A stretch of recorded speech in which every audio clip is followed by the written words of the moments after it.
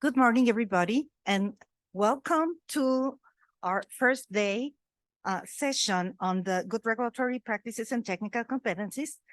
We're really very glad and appreciative to having all of you here. We're very appreciative of the partnership with SAHPRA to make this event happening. And we are welcoming our in-person participants as well as we are welcoming our virtual participants.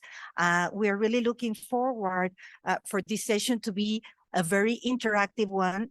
We had a really very nice experience last week with the Continental event that we run that was really very engaging, that there was a lot of participation. And I think that certainly produced, we could think, a lot more gaining of knowledge and sharing of experiences as we could possibly think of.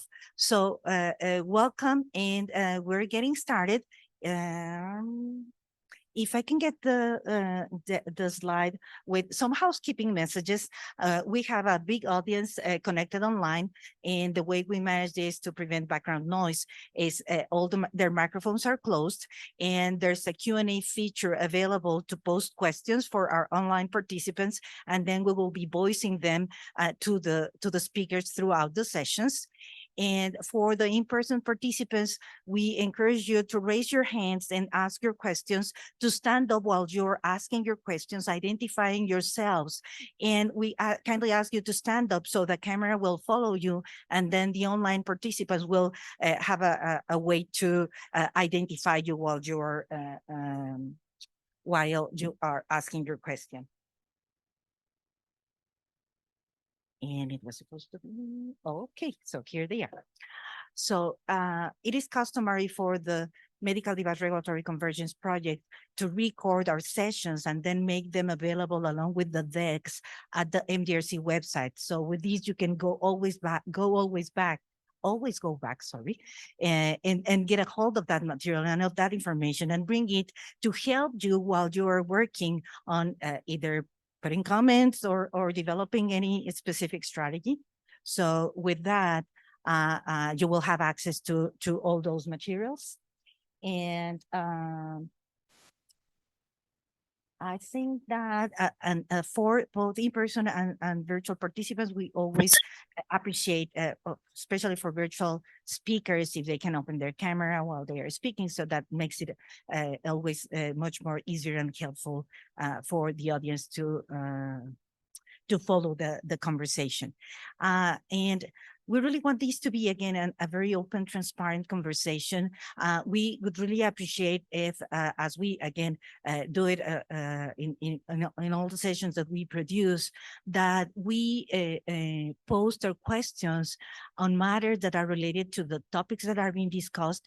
We really appreciate not to get into company-specific, product-specific, submission-specific situations, because this is really not the forum for us to discuss on all that. I think that we can discuss in all general topics, and I think that is going to be a much better use of our time. So we really appreciate the conversation not to be centered in particular situations. So we're very thankful for that in advance. And without further ado, I would like to welcome Dr. Dimakatsumatibe, that it is very well known by all the attendees in here. So Dr. Matibe, if you can join us here for your opening remarks and to share the objectives of the training and an overview. Thank you very much. Good morning, everyone. I hope the Pretoria traffic was not bad. And welcome to Pretoria. We Pretorians are, I hope there's people from Joburg. We are lighter on traffic. But thank you very much, everyone, and welcome to the session of today. It's going to be a 3-day workshop. So firstly, I would like to...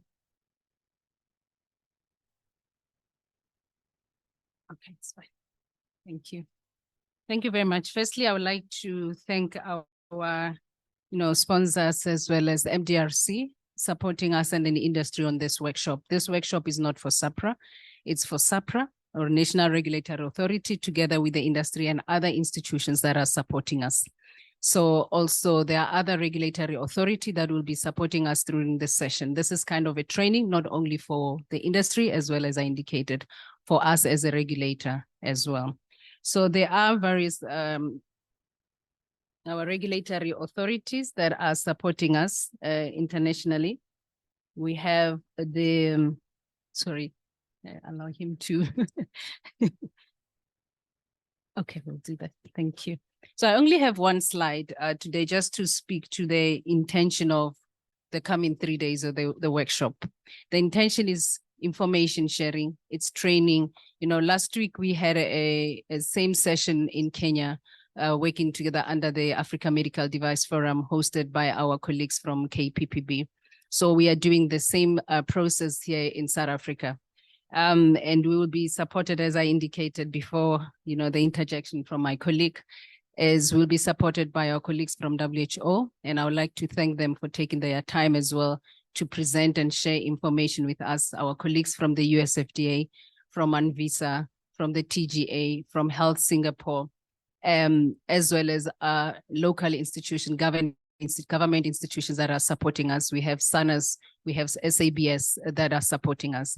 So with the intention to speak about, you know, various topics such as reliance, we'll be speaking about standards that will be affecting us, because there's a, and this is where, that's what separates us from other health products. We have standards, and then we need to speak about that. We have quality management system that at the current moment, for example, SAHPRA is embarking on.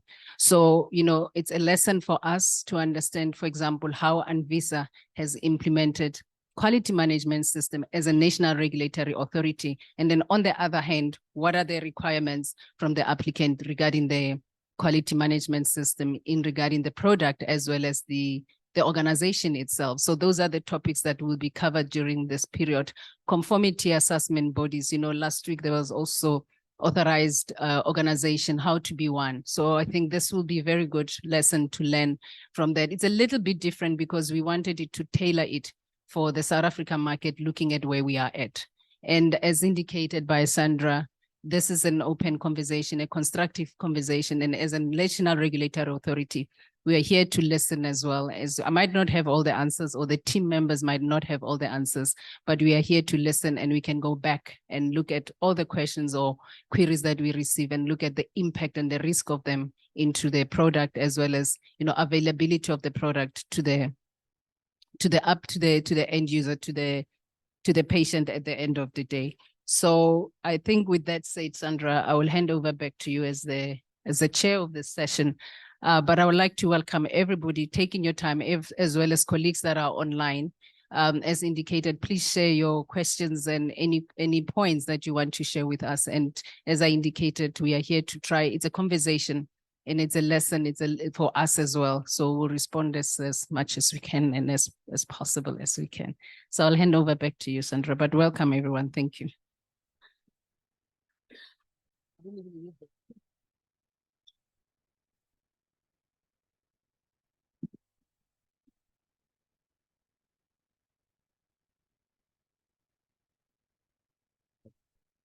Thank you very much. Thank you very much, Dr. Mative.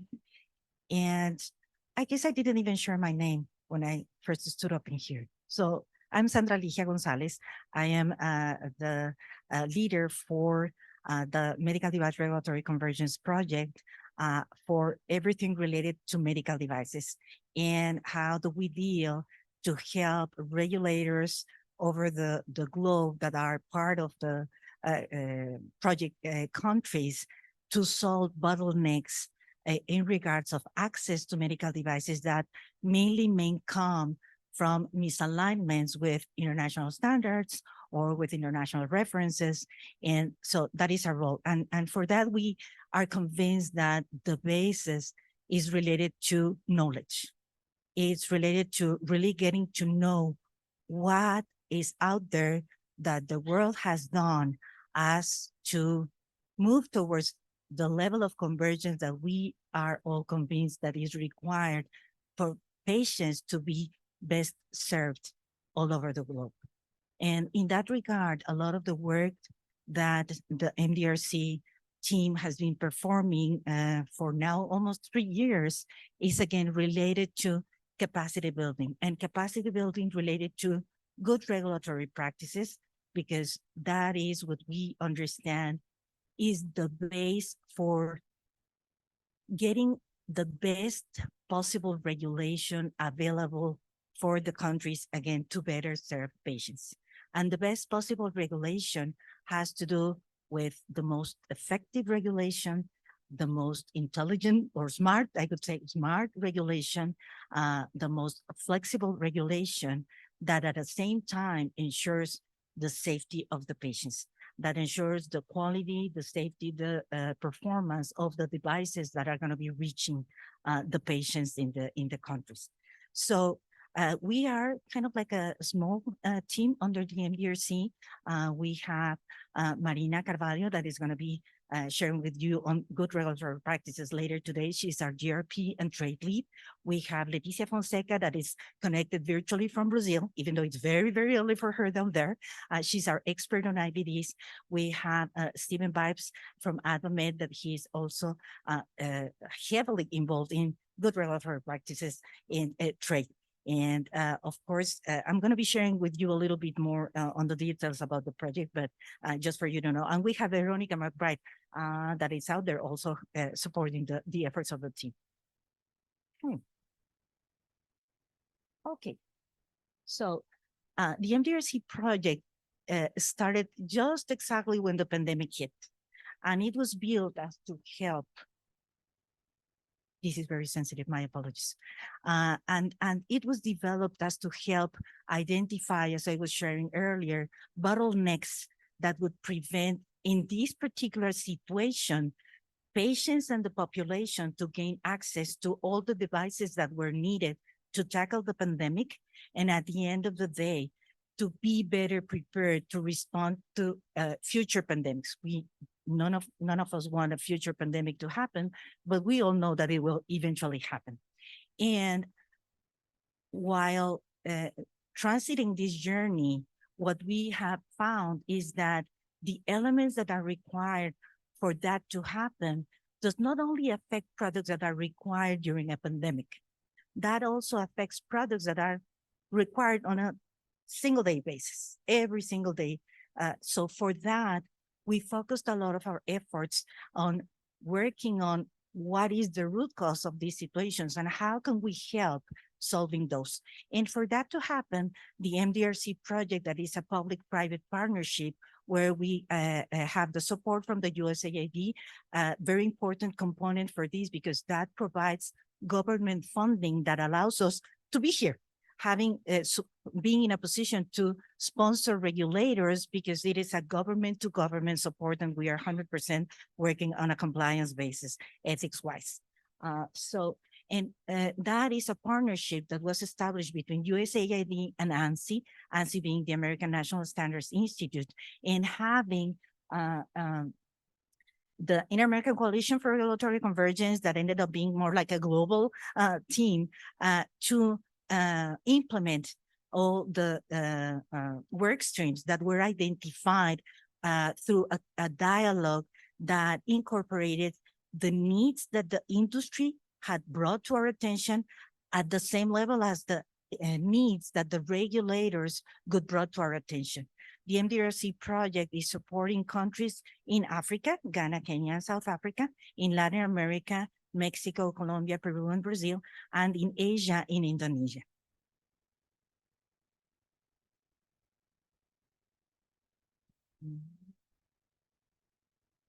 Okay, so again, a little bit on, so what do we do? And what do we do is, again, as I was mentioning, it's like working strongly in partnership with the industry and with the regulators as to help them institutionalize the good regulatory practices. And what we learned throughout the process is that it was not that evident, not to the industry nor to the regulators, what are the legal obligations that are related to good regulatory practices. And in that regard, some specific items that we identified that are very relevant and again, that were not necessarily institutionalized is the utilization of international standards and references. And of course, also, once that is in place, conformity assessment procedures related, of course, to medical devices. Again, we have been helping regulators identifying and removing country technical barriers to trade for medical devices that are mainly coming again from deviating from international standards or requirements established in international standards. And of course, as I was mentioning before, increasing the access for patients for very highly needed devices to take care, again, not only on the situation that we face during the acute phase of the pandemic, but also moving forward and again, on a daily basis.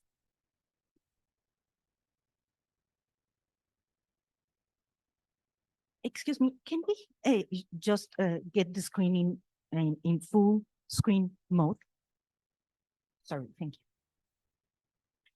So as I was mentioning earlier, so advising and sharing on the relevance of adopting international standards and benchmarks, specifically in that moment for emergency use authorizations, and to develop what would be necessary as regulatory frameworks to be, again, better prepared for a future pandemic.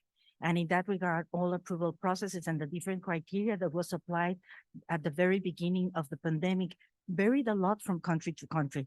And some countries had very good experiences, but some other countries had really very, very bad experiences. And all of them trying to do the best for the patients. And there are lots of lessons that have been learned in that regard that we have been helping to share among the regulators, again, so we can be better prepared and we can strengthen the regulatory frameworks for that to happen in the future. As I was mentioning earlier, we're supporting the development of institutionalized, transparent, convergent, predictable, and agile regulatory frameworks. And in that regard, the idea is that we are identifying, and we're really very glad to have found that a lot of regulators are either already implemented quality management system for their own processes, or that they are in the process of implementing them. And we understand that good regulatory practices is something that is not necessarily embedded in their current quality system, but the regulators are understanding the relevance of that to be part of their quality management system, again, to ensure that they are using the proper tools while developing regulations. And that is something that is also relevant to the manufacturers, because at the end of the day, manufacturers has to be aware on what are the legal requirements that they are also mandated to comply with. And if a manufacturer is intending to develop a product that is not aligned with the relevant international standard applicable to that particular product, that is going to be creating a barrier to trade. And that is not going to be allowed to be either approved or commercialized in many countries, because that is not complying with that. And if we want to convince a regulator to include this particular requirement, we're not going to be helping anybody, because all of us are going to be going against what it is mandated by law for us to do.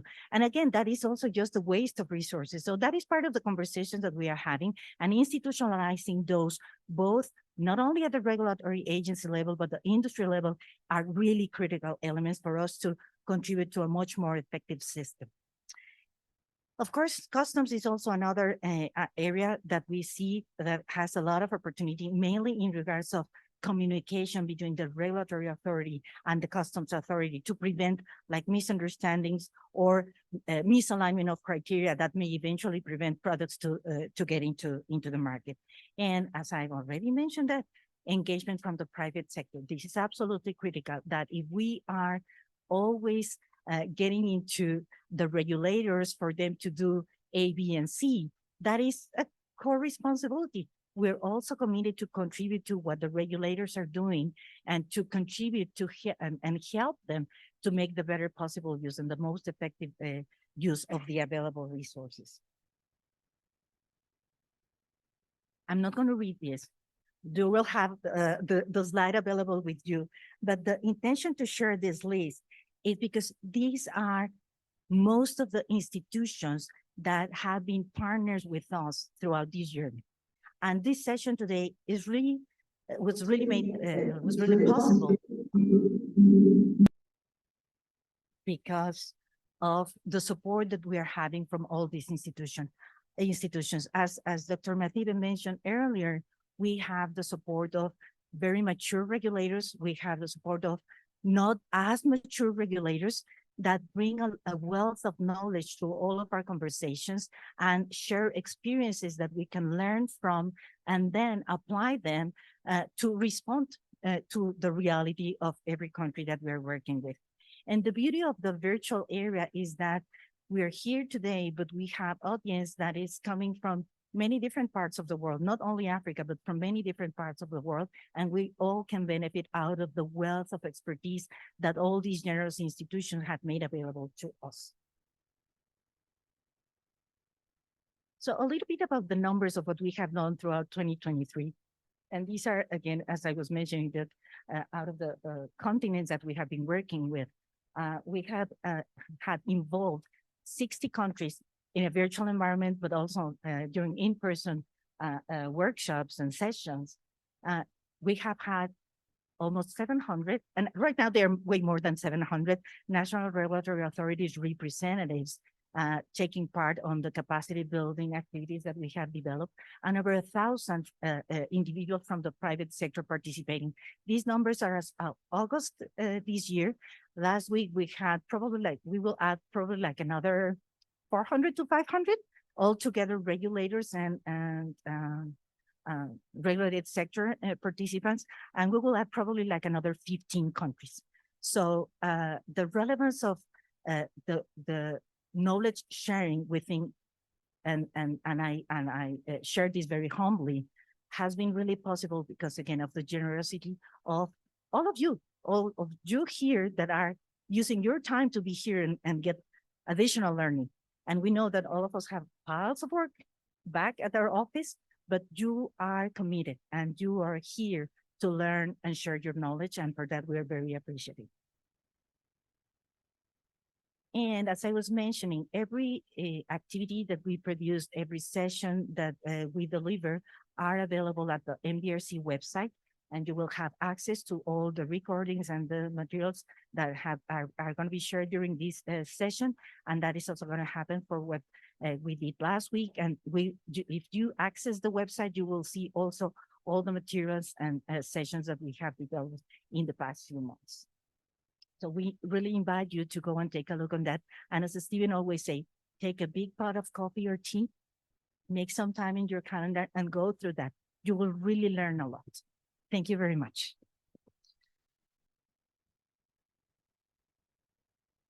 Is there any question? Sandra, there's a question in the Zoom. Yes. So maybe I will ask Vanishri to ask her question because she has the raising hand feature on. So maybe, are you there? Oh, no, it's not. No, it's not here anymore. So I think that's fine. So okay. Thank you, Sandra. So okay. Sorry to interrupt. No. I mean, this is a Q&A session. So is there any question from the in-person participants? Okay. Thank you very much. Marina, can we confirm if we have Agnes Kitchell in the line? Yes, let me check. And before that, I'd like to invite Dr. Mathibe to share with us an overview. Oh, there's a question in here. I'm sorry. Dr. Mathibe, sorry. We'll have a question in here and then we will get to your presentation on medical devices, where we are and where we are heading. Hi, good morning. I'm from the South African Medical Device Manufacturers Association.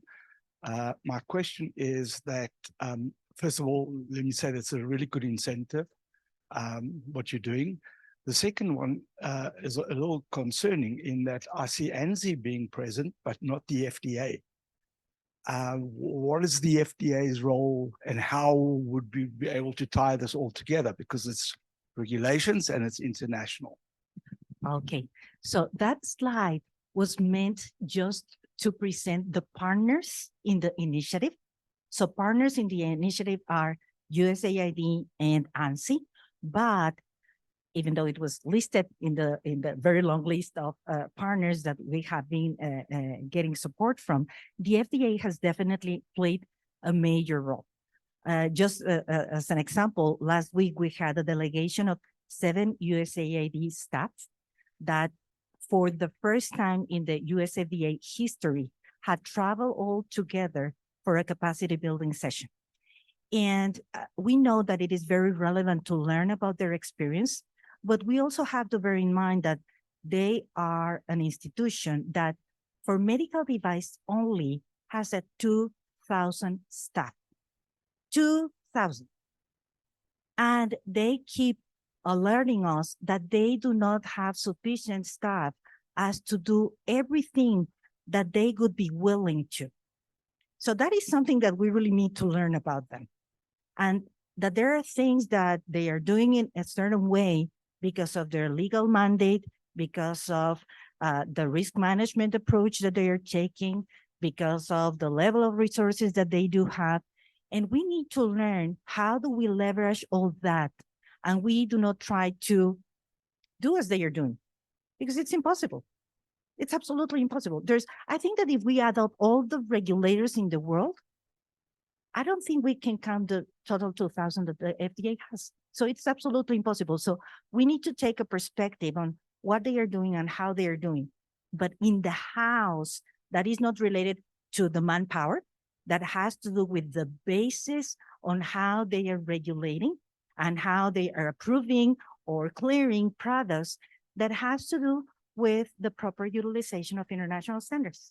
They have a mandate for not to create US specific requirements, not to create regulations just because FDA understands that they are required.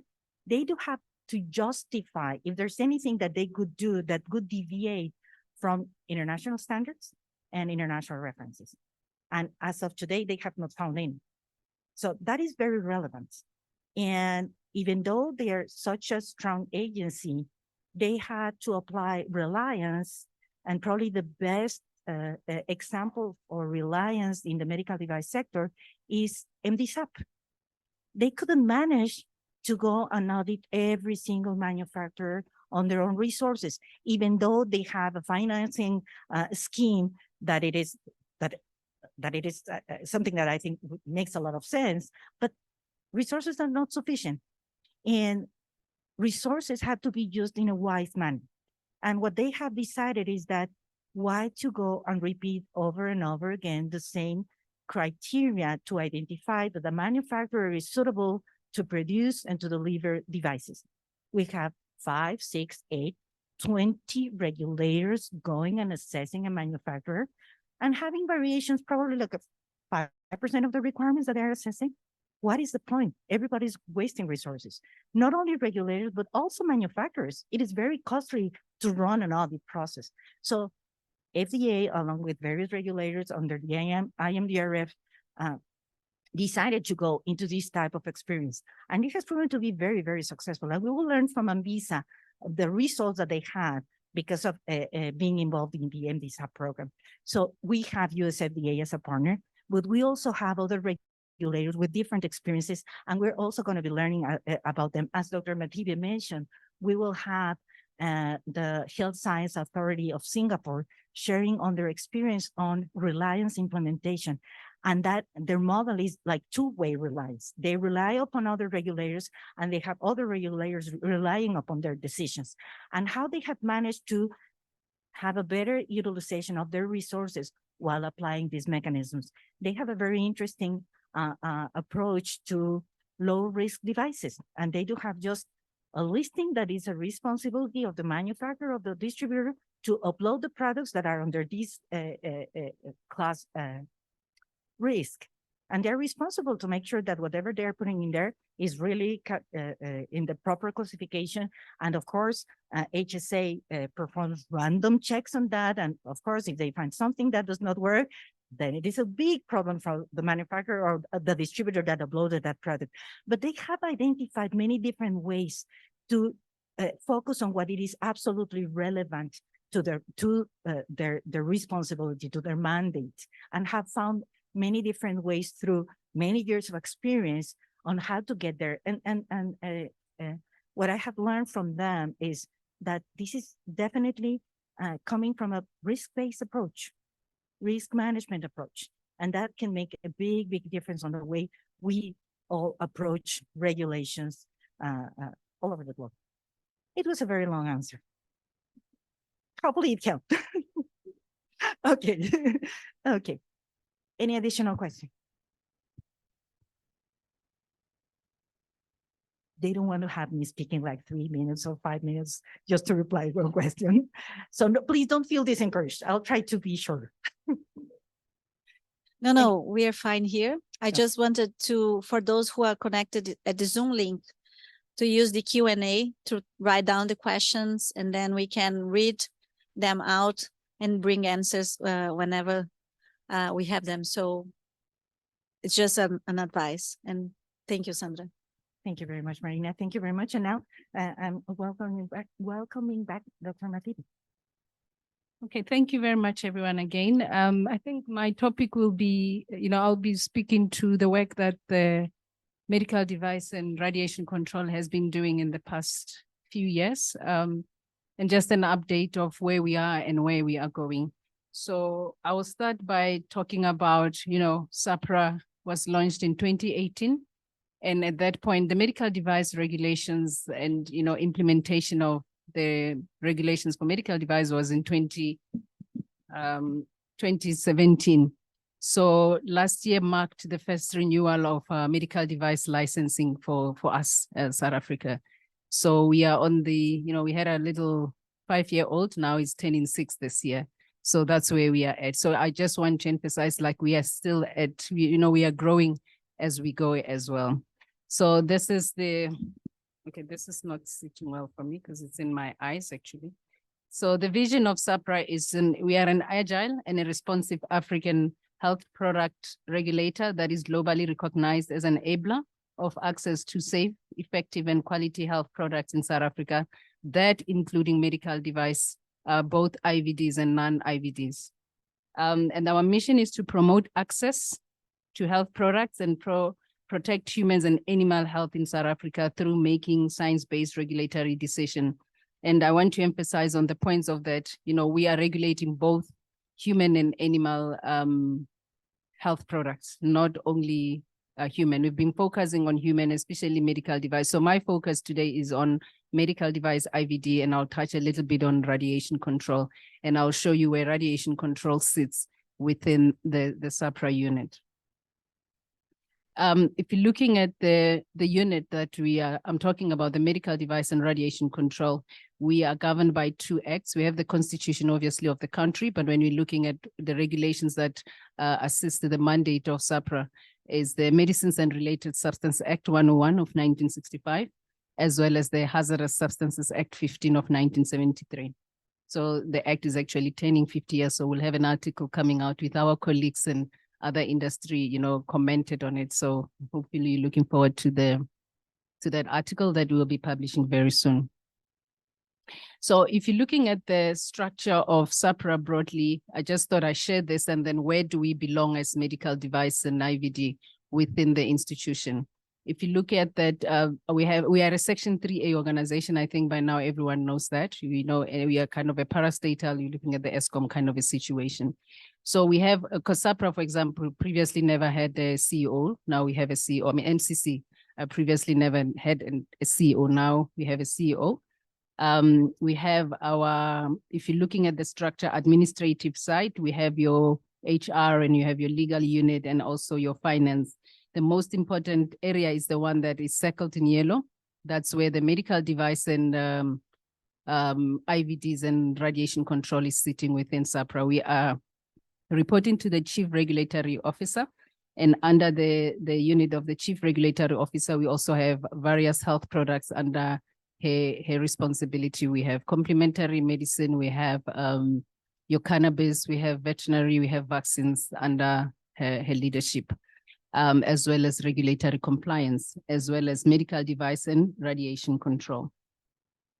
So if you're looking at the programs, that how SAHPRA is structured, we have 5 structured, as I indicated. Program 1 is administration. Program 2, that's where program 1, that's where our legal is sitting, as well as our executive team members as CFOs are sitting in there. Program 2, it's your health product authorization. That's where administration of your medicines when they're doing product registration, because that has started years back. We're looking at program 3, it's inspectorate and regulatory compliance. They are supporting us in some areas of our work, but it's mainly focusing on medicines and other products. So they'll be doing your GMP audit, GDP audit, GWP audit, for example, and there are other ones that are sitting at the port of entry. So this is the program. And then we also look at program 4, which is evaluation management. There's a clinical part and as well as the pharmaceutical evaluation part, which is more medicine, veterinary medicines, your vaccines. So we are not part of it. So program 5, it's where we are sitting. I just want to speak a bit on the program 5. We have medical devices and IVD, obviously medical devices and IVD. I mean, IVD is a medical device, and then also radiation control. Radiation control initially was sitting at the Department of Health, but when SAHPRA was formulated, it moved into SAHPRA. So it's moving along with SAHPRA, and then they put it under the program 5 for medical device and IVD, because most of the product within radiation control that are medical, because radiation control is doing both medical and non-medical. So they fall under program 5, which is the program that I'm leading at the current moment. And I think when you mentioned a question about USFDA, there's a lot to learn from the USFDA, because when that's one of the, I think there's 2 other international regulatory authority that have radiation within their structure. So it was it's quite an interesting when we met with them a few months ago, and then they are telling us about the structure of having both the medical device IVD under one roof as well as radioactive medical devices. But they're only doing medical devices while we're doing both medical device and non-medical devices at this current moment. So I just wanted to share the structure of program 5 further, and also the teams that is responsible for various activities.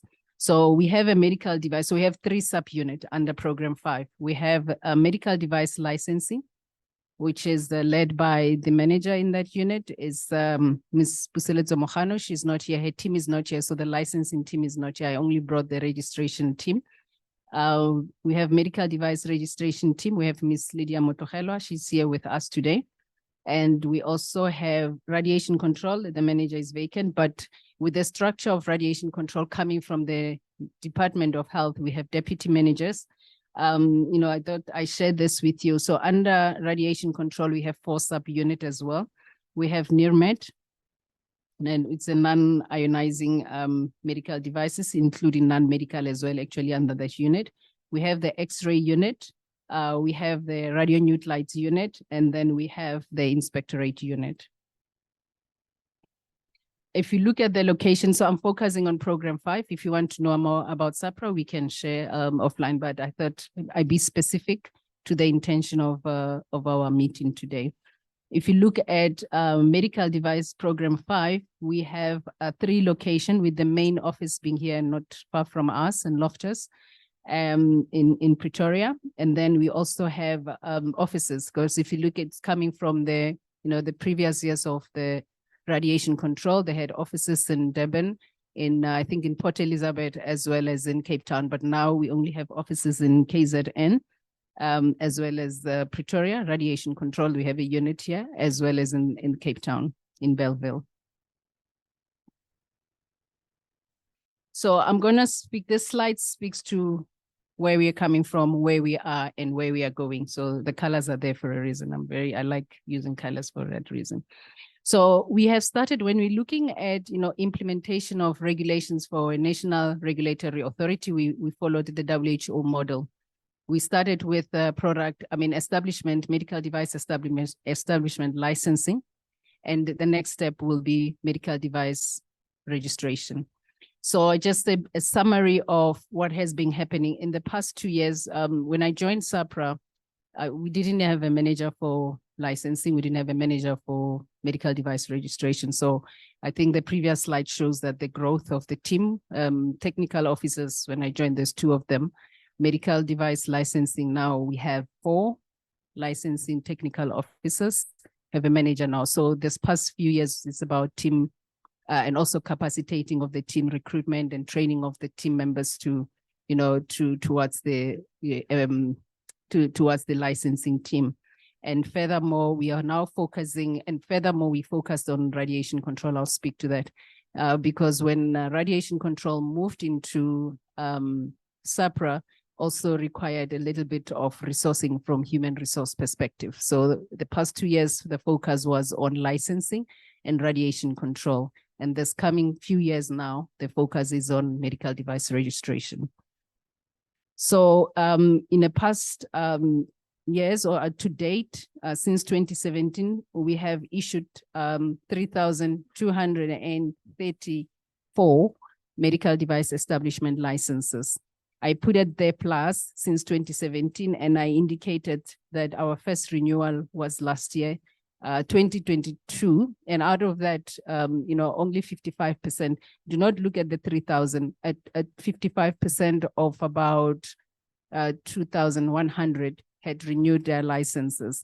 And, we had various workshops with the industry, and we are still speaking to that. Please renew your licenses on time.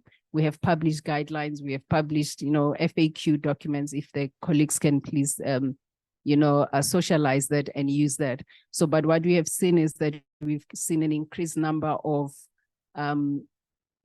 medical device establishment as organization applying for new application. So the plus 3,000, when you look at it, it goes down because in a nutshell, there are no renewals, but then there are new application. So that's the situation that we're at.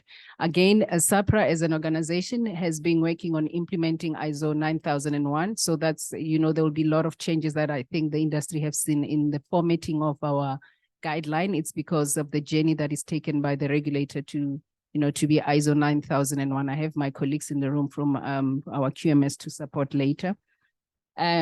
And then we also did a study looking at the market based on the information that we have at hand. And we're realizing that, we have a high volume, or we are in importer kind of a situation market. And about 60% of all the establishment licenses that we have issued, about 60% is a product that are imported into the country, different classes, with class B, non-IVDs being the highest. And a little bit of, and I think during COVID, what happened, we also had a number of local manufacturers coming in from the PPE perspective, and also we have COVID-19. And when you're looking at the local manufacturer, as per definition, even an organization that's doing packaging and a manufacturer that's doing services, they're also regarded as a manufacturer. So that 30% reflects all the manufacturers that we have in the system. And I think I'll speak to local manufacturer later. So we have few local manufacturers that are really manufacturing the products. And I've intentionally put it that I'll come back to it to say, there was a question on the US FDA approach that is used. Those are the things that we have to think of as a country when we want to start doing product registration, looking at the regulatory framework that was used for market authorization. And we have about 10% of wholesaler when we looked at the numbers of licenses that we have issued. We have further classified the, how many products were the highest number that is imported into our country. When we're looking at the IVDs, because this information clearly will assist us when we're doing product call-up in the future, which is on your right side that I'll speak to just now. We have a high number of class B, followed by class C, A, and D. So we have few class Ds that are imported into our country for IVDs. And when you're looking at non-IVDs, the high number of products that are imported into our country is class A, followed by B, and then D, and then followed by C. We further, when we were categorizing this, we also looked at the GMDN code to assist us to be able to identify the product according to their grouping. So when we further look at what is it that we are doing, okay? We have published the medical device regulation version 2. It's currently out, closing towards the end of November. We have published the fees for medical device registration, and we are also awaiting the public comments to close. I think they were published almost a day or on the same day by the National Department of Health. So this is where we are at. And based on the outcome of the public comment, we'll be working on the regulations, and then we'll have workshop regarding the outcome of the comments that we have received. And furthermore, what we are working on behind the scene as well, I think, I hope I'm not mistaken, the guideline for the adverse events is also published for a period of 6 weeks for the colleagues to review. It's not yet published. Okay, so we will have a guideline on adverse events that will be published. And for example, that guideline indicates the separation between medical device and I spoke about program 3 that has been supporting medical device. So what happened is now we are slowly moving away from other colleagues so that we are, we needed their support. As I indicated, when I joined, there were only 3 people. So obviously for compliance, the team, we needed to support each other. So RC, regulatory compliance, is supporting us. So since last year, December, with the recalls and the adverse event, now we are separating it. The adverse events moved into the medical device unit as of December 2022, while recalls are sitting with regulatory compliance. So those are the things that has been happening internally, and hence we published, there were published guidelines on recalls. So we separated it so it's clear on how to report, where to report. So I'm hoping that before the end of this week, the adverse events together with the reporting format will be published. Okay, I hope so. Okay, so those are the things that we are working on. We will be publishing the essential principles as well as the label requirement. And this goes back to the intention of this week. We don't want to reinvent the wheel. If you're looking at the essential principle or the table of content, it's something that we have adopted and adapted from other national regulatory authority that already implemented this, international already. So we don't have to reinvent the wheel. We're just publishing it so that it can be on our system and can be used by our applicant or our industry at large.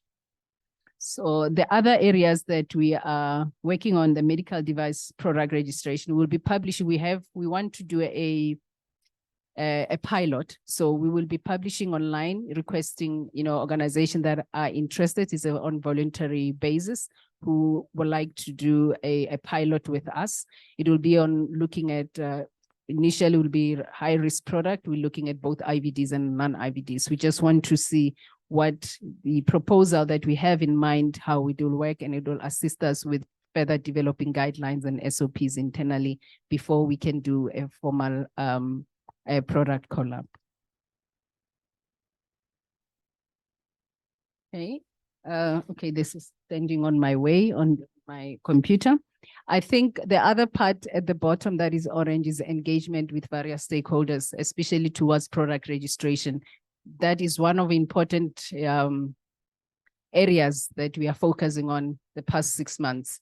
We visited the US FDA to understand how they are doing their stuff. We are working with our colleagues from Swissmedic just to assist us into saying, how did you do it? Working with our colleagues from across the continent, Tanzania, we went for training about 3 weeks ago in Tanzania on how to do evaluation of the technical dossier. We took our technical team to go and see. So for me, those are very important engagement for us to understand how other national regulatory authority are doing it, not only at international level, but as well as in, and then I have a call. Sorry about that. I don't know if you can see it because I can see a call is coming through. I apologize. Can I just... Sorry about that. So it's very important for us to engage with a national regulatory authority at both continental level to understand how they are doing a market authorization as well as at international level so that we do not reinvent the wheel at all. So that has been a journey that we have been taking as a unit to have an understanding, and so that we are able to understand the process and the decision-making of other countries. And what is of interest and that we found that is a little bit different from what we're doing is that most of our African countries are using reliance method, because when you're looking at, they don't have much of local production. And as I indicated, I'll come back to this statement. While in South Africa, we do have local production, when we are putting product registration, we also have to think about that at the back of our mind. And if you look at the imports that are coming into our country, there's also a number of products that are coming from countries that we are not, we have not indicated we are not reliant on. So we also have to think when we are the final registration approach that we're gonna take, we have to consider those activities as well. I'm going to speak about a bit about radiation control. As I indicated, it falls under Program 5.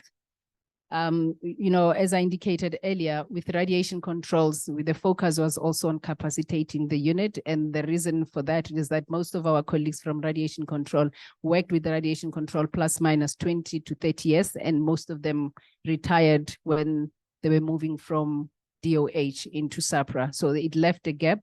You know, institutional memories as well that were lost during that period, but can imagine when there's a transition, you know, other people also didn't know. So we had to work on capacitating the unit. It's getting there, but there was a number of people that have joined radiation control in the past 2 years. And then also training, also, you know, participating actively in various forums within the radiation you know, association like the IAEA, like the AFRA. So that has been their focus. And I think the colleagues can also indicate that they have seen there's a lot of changes of the guidelines on the website from radiation control, moving it from the old DOH, because what we did with SAHPRA, we moved the guideline as is into the website, but now the team has been working on overhauling them, reviewing them, and see the relevance of those guidelines at the current moment. So that has been the work that has been done in the few months by the unit, and they are also part of ISO 9001 as they are part of SAHPRA.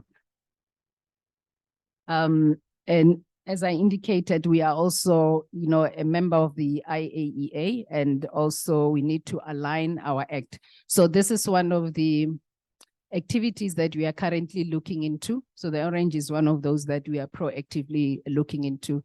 It's looking into Act 101, as well as looking at the Act 15, the Hazardous Act, on how are the two acts working together. And if you look at the two acts, you know, we went through that with our legal unit. You can see that there's a complement, they complement each other. And we are trying to bring that into operation, because when we start doing product registration, I know there will be those questions. I was saying, I've got and actually I was asked that question today in the morning. We have a radio, let's say an X-ray machine. It's a medical device. What will happen when we do product registration? And I think that question is good, because that's where that's the reason why we looked at both the act and see how can we operationalize these two acts together? How are they complementing each other? So we picked up there's a lot of complement, and how do we operationalize it so that it's not a too much of a burden for the applicant? And those are the guidelines that will be published to say, if your product falls, it's also an active radioactive product, how do you submit it to the regulator? And those are the one of the product that will be highlighted for the pilot. When we're looking at radiation control, one of the areas that we are currently looking at is the fees for radiation control. Radiation control, when you're looking at product, Program 5, it's got the staff complement of plus 40 based on the fact that it's coming from the DOH, and we are not charging any fees. So it's one area that we're looking at. And as I indicated, SAHPRA is a Section 3A. We are not fully funded by the nation, by the government. We have to at some point bring some money home as well. So I just want to inform the colleagues here today that that is one area that we are looking at. As well as we have guidelines that the team have been working on. For example, one of them is incident management, how to report any incident related to, you know, radiation control. For example, 2 days ago, we got a call on an incident where a frame was stolen. it's one of the X-ray machines on delivery. So then we have a process on how to report that, and the colleagues will publish that, and the process that is followed accordingly.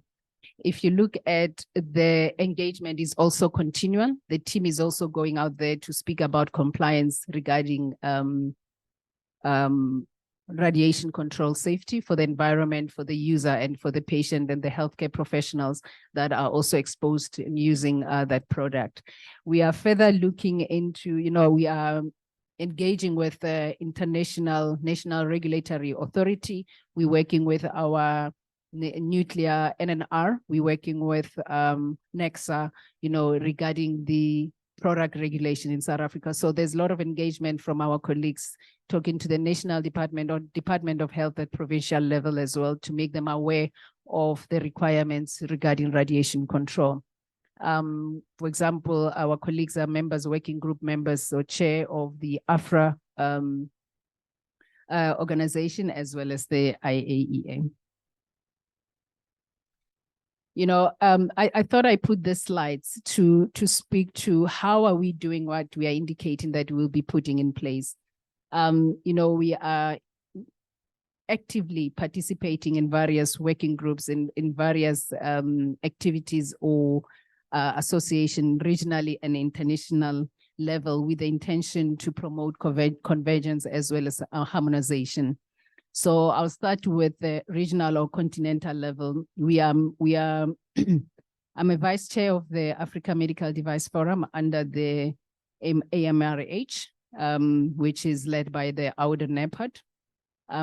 We are also the technical working group for the AFRA, as I indicated, from the RECON perspective. We work as well with other regional economic countries. For example, we work with Ghana a lot. We work with Tanzania, Ethiopia, just to understand what they're doing, the systems that they put it in place on how to do market authorization. We are also working with various government institutions here back at home, such as SANAS, SABS, NICD, and NHLS. We need this institution by the time we do product registration so that they can support us as much as possible. So, and again, when you're looking at the AMDF perspective, from the AMDF side, there are guidelines that are produced. So we don't have to, there's a guideline on market authorization. So we don't have to go and do market authorization guideline. We can go and look at it, adopt it or adapt it as it is. At an international level, South Africa is the first African country to be an affiliate of the International Medical Device Forum. So it was given to us in March of this year while we were in, I think it's Belgium. Yeah, not Berlin, Belgium.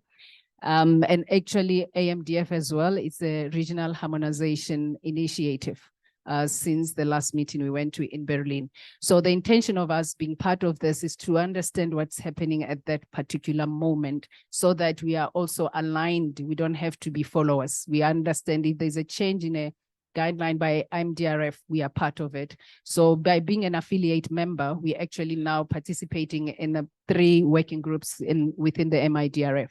So that assists us as well in capacity building and also assists us in understanding what's happening out there, and also give us an opportunity of networking with other international regulatory authority on specific topic, because other national regulatory authority are ahead of us. So, by being there and also participating in various work groups, it assists us as well as to know who's who within, this international forum and where can we go when we need assistance. So for me, I see there's a very good opportunity for networking. And for me, there's nothing wrong with raising your hand and say, I need help here.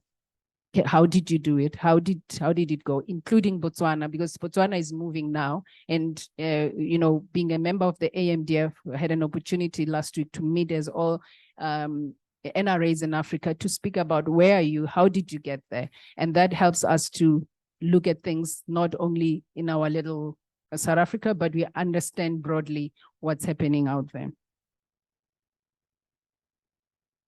So also, we are a member of the IAEA, so we are responsible to, communicate safety of radiation within our country. and participating in various working groups as well, and attending various training from the IAEA. So the last slide speaks to, everything that I have spoken about is the operational metrics. How do we implement this? And it's one question I usually ask even when I'm attending reliance. I'll ask USFDA. When we are saying reliance, I understand what's reliance, but what does it mean to an African country? Because for me, and it's a problem because my industry says you're supposed to do reliance, but what are you doing for me as I'm dependent on you for reliance as a national regulatory authority in South Africa? How do we operationalize the word reliance? Because I think I understand that when I'm in an industry, I'm saying reliance. For me, it means that another regulator gives another regulator information, and it's not like that because the information in most cases is redacted.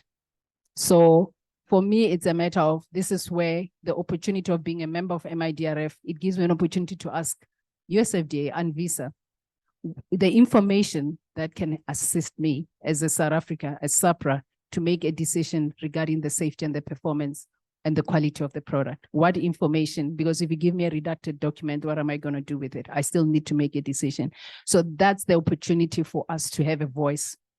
We're looking at the MDSEP, acceptance of MDSEP in South Africa. I didn't indicate that, for example, registration, we only have 2 people, 1 technical person and a manager. So there's no way possible that we can do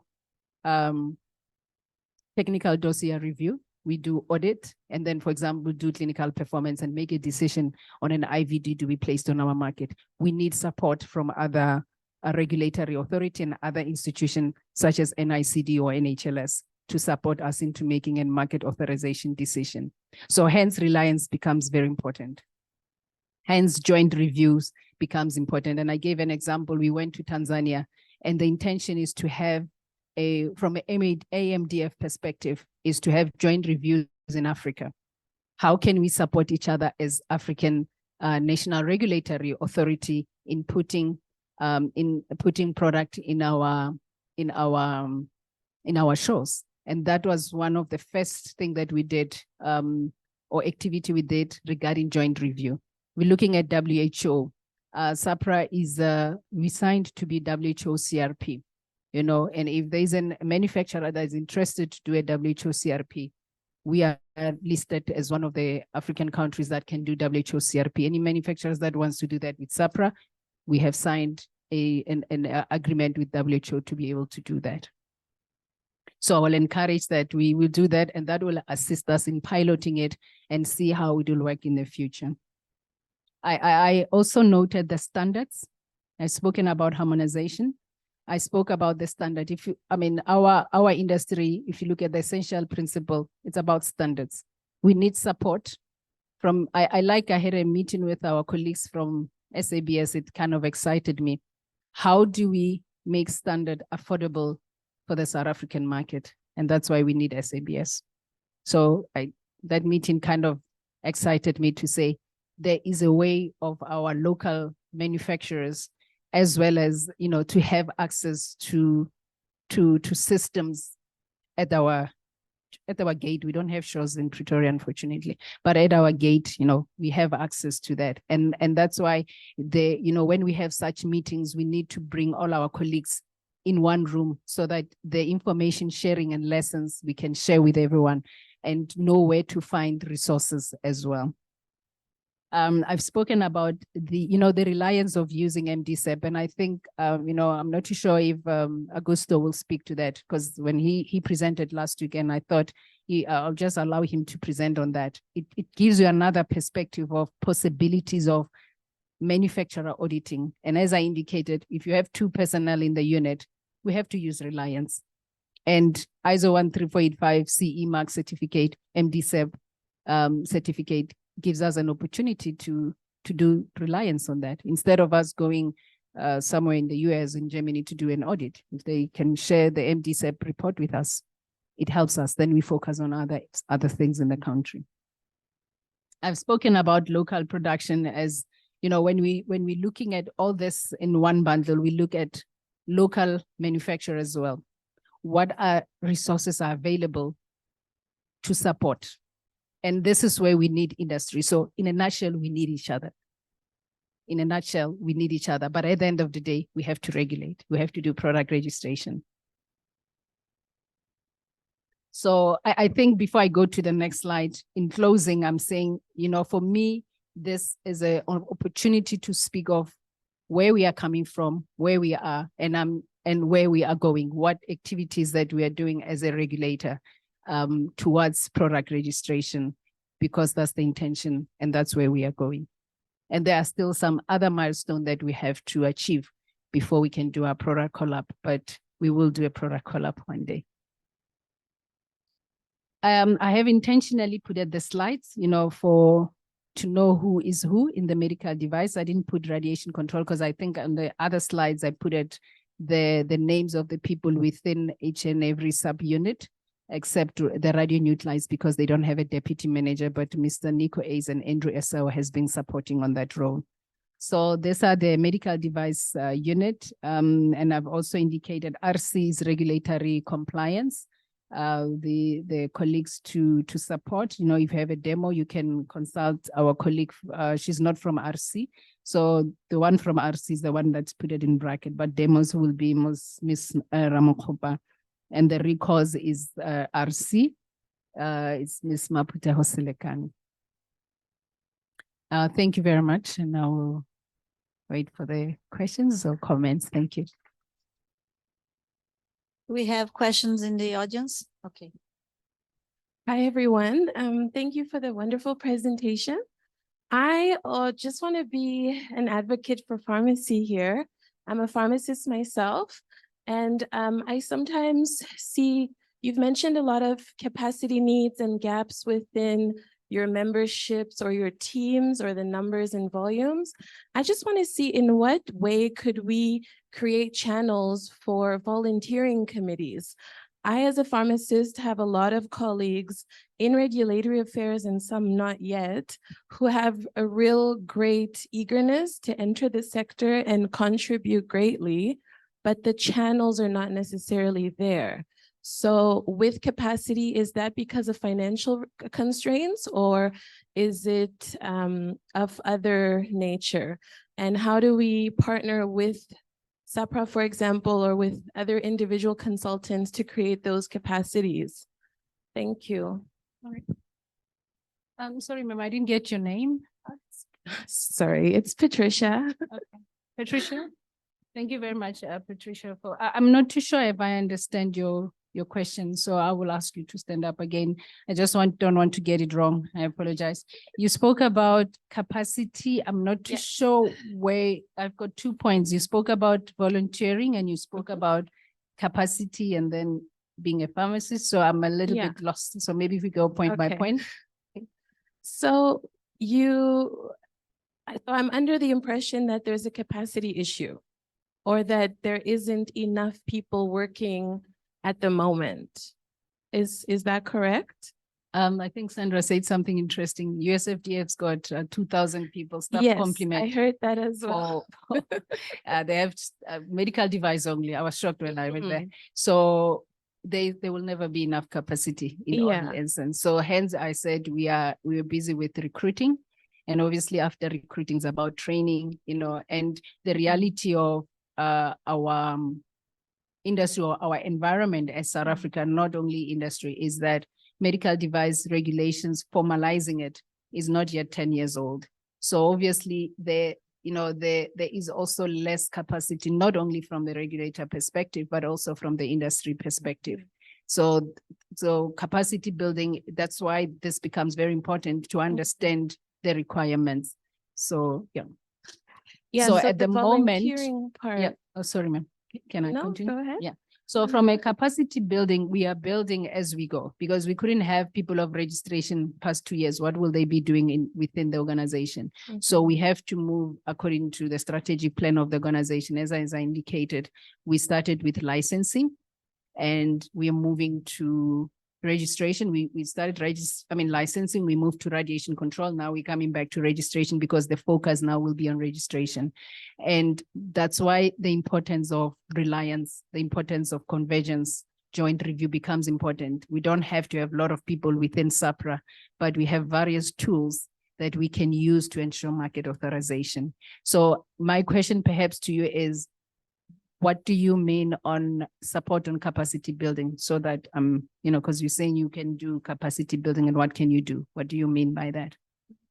No, I was under the impression that it's a capacity of the number of people. Mhm. So if it's not necessarily that, then that's fine. But I also know that sometimes we don't necessarily consider the volunteering aspect. There could be a lot of leverage when we open up certain channels, for example, for people who are willing to learn a thing but don't necessarily have access, and for an organization or an institution that would benefit from an added number of professionals. So there could be a match made in some way.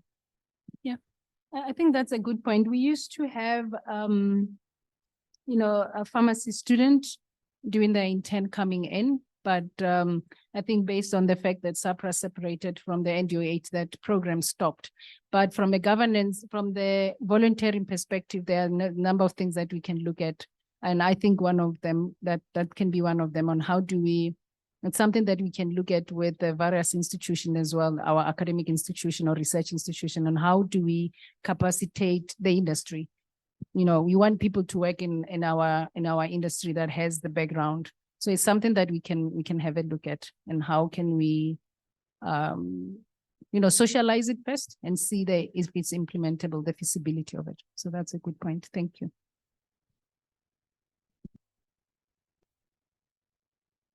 There's one more question, please. Good morning, Dr. Matibe. Thank you very much for a really informative presentation. I'd rather make a comment than ask a question.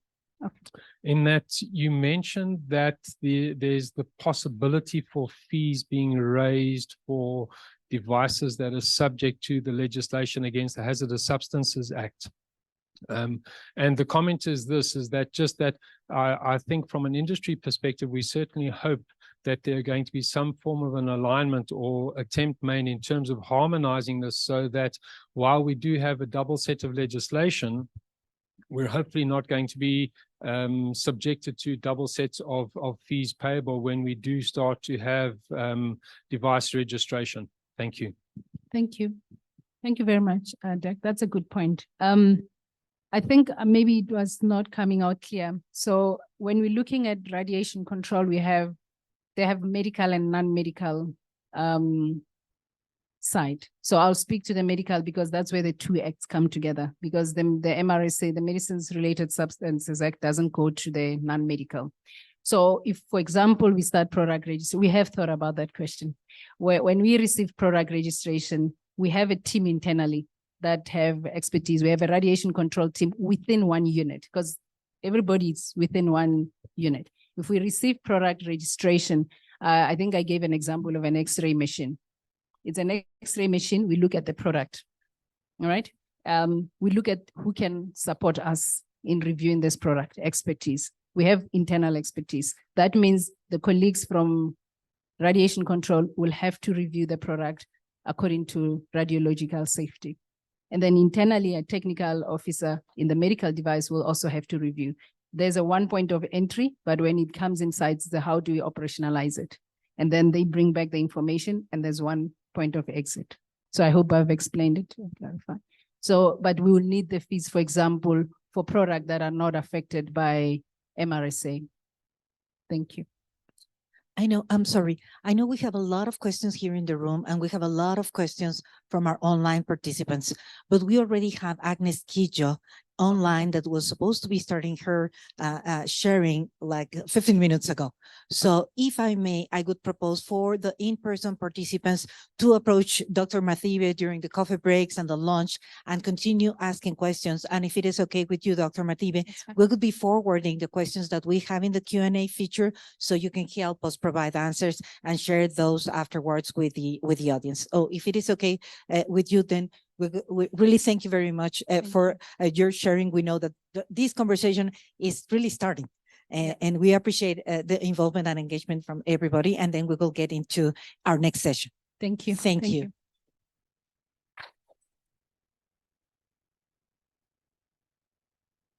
Thank you very much. And I'd like to introduce Kanisile Muku from SAHPRA that is going to be helping us moderate and introduce Agnes Kijo for her presentation. Kanisile, can you hear us? Yes, I can hear everyone. Thank you very much. So the floor is yours and Agnes's. Good morning, everyone. I will be introducing Dr. Agnes, who is from WHO. She has experience in pharmaceutical affairs. She was currently, previously the chair of Pan-African Harmonization Working Party, and also used to head the Tanzania Food and Drug Authority. She'll be providing a detailed review on the WHO Global Model Regulatory Framework for Medical Devices, and also ensuring that we know how is WHO good regulatory practices are. Dr. Agnes, you may continue. Thank you very much, Kanisile. Can you hear me well? Yes, perfectly well. Great. So good morning, colleagues and friends. So as introduced by Kanisile, my name is Agnes Kijo, and I work at the WHO headquarters as a technical officer. So in my presentation this morning, I'm going to take you through some of the principles and concepts of the good regulatory practice, but also give you a glimpse of the contents that we have put in the revised global model regulatory framework for medical devices, including in vitro diagnostics. Next slide, please. So in terms of the outline of my presentation, I'm not going to really speak much further from what I've just explained. So two important documents. One is good regulatory practices and one is global model regulatory framework. I've changed the order from my end because I wanted to speak first on the good regulatory practices and then explain how these principles have been introduced in the revised global model regulatory framework. Next slide, please. So in the, I will start my presentation with this introductory slide that indicates regulatory challenges that either directly or indirectly affects access to medical products. We all know that good health is impossible without access to medical products, and regulatory systems plays a key role in assuring the quality, safety, and efficacy of medical products. And so when you have effective regulatory systems, then the essential, which is essential component of health system and contributes to the desired public health outcome and innovation. And so the importance of robust regulatory system was recognized by the 67th World Health Assembly in 2014 under resolution 67.20, which noted the importance of effective regulatory systems, and that these are essential component of health system strengthening and can contribute to better public health outcome, and that regulators are essential part of the health workforce, and that inefficient regulatory systems themselves can be a barrier to access to safe and effective quality medical products. And I think this is why, with the help also in support of MDRC, we are here today to really discuss on these issues. And so with this reason, and after endorsement of the World Health Resolution 67.20, WHO in 2014 began to work on the development of a unified tool for evaluation of medicines and vaccines regulatory programs, following mapping of existing tools in use within and external to WHO. But I'm happy to report that after implementation of the, and of course, successful implementation of the global benchmarking tool for medicines and vaccine, last year, WHO has expanded the scope of the global benchmarking tool to include also indicators to assess regulatory systems for medical devices, including in vitro diagnostics. So the global benchmarking tool, I didn't put this information in this slide, so we are still on the first slide, but I wanted to just expand a little bit in terms of the efforts that WHO is making to make sure that regulatory systems strengthening is a priority, and that regulators benefit from such assessment and support to further strengthen their systems. And so the global benchmarking tool represents a primary means in which WHO can objectively evaluate regulatory systems.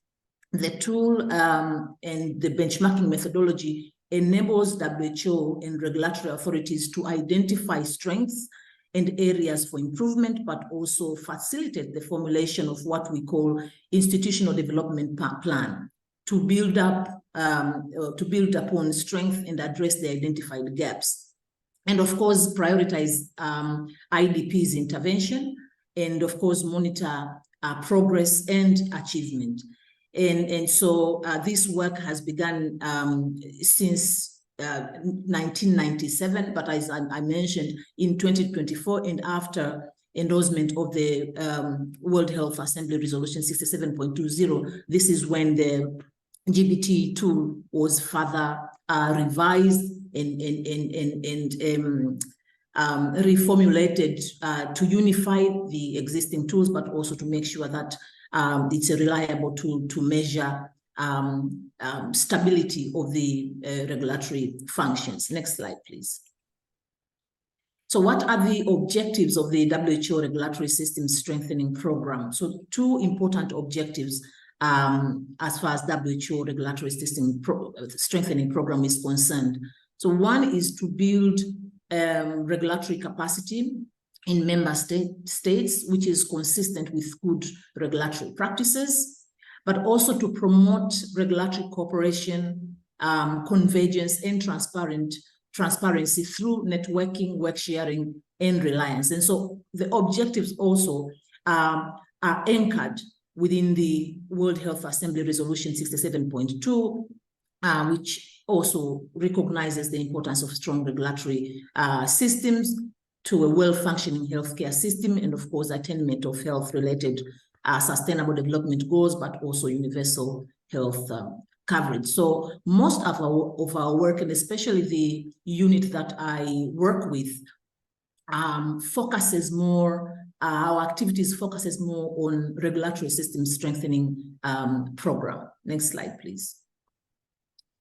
So when we talk about the good regulatory practices guideline, so this is the guideline that was published by WHO in 2021, and it describes high-level principles of good regulatory practices, in which I'm going to mention on my next slides. But it also serves as a benchmark for any of the national regulatory authorities, regardless of resources. So it serves as a benchmark during implementation of the introduction and implementation of regulatory work. And it also guides member states in prioritizing their regulatory activities according to resources. We understand that resources is always, availability of resources is always a challenge in all the national regulatory authorities.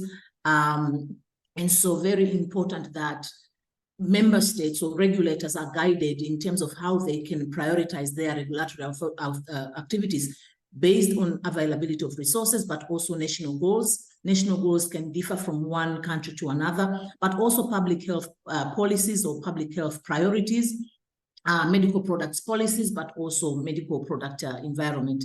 And so the good regulatory practices guideline is also complemented by other related guidance document. And so it should not be read in isolation.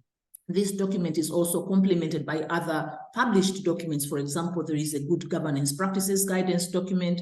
There is also good reliance practices. And I think this is going to be a topic on the third day of the workshop.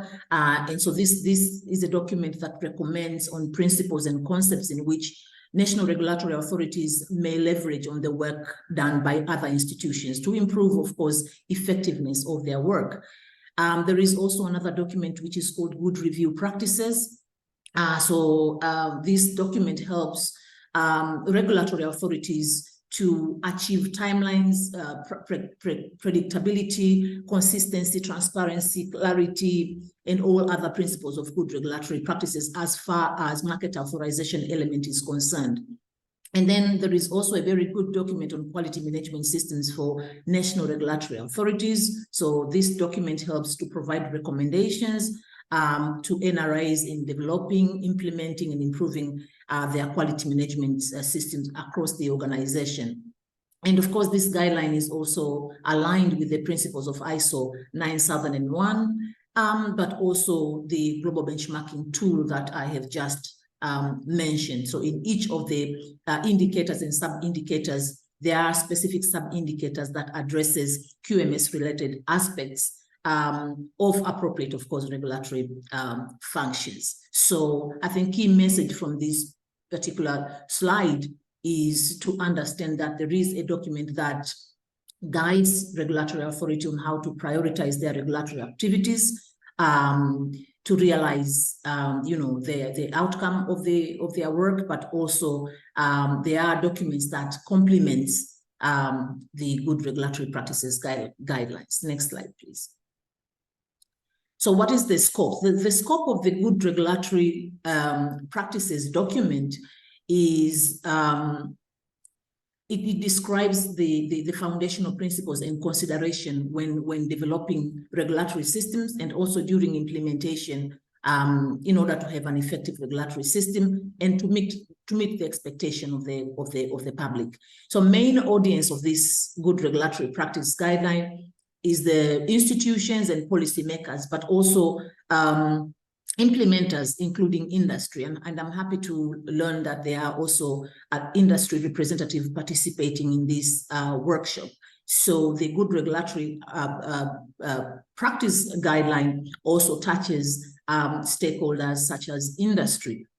It is very important that all stakeholders are familiar with these principles for them to support the implementation of the guidelines and the regulations that have been implemented by the either government institutions or the policymakers, or in this case, the National Regulatory Authority, which on their part may involve investment or may involve resources to be able to implement some of the requirements that may be recommended by the policy makers. So very important that they understand what are the principles and what are the considerations that would support strengthening of regulatory systems within their respective countries. Next slide, please.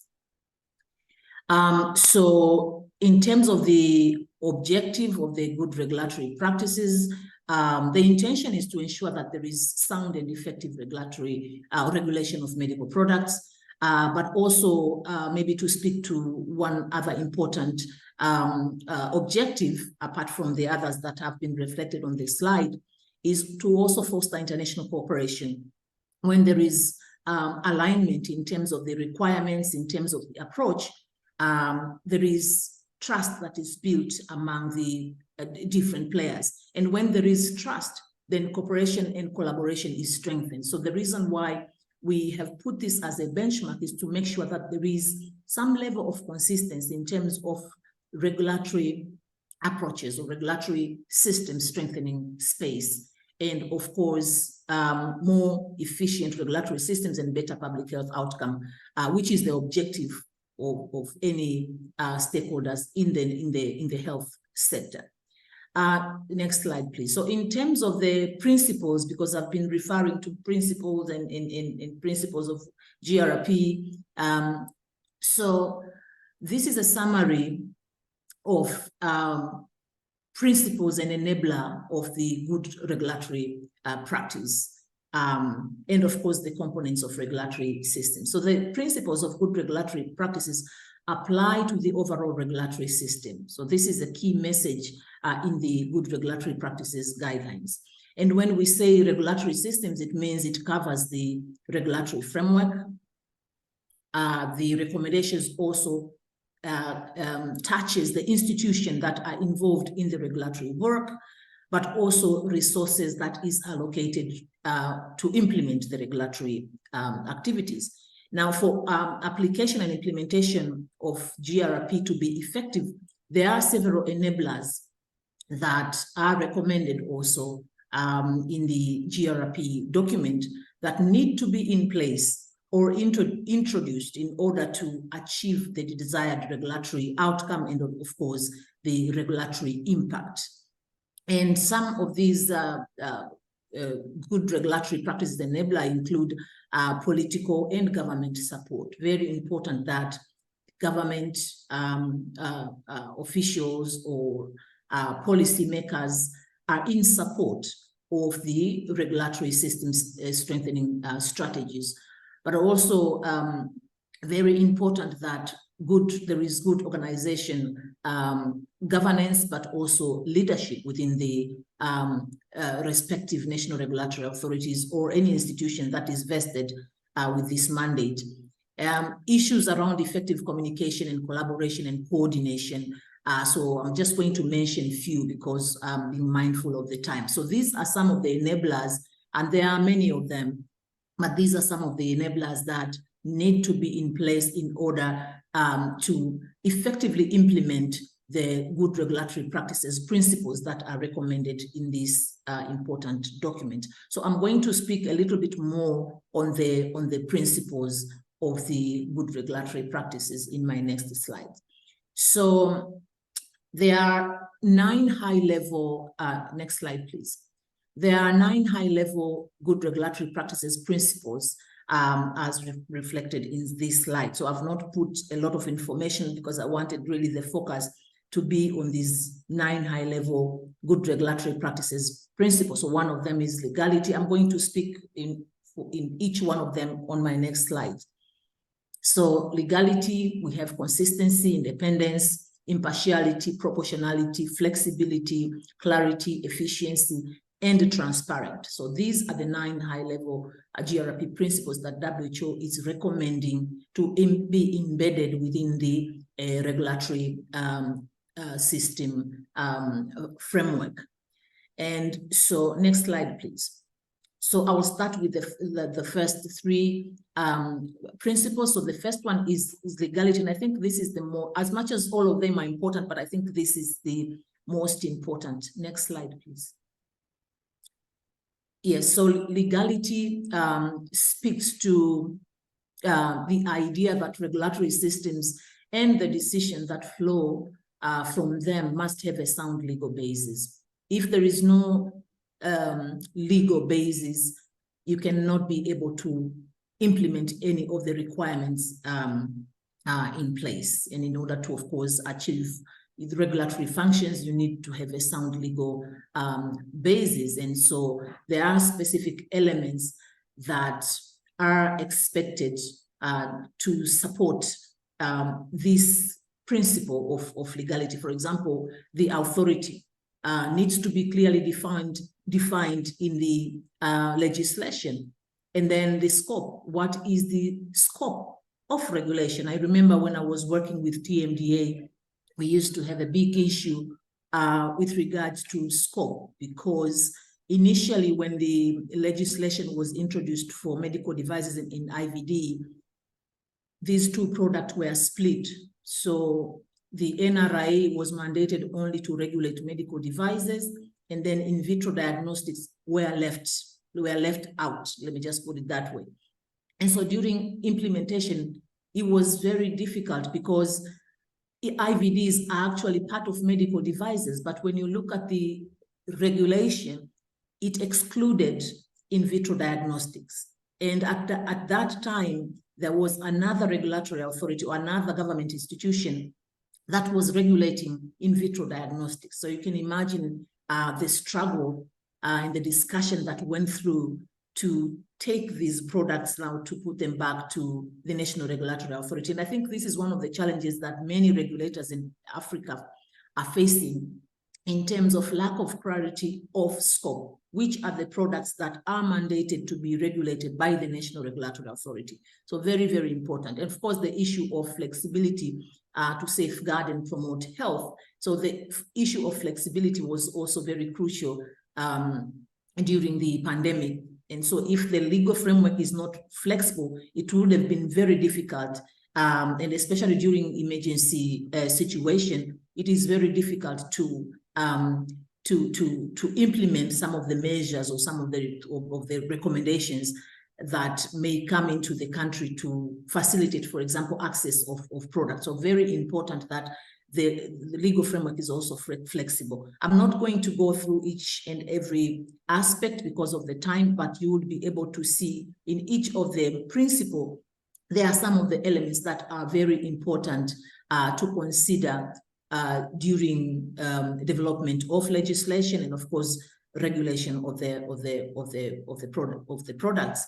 And also another principle is impartiality, ensuring that there is no conflict of interest or unfounded bias. Very important that requirements are similar. They apply consistently between the stakeholders. Decisions should be science and evidence-based and not just based on feelings or anything like that. And so very important that impartiality is also observed. Issue of clarity, very important that, you know, either legislation, regulation, guidelines, or policies need to be in a language that is understandable by your stakeholders, especially by the implementers.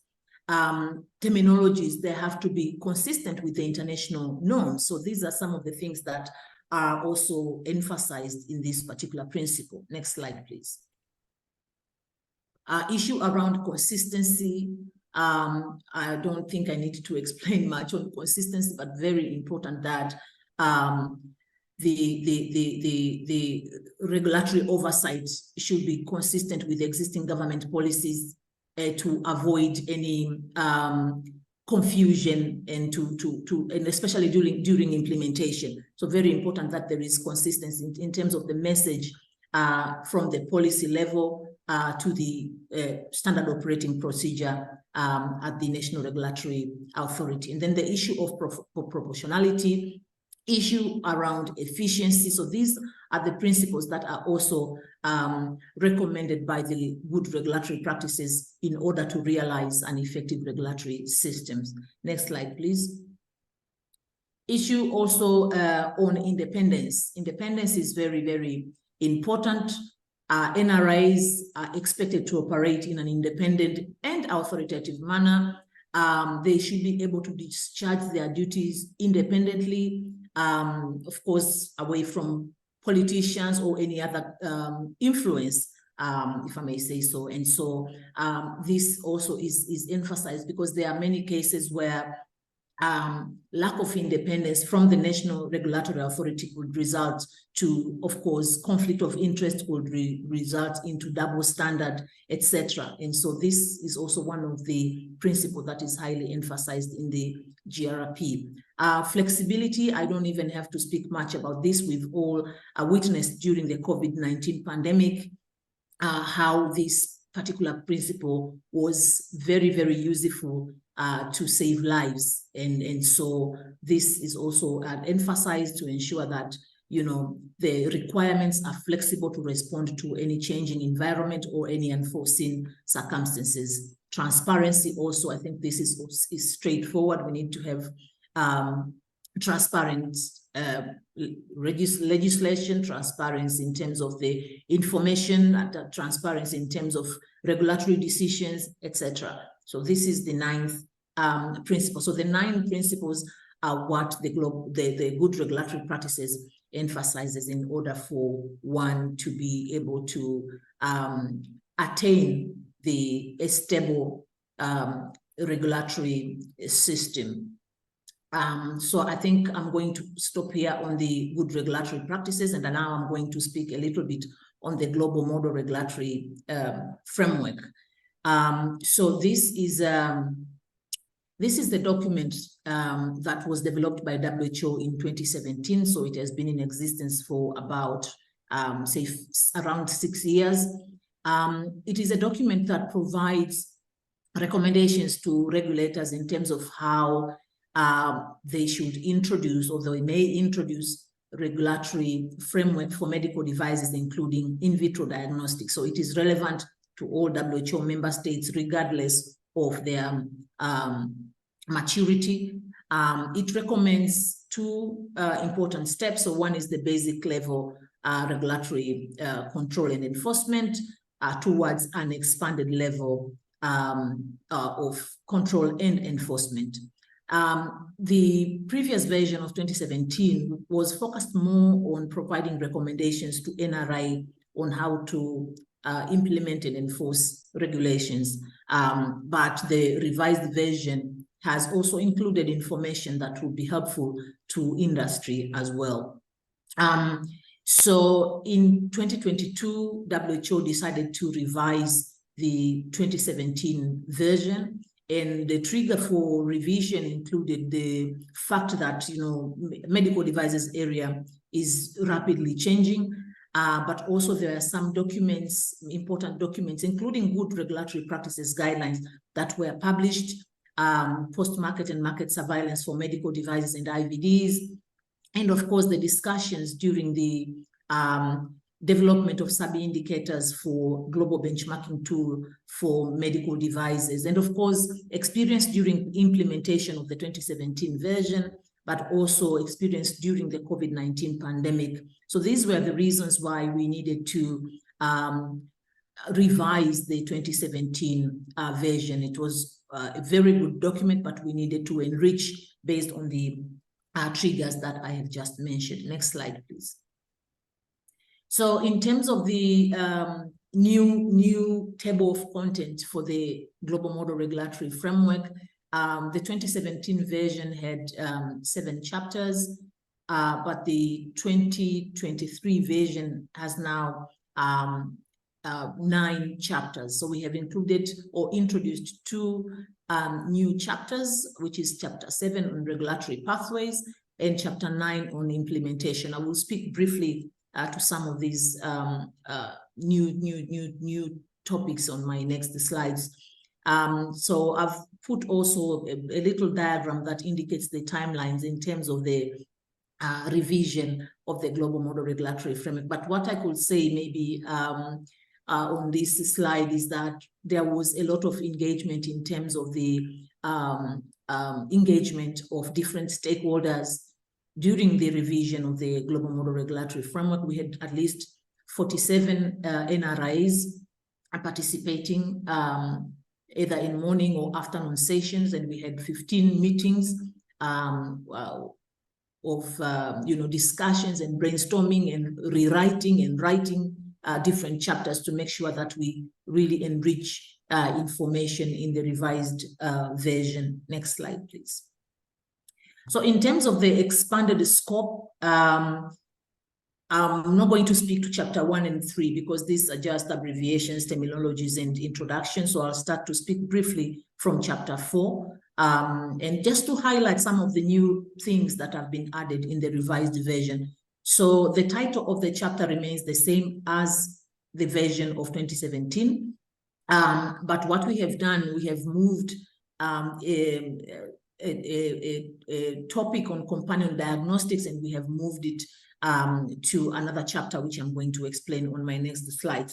But we also made some alignment on some of the definitions, for example, definition of medical devices, and of course, a big discussion on issues around adverse event, emphasis in terms of the classification. We've put a lot of emphasis to regulators that they should allocate resources and impose controls which are proportionate to the potential of harm associated with medical devices. So we don't expect the same controls for class A to also be applied to class D and vice versa. So there is a lot of diagrams, and there is a lot of information that emphasizes these aspects because of the understanding that there is limited resources, and so regulators need to adopt smart regulation and, of course, risk-based approach when regulating these products. And then on chapter 5, the title of the chapter remains the same, but the concept on good regulatory practice and the concept on good reliance practice has been more explicit throughout the global model regulatory framework, but with a lot of emphasis in chapter 5. And so when you read this document, you would also have some ideas, and you already see how we have introduced good regulatory practice, but in the context of regulation of medical devices and IVDs, because the good regulatory practices document is general for all medical products, but we have also tried to put these concepts and principles to speak more on medical devices and IVDs. Next slide, please. So this is one of the a slide that speaks to the message that I've just said in the previous slide, that it is very important that regulatory oversight increases in line with the potential of a medical device to cause harm to a patient or user, and with the severity of that harm. And this is why you see these nice diagrams here speaking of that message. And so the classification system should be balanced with regulatory controls. We have maintained the 4 classes, class A to D, as recommended by GHTF. And of course, recommending that the GHTF risk-based classification rules are also adopted by countries. And of course, specifying separately the different conformity assessment procedure that should apply to each group of devices. But I will show also a diagram on my late slides. Next slide, please. So just to repeat this slide or this photo on good regulatory practices, just to indicate how we have also embedded the principles into the global model regulatory framework. For example, we have introduced a rich text on stakeholders involvement, very important that, you know, stakeholders are engaged during development of the policies and requirements and regulations, but also during implementation. And also emphasis on good organization, governance, and leadership, issues around conflict of interest, regulatory competences. All these elements have been introduced into the global model regulatory framework as borrowed principles from the good regulatory practices guidance document. Next slide, please.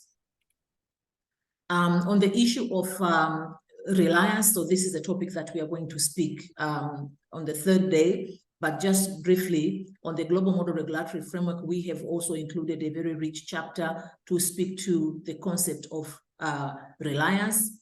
Let me not maybe go into the details of this, but we will discuss this further on the 3rd day of the meeting. But this is also one of the important topics that is included in the model. And we have also different examples of different reliance models for medical devices, as much as they apply for other medical products, but we have also provided examples of other models that are currently implemented on the medical devices space. Next slide, please.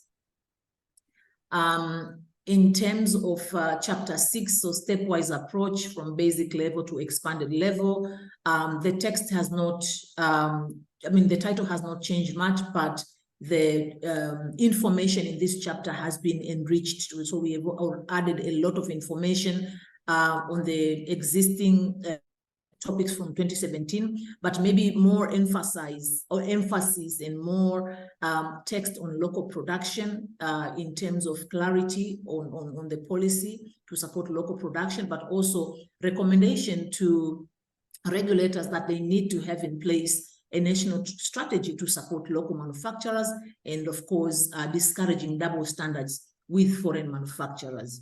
And we have also included recommendations on regulatory testing. We are discouraging routine testing during pre-market phase. Also, the role of the manufacturers on regulatory, on testing, not regulatory, but on testing of the medical devices. And we expect that during their submission, they should be able to submit evidence on how they have conducted testing of the medical devices or performance evaluation in case of IVDs. But we have also provided recommendation in terms of when should testing be justified. So in case of suspected substandard and falsified products, when there is reported, for example, adverse events, during routine post-market surveillance exercises, of course, which should be based on risk assessment, lot verification in some cases, and also during law enforcement. It could be during routine inspections, testing might be required. So these are some of the issues that we have included in the document. And in terms of the regulatory pathways, this is a completely new chapter in the model.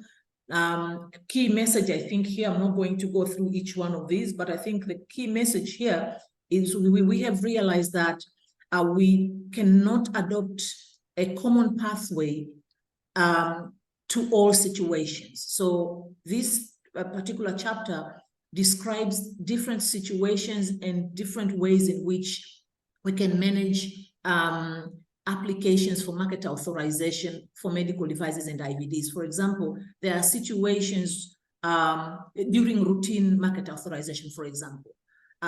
We expect that the different evidence and different procedure based on the risk class of a medical device. And so we don't expect the same kind of documentation for class A and the same type of documentation for class D. And of course, on the during reliance, we expect that there should be differences between routine market authorization pathway and during when adopting reliance mechanism. There should be a different pathway on how the documentation is submitted, review process itself, etc. So these are some of the differences that we have tried to recommend or propose depending on different situations. For example, when there is donation, how do you manage the different classes of medical devices and IVDs when they are donated? During emergency, for example, do you require the same information as routine market authorization? So these are the new ideas that we have introduced in the global model regulatory framework to support regulators in terms of the approach, but also to be effective on how to give regulatory decision. So I'm just going to show you one example of in this particular slide. Next slide, please. Also, I left you a little bit behind. Next slide, please. So in this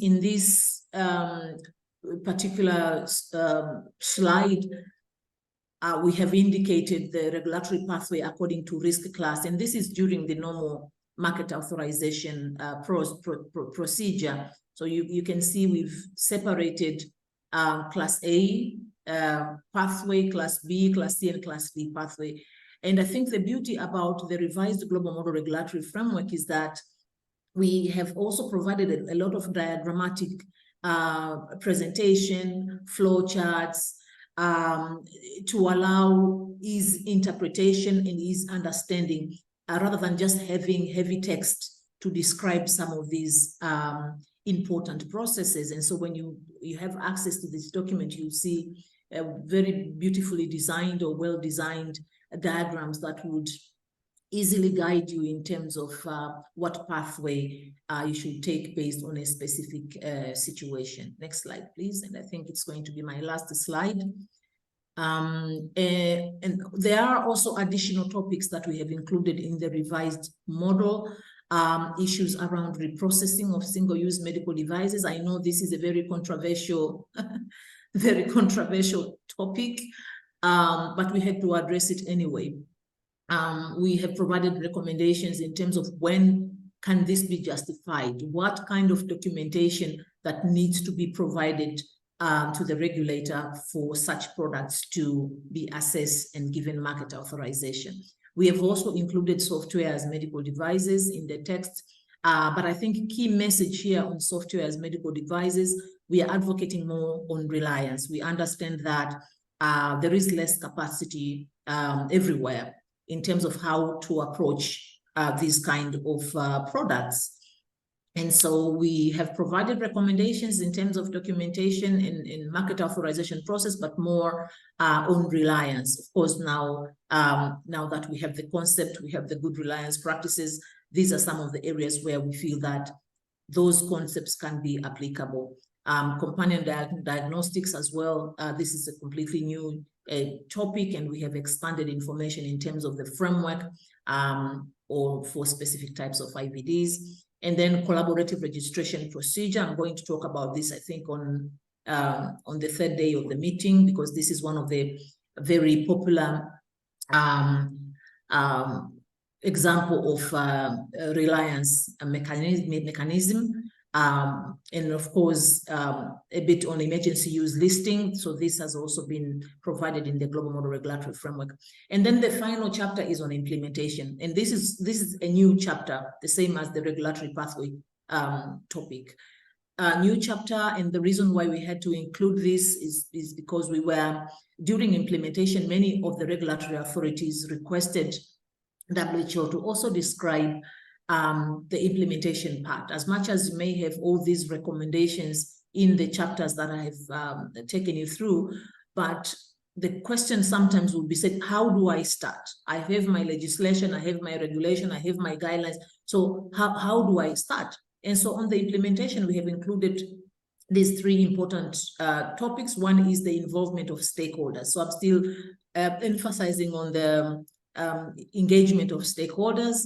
And as you may recall also in my previous slides, this is something that I spoke about as one of the elements in the good regulatory practice guideline.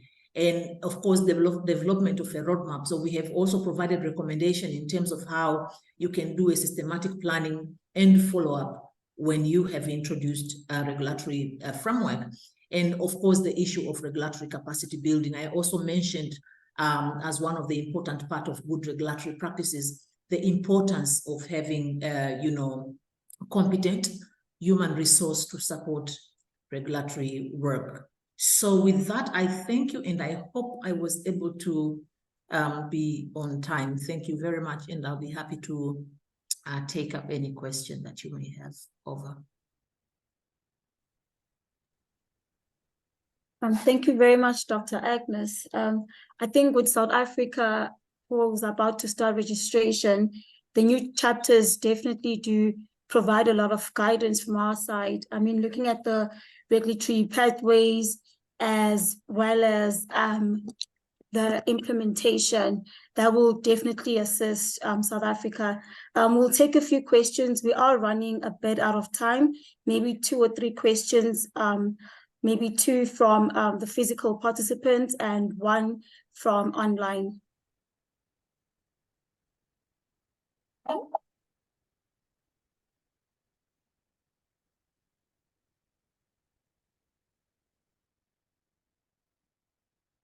Hi, this is Fatime from Medtronic. Thank you so much for your presentation. Is it possible for you to share with us which countries have completed GPT plus assessment, and have they received level 3 or level 4 specific to medical devices and IVDs? So can you still, do I take one by one, or should I take 2, 3 questions and then respond? I need your guidance here. I think we can take one by one. We won't be taking a lot of questions due to our time constraint. Okay. So I think I was not made very clear maybe on my presentation, because what I mentioned is that we have expanded the scope now to include sub-indicators and indicators to assess regulatory systems for medical devices. So this is an ongoing work. It started in 2021.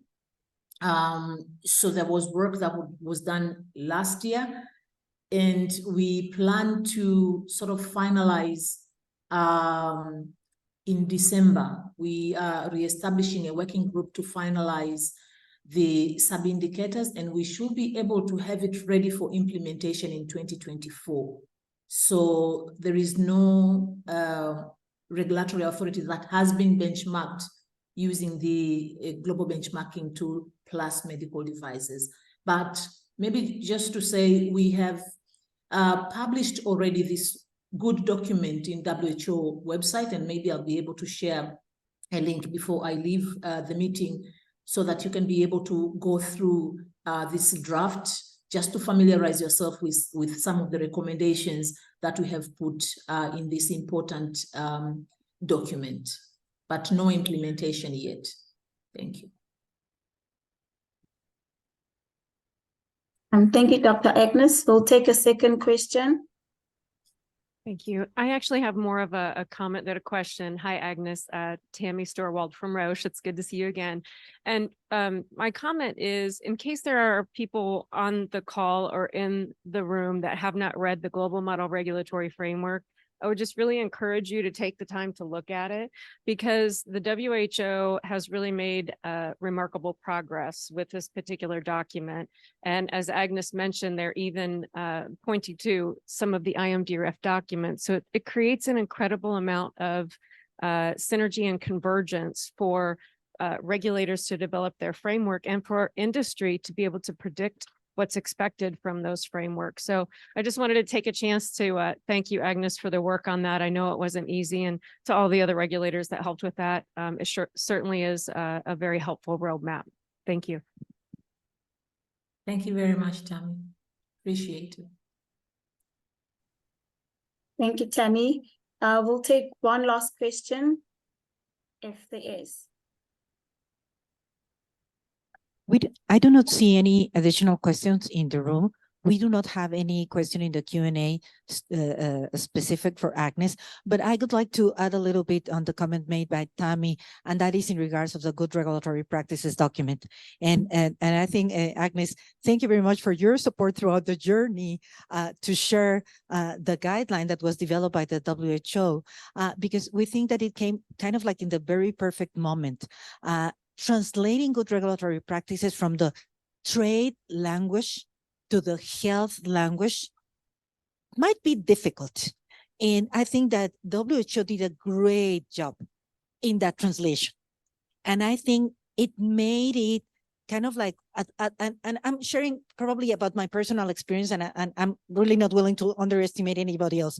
But talking from my experience, it was really a way for me to create the link on what does GRP mean for trade in regards of access to devices, and how GRP can really be utilized, not only because it is a legal obligation, but because it is really a great tool to help regulators, manufacturers, developers, all relevant stakeholders to be better aligned on a common language that has gone through many hours of discussions of subject matter experts in regards on how to do things, on identifying the best possible way of doing things. And we are speaking about international standards. We're speaking about international references. We're speaking about comments provided by these same subject matter experts and relevant stakeholders throughout the open public consultations, both domestically and internationally. The learning from regulators about the need and the benefits, not only the need, but the benefits of notifying to the TBT on the consultation of new regulations or updated regulations has been translated on what is the true value that it's added because of these consultations. It is really getting advice from subject matter experts from all over the world for free. You don't need to hire anybody to provide you with all that level of expertise. You have that available for you. We all have that available for us. So really, Agnes, thank you very much, because that document, we are convinced that it's making a huge, huge difference. And as Tammy recommended, go through the document, read to the document, make familiar yourself with the document. And the same with the one on good reliance practices, but we will keep that for Thursday. So really, we encourage you to do that. It has been a really very enriching experience going through this journey along with the WHO. Thank you, Agnes. Thank you, Sandra, for the good work that you're doing also to promote the good regulatory practices guidance document.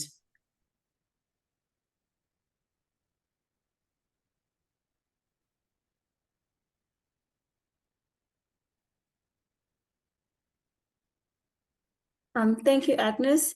I'll hand over to Sandra. I think the next session will be starting, which is supposed to be a mini tea break.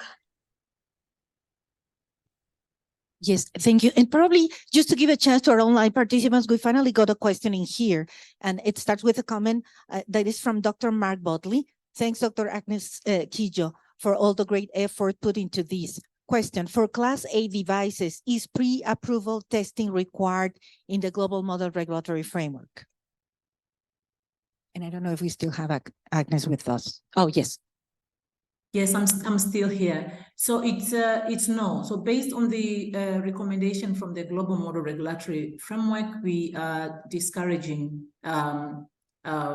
pre-market testing. But as I also mentioned in one of my slides, that everything should be done based on risk assessment.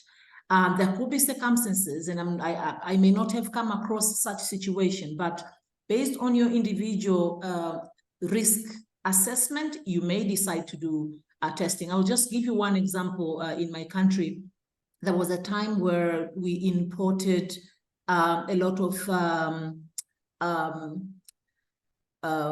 surgical gloves.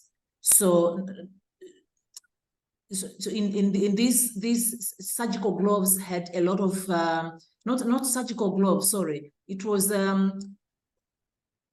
cotton wool that is used for medical care. Containers were imported in the countries, but we realized that there was a problem with the cotton, and this was based on the feedback that we received from the different hospitals. So as much as this was just cotton wool, but we needed to do some kind of testing, we needed to take a lot of enforcement actions in order to establish their safety, whether these products were safe for use or something like that. So I think my recommendation, maybe the example is not very good, but I think my recommendation here is that based on risk assessment and based on the situation, which could be case to case, you may need to conduct testing.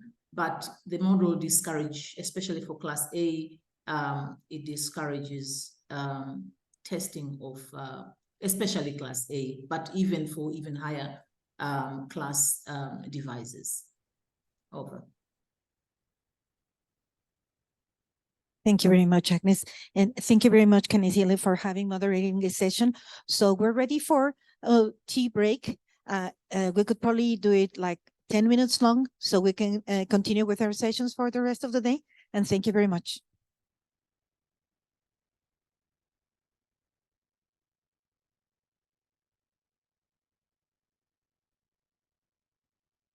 Okay, thank you very much. I think we can continue with our agenda, which has the purpose to continue a little bit on what Agnes has talked during the previous session, and we are going to get into a more detailed, I think a more detailed view on the good regulatory practices and how it applies to medical devices. So as Sandra has already introduced me, I'm Marina Carvalho. I work for the MDRC project as a trade and good regulatory practices lead. It's a pleasure to be here with you and to get to know South Africa. So thank you for hosting us. It's an amazing country and it's very good to be here. And we invited our colleagues from SAHPRA and from SAHPS to be here today talking about good regulatory practices. So the dynamics for today is that I'm going to give you a brief presentation on general views on why good regulatory practices actually make a difference when it comes to bringing new regulations and reviewing the current regulations that we have. And then after that, we will have like a domestic perspective on how GRPs is applied within the country. And after, I think we might have some space for questions and answers. But obviously, if you have a question during my presentation, or if you would like to speak, or just feel free. So next slide, please. I have already introduced myself, so next slide, please. It's good. You are laughing. That's the good part of it, you know, having the interaction. So we are like far away. I wish I could be near them, but that was the only way that we figured it out, so you can see and at the same time watch us. I'm going to introduce my colleagues afterwards, after my presentation, but I wanted to say already that I thank you so much for being here and for being available for this presentation. The objectives of today's talk is to go through the good regulatory practices and how it's applied within the sector, and also to have a view on how public and private sectors should be involved in order to allow for a better regulation, regulations that complies with the needs of the authorities and at the same time guarantees good access for medical devices in the country. So that's the idea behind of today's talk. And we've been hearing about good regulatory practices in Agnes' presentation, and I brought like a very small concept, not self-contained, but I think it's like the preliminary that we should bear in mind when talking about good regulatory practices. And GRPs is basically about quality and consistency of a rule, meaning that this rule has to be very well thought. We have to bear in mind what is going to be the impact and the effects of the regulation, and we have to be also very attempt to what the regulators need to the regulation for the regulation to exist. So it demands internal coordination, it demands review processing, it has to be done in an open and transparent way. And in order for this to occur, we should take into consideration outcomes and risk-based assessment. So when we talk about GRPs, we are talking about having a procedural guideline where the regulator can go through, regardless of who the regulator is and the person that is behind that, the table doing the regulation, but to follow a guideline, and through this guideline, build up a regulation that is consistent with the needs that the regulator is thinking about. But when we talk about good regulatory practice, we say that we have three big things to remember, if we have to remember something, right? And that the first thing is that GRPs is going to provide better outcomes. So when we have the public and the private sector involved in the creation of a regulation or in the review of the sector regulation, chances are that this regulation is going to be balanced. It's going to be checked throughout the needs of all the stakeholders that are involved in the process. And that means that the authorities are being having a very professional rulemaking process. And that is more than having only the political course, is having the technical behind the creation of the regulation.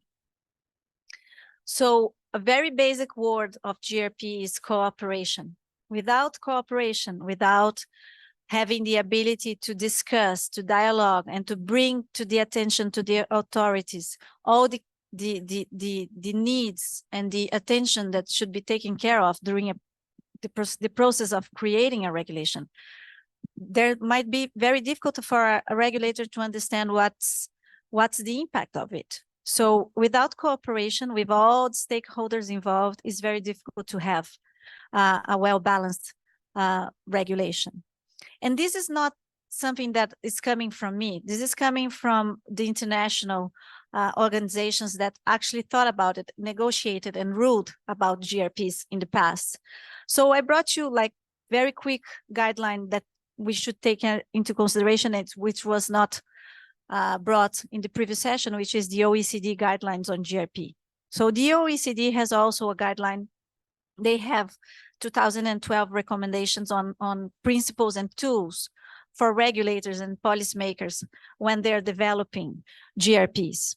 And within these recommendations, they recognize the importance of regulatory cooperation. They bring the tools, they show which are the tools. I'm sorry, V, can you go to the next slide and the next one? Thank you. That's it. I will remember of saying next slide the next time. So coming back to the tools, we need, so the OECD, they talk about some very important tools, and the tools that we are mentioning and bringing to your attention here is regulatory impact assessment, stakeholder engagement, and ex post evaluation, which we're going to see a little bit in more detail in the next slides that I'm going to show you.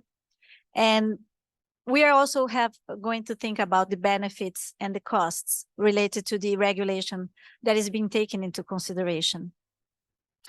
By analyzing all these factors, that's the only way we can secure that a regulation has also attended as a voice of the regulated stakeholders and also the regulators.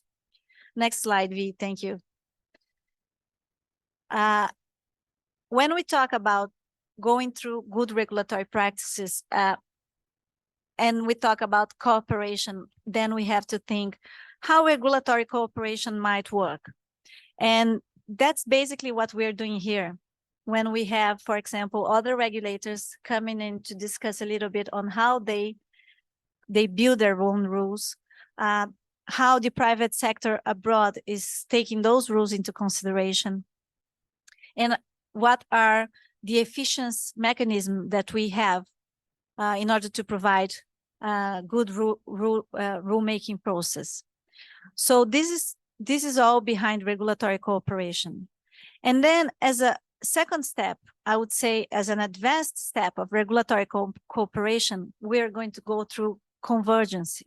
And that's where we have an advanced form of cooperation, because that's where when the countries decide to have like similar common rules and they are converging into their final regulations.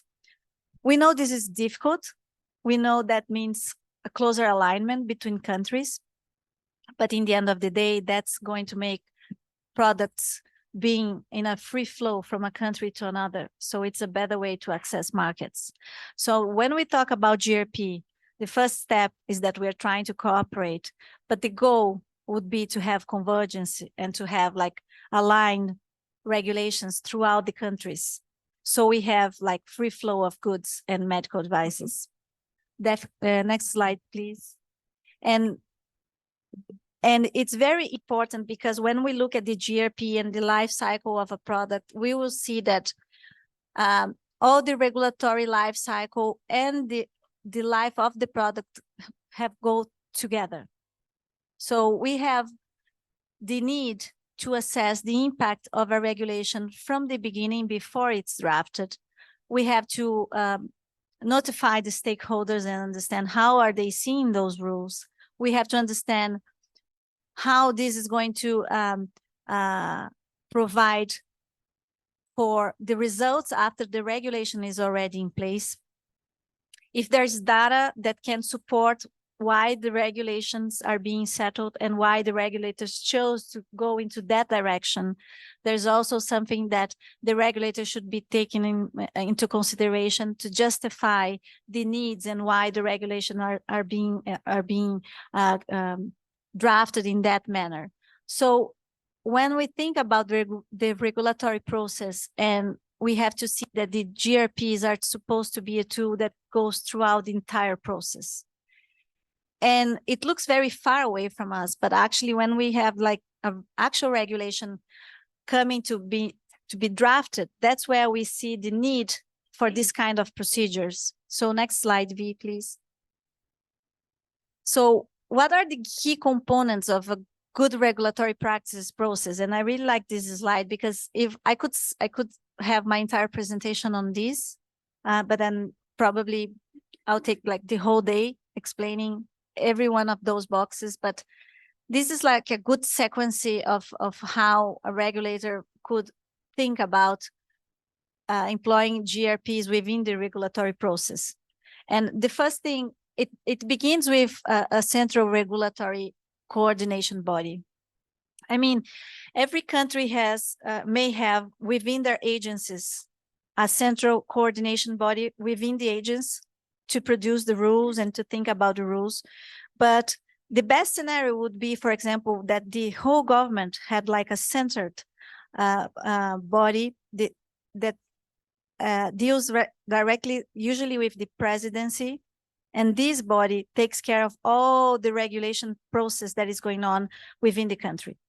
This is the best scenario, right? We know sometimes it takes time and it's not feasible to do this so easily. For example, in Brazil, now it's been established like last year, a central coordination body to take care of all the regulations that are being drafted within the agencies in the country. So it's a huge step, and it's not easy to coordinate and to understand how the agencies are going through all the regulatory process. So it's obviously an evolution path, but that's the picture you have is like the best picture. We as a medical device sector always think that if our enrolled ministries from our products have like a process, a centered process where they coordinate all the rulemaking process within the ministry, that's already a step, a very, very gigantic step, I would say, because this is also difficult. And within this coordination body, we can have like a regulatory forecast. What is going to be published? What is it that we know there is that it is already a problem? What are the problems the agencies and the ministries are identifying that needs or some kind of assessment, and this assessment may lead to a new regulation. Depending on the problem, you can solve it without a regulation. But in order to figure this out, you have to identify the problem and to publish. We have all these regulatory forecasts coming in because we identified all these problems, and then the stakeholders can be involved and they can acknowledge what is the direction the regulators are going. What are their concerns? How are they thinking about the problems they are envisaging within their sectors? And through the regulatory forecast, we can have like they published in the regulatory register, in the Gazette, all the forecast that you have for the following 2 years or the following year. And obviously there are some regulations that come up because they're urgent and they were not thought it was something new. This happens all the time. But there are problems that we know already that they exist, and there are situations that we know that need some kind of regulation. So that's where the regulatory forecast becomes important, to make everybody in the same page. Another issue is that we really have to take into consideration the use of international standards as basis for national regulations. So if we know we have a problem that we need to solve, chances are that the same problem has been acknowledged in other countries. And then there might be solutions already in place for those problems that we are thinking about as regulators. So looking at the international standards means that you are shortening the path through directly to the results that might have effective, positive outcome. So using international standards, I would say, is like the first huge step a regulator should take into consideration when it has a problem to solve, because it might be that the international standard does not exist. And that's where you have to put really a lot of effort to figure out a solution. But if the international standard exists, then you have already a very good way of getting into the situation, probably with a good solution. And to actually make the regulators comfortable with the alternatives they are envisaging when they're looking for a regulation, that's where the data comes in.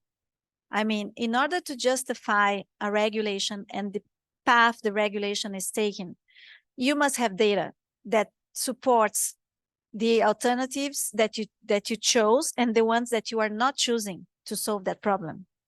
And unless you have those data, it becomes difficult for a technical regulator to justify why are they bringing that alternative as the alternative to go. So it's very important to have those data and to publish and to have them in the knowledge of these stakeholders. Together with the data, we understand that it's important to have risk-based approaches. So it might have more than one solution for a problem, right? You can have like 2, 3 solutions, but one of them may be more difficult to solve, to pursue than the other. And one of them may be good for me, but bad for you, or good for the industry, but bad for the regulators. And the opposite way also works. So by having this kind of risk-based approach, you actually measure the cost efficiency of the alternative that you are looking for. So if you have like 2 or 3 options, which one is like most cost efficient and provides the least impacts to all the stakeholders that are involved in the process. And by publishing this evidence on how you did the regulatory analysis and how did you collect data and how did you assess the impact of the regulation, that provides transparency to the stakeholders so they know exactly why you are taking all those decisions. So most of the times, or many times, we see that what we need is a very plain dialogue on how things are being done throughout the agencies and how the stakeholders should be involved in this and how should they be complying with this and why is this being placed. And that's something we learned a lot by having this experience with other countries. When we have the authorities in the table with the private sector and so many authorities sometimes involved in the same problem, that's the easier way for you to solve a situation. It's not that they don't want it. Sometimes it's very difficult to have everybody on the same page for the same kind of problem. So that's the kind of thing that GRP brings as a closer result for a good outcome in the end of the day. And providing opportunity of public comment, that's where we can have like sometimes a different view of a problem that we were not thinking about. So, for example, bringing the subject of the WTO and how the international rules deal with GRPs, this is something very, very close to my world. I see this every day, but I bet maybe the WTO is very far away from many of you. And that's because it's not part of your routine. And that's completely more than fine. That's part of our work and our world, right? But when I bring you an overview that is different from yours, and I have like another perspective of the problem because of my background, that's where you can maybe realize different alternatives and different problems and different solutions for the same situation. So that's why public comment is so important, and having the ability to respond to stakeholders' input to make them understand why you were choosing one way or another in regards to building a regulation. That's also very important. Sometimes if we don't have like a clear justification or a reasoning behind the regulation, it becomes difficult for us to accept or to understand what are the procedures that we should be engaged in when dealing with that regulation. So by having the access to responding to what are the concerns of the authorities when a regulation is being published, that's very, very fundamental for GRP's compliance. And Another thing that is also something difficult sometimes is to assess international impact of a regulation. So many times we're thinking about our local environment and our local industries, but there might be cases, in many cases, that the products are coming from abroad, or the manufacturing plants are abroad, and that regulation will affect those countries and those stakeholders as well. And by the time the regulation is published, I don't have access of it. And if I didn't have any chance to public comment that regulation, when I'm trying to enter the market, is already settled. The rule is already there, and then I might have a second problem to solve. So thinking about GRPs is thinking about being one step ahead. It's like bringing the subject in advance. So if the impact to international stakeholders are big, if they should be aware, how can I make them aware of things that are going on? So that's something I'm going to show you a little bit, a few slides from here. And finally, when we have a regulation already in place, there might be cases where the market has has assessed the regulation, has complied with, and the market is now mature, or the scenario changed. So it makes sense to have an analysis on how that regulatory is still effective for the problem that you have. How should we take into consideration the ex post analysis? Once the regulation is already in place, I realize that there could be another way, or that the scenario has changed, so you have to review it. So the regulators must be always aware that the regulations should be alive, changing throughout the process, depending on how the society evolves in relation to that problem. Next slide, V, thank you. I talked a little bit on regulatory impact assessment and analysis, and this is very, very important. I would say it's one of the most important tools. So if we, as a regulator, are drafting a regulation and we want to anticipate what will be the results and the outcomes of that regulation, that's where the RIA comes up. That's where we should be really engaged in analyzing costs, impacts, economical effects, social effects of that regulations. What are the benefits of those regulations? What is the costs that we have when we are involving and engaging in that regulation? And this is a very difficult procedure. This is not an easy tool. So in Brazil, for example, now we have the government involved in training their own agents on how conduct RIAs, because every department in any agents has to take RIA into consideration when bringing those regulations in place. And it really involves several skills regarding on how to take economic views and the social views of the regulation when it comes in place. But I would say if you made a RIA, chances are that you are going to advance the problems you might have in a regulation in the future. Next slide, V, please. Thank you.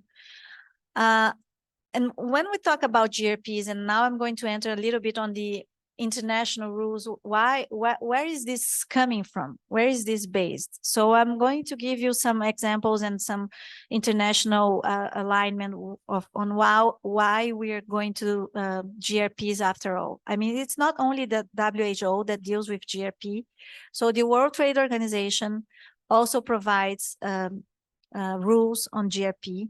And based on these rules, there are treaties like the USMCA, and I'm bringing it here because the US, American, Mexican, and Canadian agreement, the previous NAFTA that you may know, the agreement was reviewed and there is a GRP chapter. So if you want to see the state of art of GRP international rule, it's very important that you take a look on this chapter, because that's where I would say the most modern rules on GRPs that we have now in the world. But I can also mention other agreements. For example, the Mercosur-Chilean agreement has also a GRP chapter, and we see this coming out in international rules in a more consistent way, like, because we know there are trade costs when you have the import duties and all the costs related to importing a good. But when it comes to the regulations, the costs can be even higher than the imports duties that we have. And these costs most of the times are not assessed or they are not quantified. So by having those rules is basically a way to prevent those costs to appear. And it's a way also to bring the costs over for regulators to calculate and also for private parties to calculate what is going to be the cost of those rules. Next slide, V, and next slide again, because this, thank you. So what is the relationship between what I'm talking about and the international rules? So when you have trade costs, and these trade costs are not only duties, but also the cost of turning your products in accordance with all the regulations that we have throughout the world, that's going to potentially make my product more expensive. And if it becomes more expensive because I have to comply with so many regulations in the world, it's going to be more difficult for the population to assess those products. So regulatory divergence is something directly related to trade costs. And I'm not the one who said that. Actually, next slide, V, please. The World Trade Organization has dealt with this and tried to rule how we deal with the costs related to divergence of regulations. If we have so many regulations that are different, how can we deal with those costs? So the WTO, as you might know, is an international organization with 164 members. South Africa is one of them, Brazil is one of them, the US is one of them. And the WTO agreements provide legal grounds on international trade and also on technical barriers to trade and to GRPs. The WTO actually try to facilitate trade. And I would say, if I had to say like two main rules at the WTO that applies to what we're talking about right now, is that we cannot, by the WTO rules, a country is not supposed to treat a national product and an important product in a different way. So no discrimination between local and imported goods. And the second big rule is that imported goods from a country has to be treated the same way imported goods from other countries. So we have to have like the same treatment for all imported goods, independent from where they are coming from, and they must have the same treatment of domestically produced goods. And that's the basis of all international rules that we have at the WTO right now. And the reason why this was made like this, it was basically to make the world easier in terms of access of products. We had a pandemic a few years ago. I hope we don't have it again. But in the pandemic, we saw how difficult it was to assess products. And many of those problems were because we had different rules. So we couldn't access masks and gloves and needles. In Brazil, we had the same problem. And that's because we had different rules. So that's the core of these regulations in the end of the day. V, next slide, please. And why is this important? Because then we have this agreement, which is the Technical Barriers to Trade Agreement. The TBT agreement is the one that is bringing all those two rules that I mentioned to you to technical regulations, to technical rules, to standards, and to conformity assessment procedures. So first rule, meaning that all these regulations and procedures, they should be applied without discrimination to national products, locally produced, imported, and independent of the country. Second rule applied in the TBT agreement is that we have to use the least trade restrictive measure. So I was talking about alternatives before. That's a GRP thing, right? We have to think about what are the alternatives for regulators to when they are building a regulation. So they must look for the least trade restrictive measure available. If you have many options and one is more burdensome than the other, but they both produce the same results, you should go with the one that is less burdensome.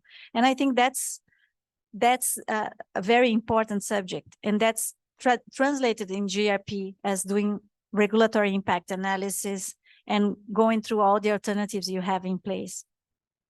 A second very important rule that I mentioned in the GRP slide is like international standards. So the obligation of the TBT agreement is that a country must go through the international standards. And if they exist, they are obliged to use it, unless there is a justification for not using them. And this has to be provided to all stakeholders in writing. And this is part of the GRP phases that we were talking about previously. So it's all connected. So I'm bringing this from international law that's internalized in our domestic system, and that we should go through it. Within that, you have the transparency obligation. What does that mean? So I talked about the international impact of a regulation. Then the transparency obligation relates to the obligation that a country has to notify all regulations they are building to the WTO. And this notification procedure is for one single purpose: for the international stakeholders to be acquainted with the regulation that they are proposing, and for them to have time to reply and comment and provide comments and concerns and compliments to the regulations that are being created by countries. So GRPs is also taking this obligation into consideration by providing transparency to the international members, to the other countries, and to the international stakeholders that might be involved in the process. And by doing all these advanced procedures, we are going to be, in the end of the day, avoiding problems and conflicts between countries. That we know it may rise to a political situation much more complicated than the actual situation that we have on a technical basis. So the TBT committee, the TBT agreement has a TBT committee that meets every year. And that's where the country have opportunities to provide, like, for example, concerns on regulations that are being built in countries and how these regulations affect them.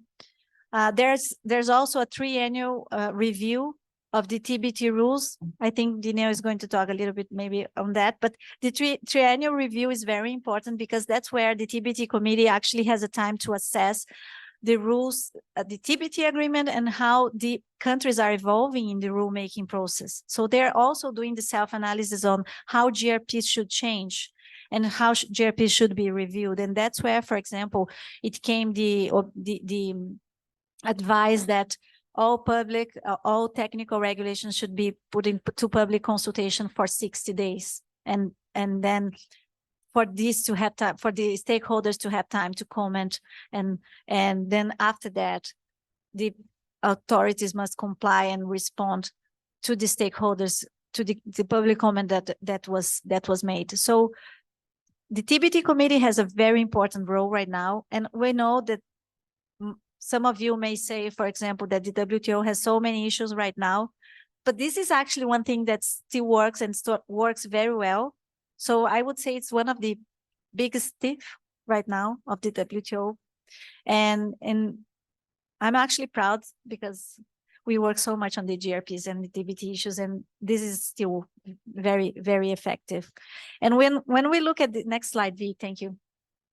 The TBT agreements provide three definitions. I'm not going to get into reading them, but it's very important that we remember that a technical regulation is defined in the agreement. So countries should go through these definitions before creating a new rule.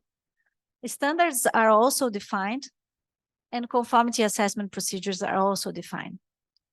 And I will go back into this, but remember that a technical regulation relates to process and production methods and to products characteristics. They involve the administrative provisions that deals with the product, and they are mandatory. That's very important, and that's the main difference in regard to a standard, which is not mandatory. It's voluntary. And the conformity assessment procedure is actually the procedure where an authority is going to check if the product is in compliance with the technical regulation that is in place. And that's why we have my colleagues here today. Sandra, please tell me about the time. Okay, if I need to speed up, just let me know. So when we look at the TBT agreement, next slide, please, V. I put it in red, like if I have to remember what is this about. And I think that these are the main obligations you will see for technical regulations and conformity assessment procedure is like, first, assess what you're producing in terms of rules, because they shouldn't create unnecessary obstacles to trade. Second, review it. After they're in place, you should check if it is still have the same needs from the first time. And three, look at the world and see how they're doing it, because we should use their lesson and take into consideration the lesson of the other countries that is translated into the international standards into our own regulation. And I think that's like the compliance check from a regulator's perspective when it comes to the TBT agreement. Next slide, please. I wanted to call your attention also that the WTO, the TBT agreement, it has a whole section on international standards. I think we'll be talking about this throughout this training program. But there's this section where there's a decision on how the development of the international standards should be made of. And I think that's a very important document for regulators to keep in mind and to have like a desk-based consultancy document. And together with this, next slide, V, thank you. I would like to call your attention for this system. So, so you can you raise your hand who knows EPING? Or, I mean, have you ever heard about EPING in your lives? So this is a very, very important tool. And if I would say, like, what should I remember from Marina's presentation? EPING. That's what you need to remember. You know, EPING is very important because it's actually a tool from the WTO. You can Google it and you will find, next slide, V, and so I can show what is it. That's the face of EPING. You can search each product, each sector that you want to know a regulation by country. For example, I want to know what they're saying about medical device in Saudi Arabia. And then you just type the country. You can say if it's technical barrier to trade or a sanitary or phytosanitary measure. It's going to filter, and it's going to, like, you can filter by time, like the past 3 years. I want to see what the country is being notifying. What are they notifying to the WTO when it comes to technical regulations? And then you can put your email there, and you will receive in your inbox all the technical regulations that are being published in your sector of interest by the country that you are paying attention to.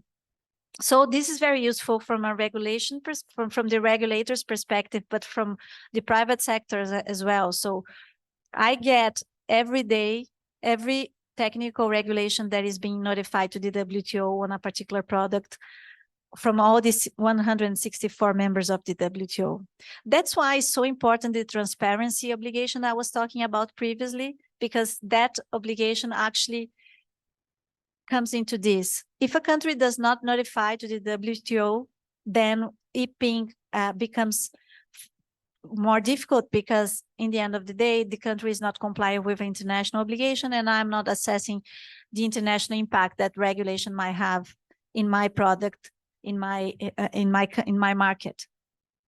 And that's why one of our roles as private sectors and as at the MDRC project is, one, let everybody know about EPING and ask countries and remind countries on how the notification procedures should be efficient and working, right?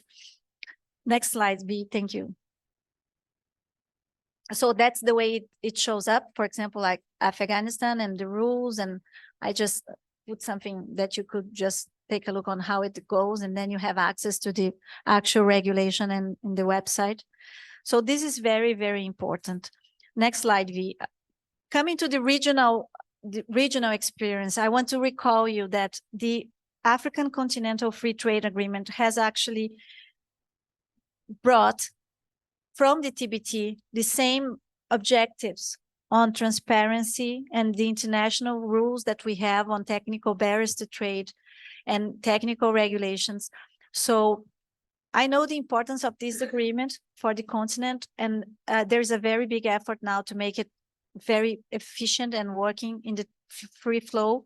So if we go, next slide, if we go for this to the standards definitions, you will see they are even more advanced than the WTO because they rely on ARSO and the regional rules on technical barriers to trade. So it's very important that the countries from the continent are aligned with ARSO and what APSEC and ARSO are doing in terms of standards, because you're actually required to follow them in addition to the WTO international standards, and to apply the harmonized rules and procedures for the development of national standards. So that's very, very important. Next slide, please.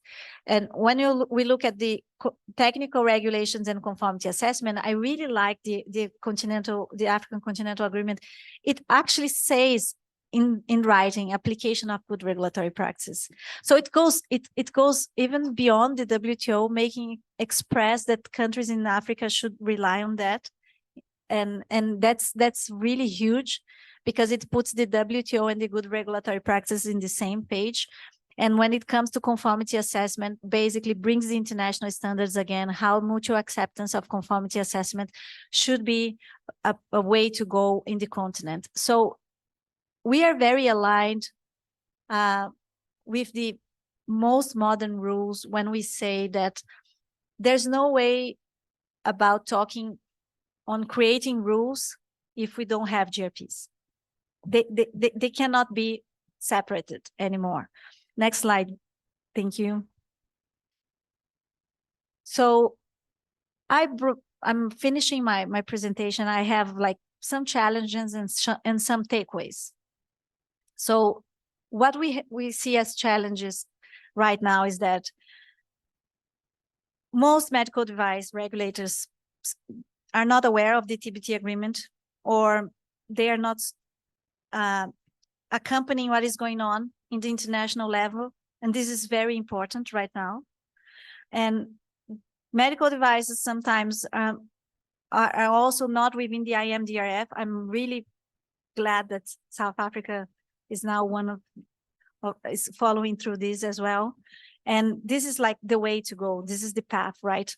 And it's very important to dedicate resources to go through these international rules and to be aware of the TBT agreement and how the implementation should be evaluated before and after the regulation is in place. And another thing, which is, I think we are also away here in South Africa, but we see a lot, is like the regulation of medical devices as drugs. We are completely different. It's like bananas and apples, so they shouldn't be regulated in the same way. And because this brings a lot of impact in the end of the day to the sector. And finally, my takeaways is that, next slide, thank you. But some things to remember. So technical regulation is mandatory. Standards are voluntary. The best mechanism is to use our international standards. Rely on the technical committees that you have abroad in the standard organizations in the TBT agreement in WTO. Every country has access to the standard organizations, so use them. You really should pay attention into rulemaking process, because we know that rulemaking process can be really costly and it can be really burdensome. So in order to prioritize health resources, we really should take care into how we are going to pursue good regulations. Next slide, V.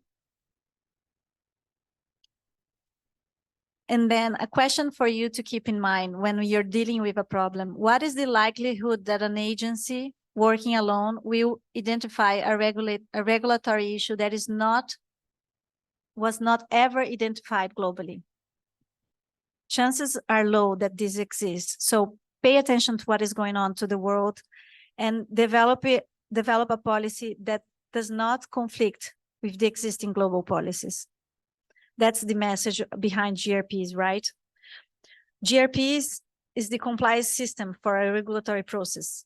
So companies should have it and governments should have it. And the TBT agreement is a way where you can find the legally binding international obligations on GRPs, where they abide to the use of international standards. Otherwise, they would be like not compliant with the international rules. So these are my key takeaways. And I'm sorry if it was too much. I'm really a WTO fan. And that's embedded in me right now. But I would like to thank you for your patience and for your attention. And with that in mind, maybe I pass directly to Dineo, and then we can take the questions afterwards. So with that in mind, I would like to introduce Dineo Exana from the South African Bureau of Standards. She's our South African inquiry point to the TBT agreement. Dineo, it's a pleasure to have you here. Thank you so much for being able to do this talk with us tomorrow. Tomorrow? No, today. Yes, today.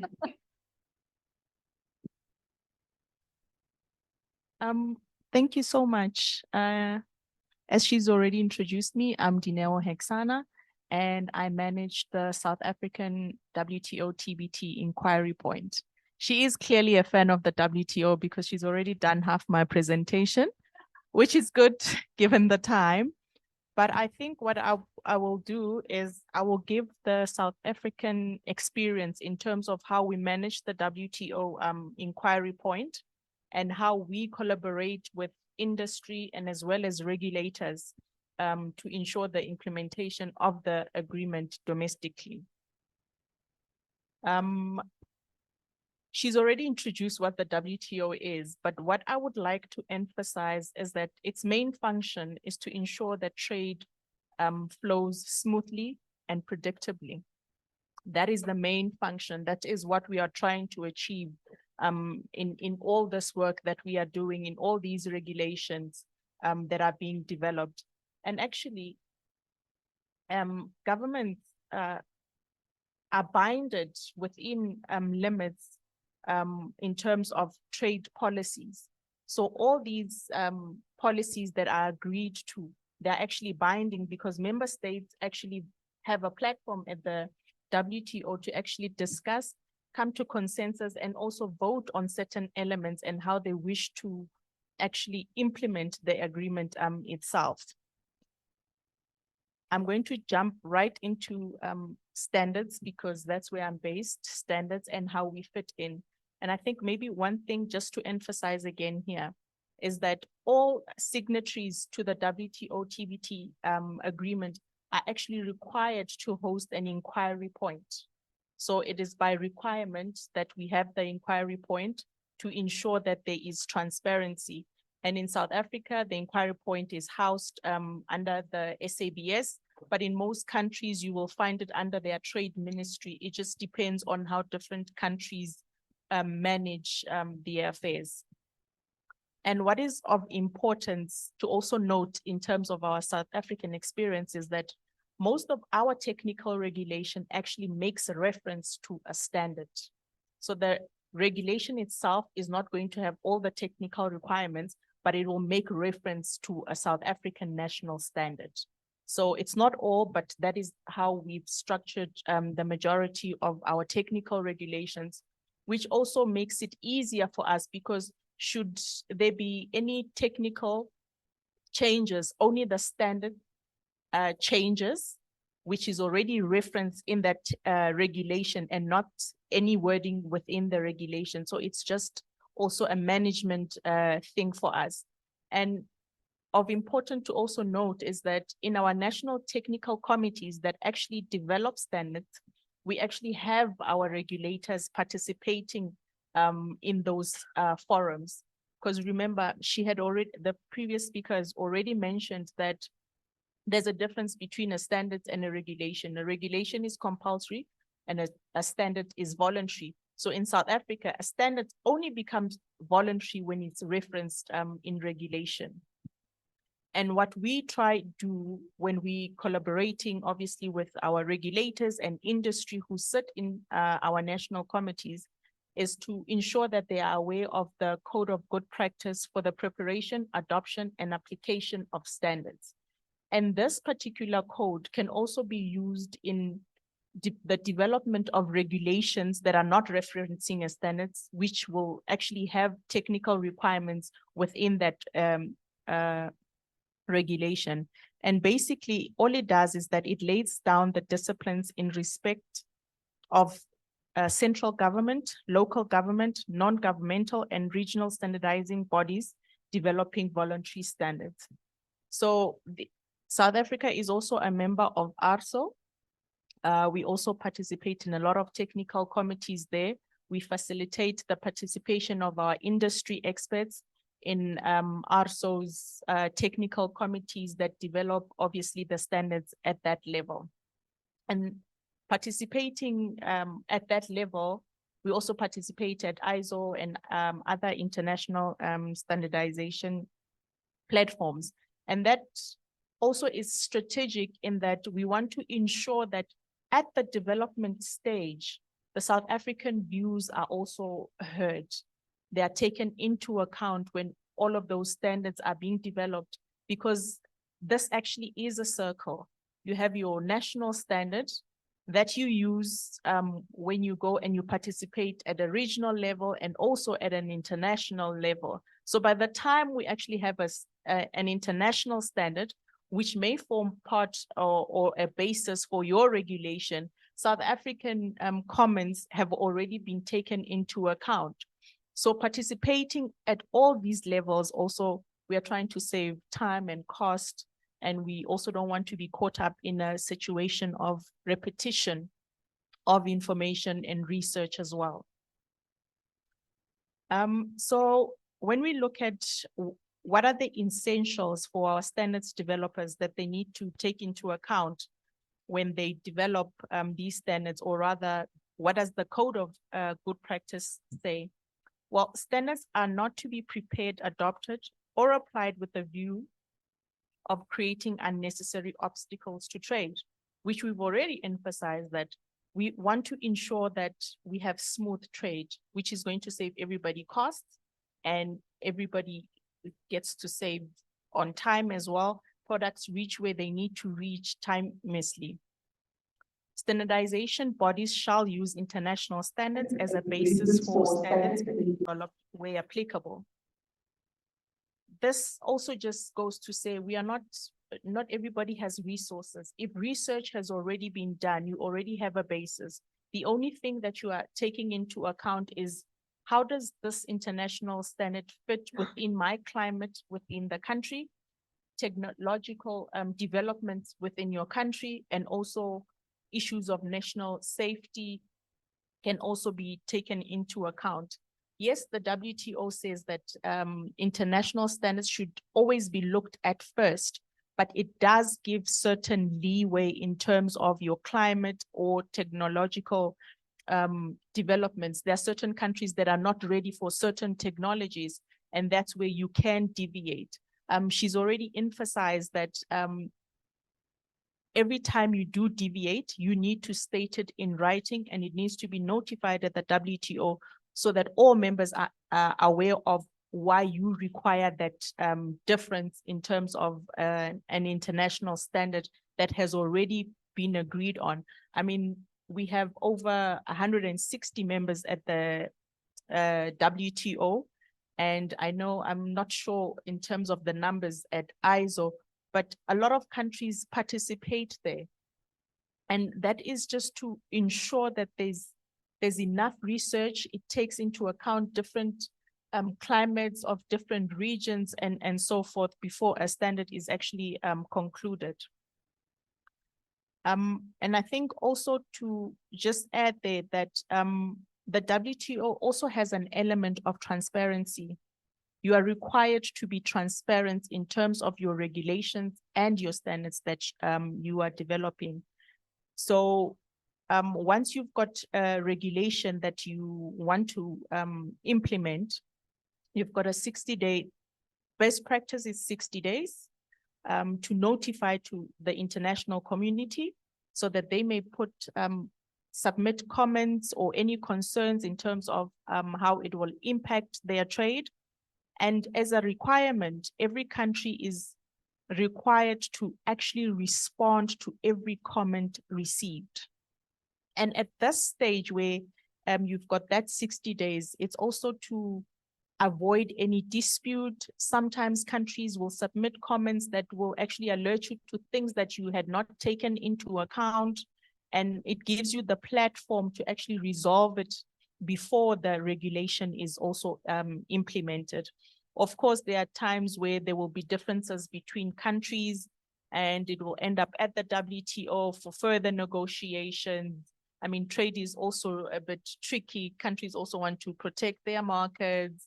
You know, maybe they've got industries that are not doing so well, but they need them to grow.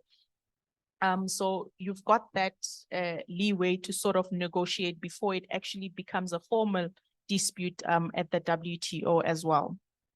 And in terms of notification, you notify at each stage. You notify a new regulation, you notify a revision, you notify an amendment, you notify a withdrawal, and you notify an addenda. An addenda is you basically telling countries when is this new regulation coming into force. So they also do give consideration to the fact that you can't notify a regulation today and within 2 weeks it's already in force. Manufacturers from all regions of the world need to actually have time to actually implement the new regulation in order for them to access your market. And best practice is normally 6 months or more. And this is after you've actually taken into account all comments and now you have a final document. You notify a final document, which will only come into force at a later date. So as the South African inquiry point, we service both the international market, international stakeholders, as well as our local industry and also our regulators. So those are our three main stakeholders. Of course, we do have others. And basically, what we do as the inquiry point is that we monitor the South African Gazette. This is where technical regulations are notified. And once we spot something there, then we will contact the regulator and find out at what stage is the regulation so that we timelessly notifying it to the WTO. Of course, sometimes things happen in between and things don't go according to plan, but that is the process. Because we also maintain a good relationship with our regulators, they themselves, before the regulation is notified, the draft regulation rather is notified in the Gazette, they will also submit it to the inquiry point. Furthermore, the inquiry point is the only body that will make notifications to the WTO. So other than me, there's nobody else that notify, other than my office, not me specifically. Nobody else has the authority to notify, make any notifications to the WTO. That's also just to ensure that we've got control over the process and also accountability of what goes out into the international community on behalf of our country. We also assimilate comments, correspondence from South African stakeholders to the WTO for submission. So best practice is that if a local or the industry has any comments to any regulation, they submit it via the inquiry point. That way we are able to support them. We are able to negotiate on their behalf as well. And the inquiry point also works with the Ministry of Trade. So we don't go into the negotiations alone. We go with the Ministry of Trade.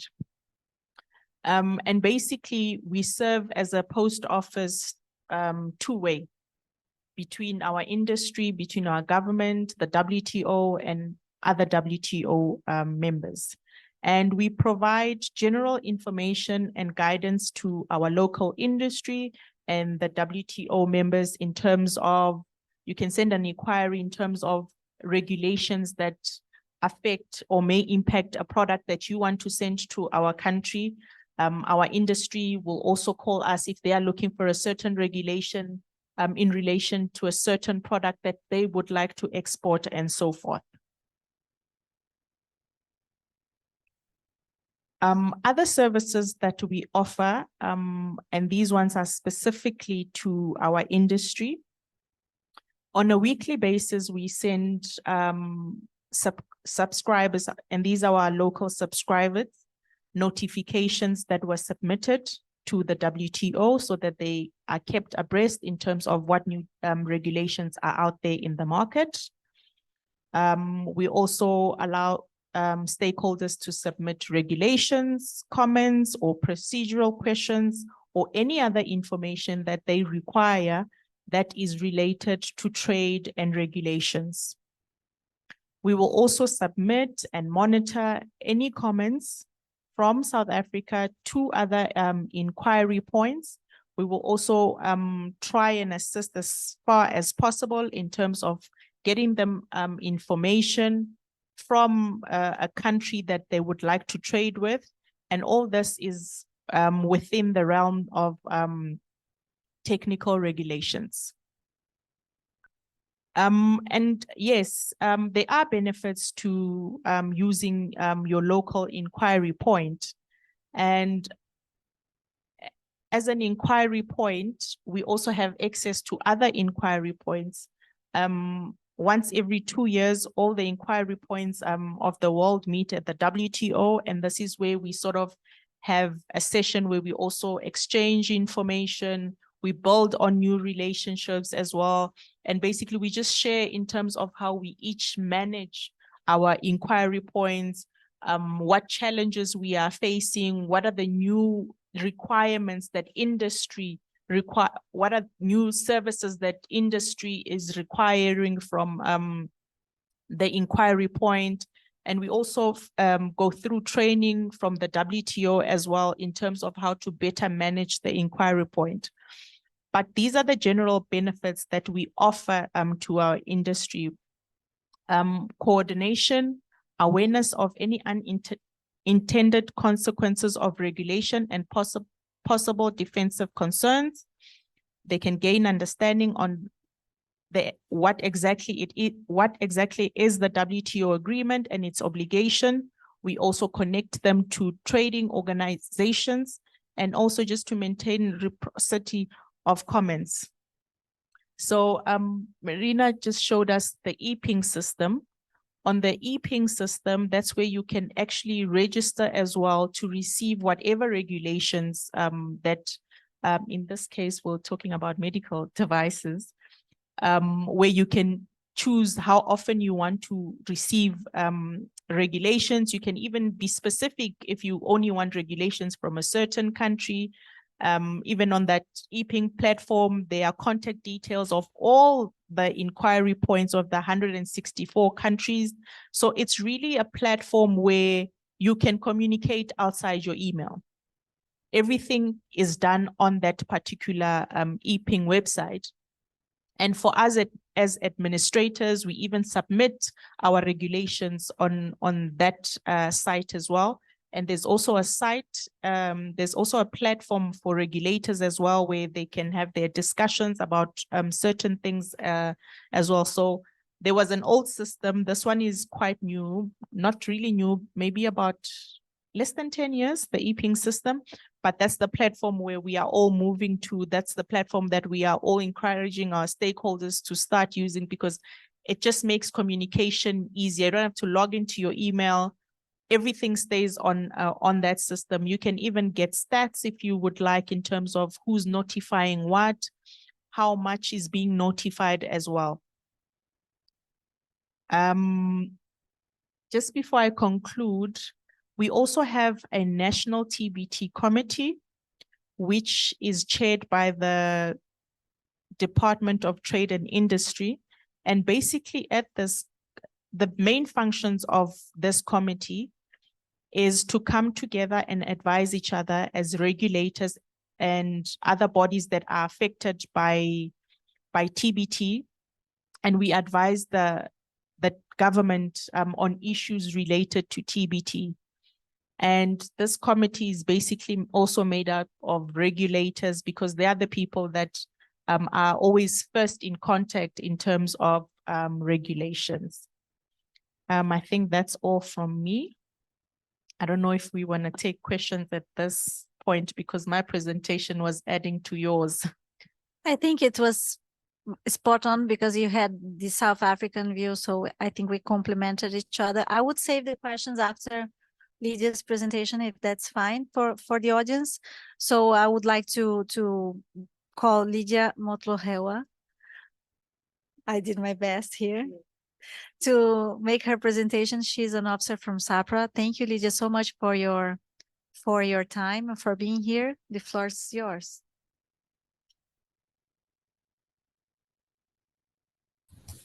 Afternoon, everyone. I hope I'm audible. I'm gonna talk about good regulatory system, and my presentation will be more close to what Agnes has talked about, but I will also explain how, as a regulator, we, as SAHPRA, we apply those good regulatory practice. In a good regulatory practice, we'll start looking at the regulatory system, which has components of a regulatory authority, a regulatory framework, GRP principles and enablers, and how we implement those, how we implement GRP.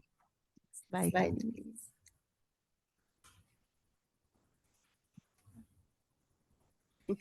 I think, okay.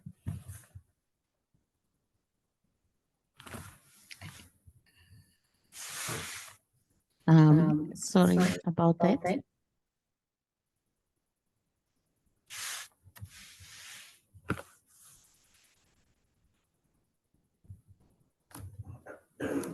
For our online audience, we are dealing with a minor technical problem here. If you allow us for a couple of minutes, thank you.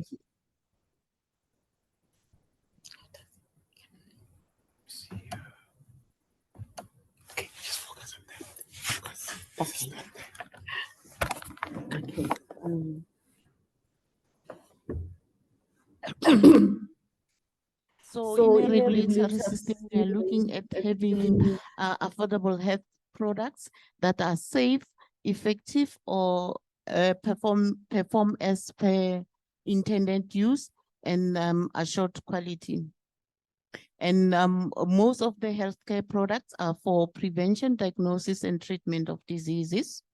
And in such a system, we also need regulatory bodies, for example, national regulators, regulatory authority like SAHPRA. Next slide, please. The problems. Okay, when you look at the regulatory framework, it consists of laws, regulations, and guidelines. Our laws are those mandate the regulatory authority to authorize or prohibit products. I'm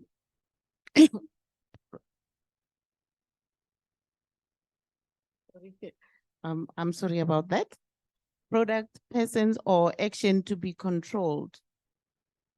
And is an enacted legislative branch of government. Hence, we have our National Department of Health as well. And then when you look at your regulations, it's a high level of conditions to be met. And your guidelines are the details of how those conditions could be met.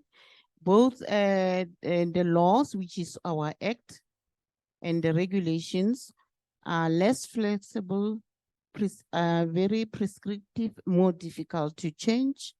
And then, but when you look at the guidelines, you will have details, flexibility, and less prescriptive, easy to change. Next slide.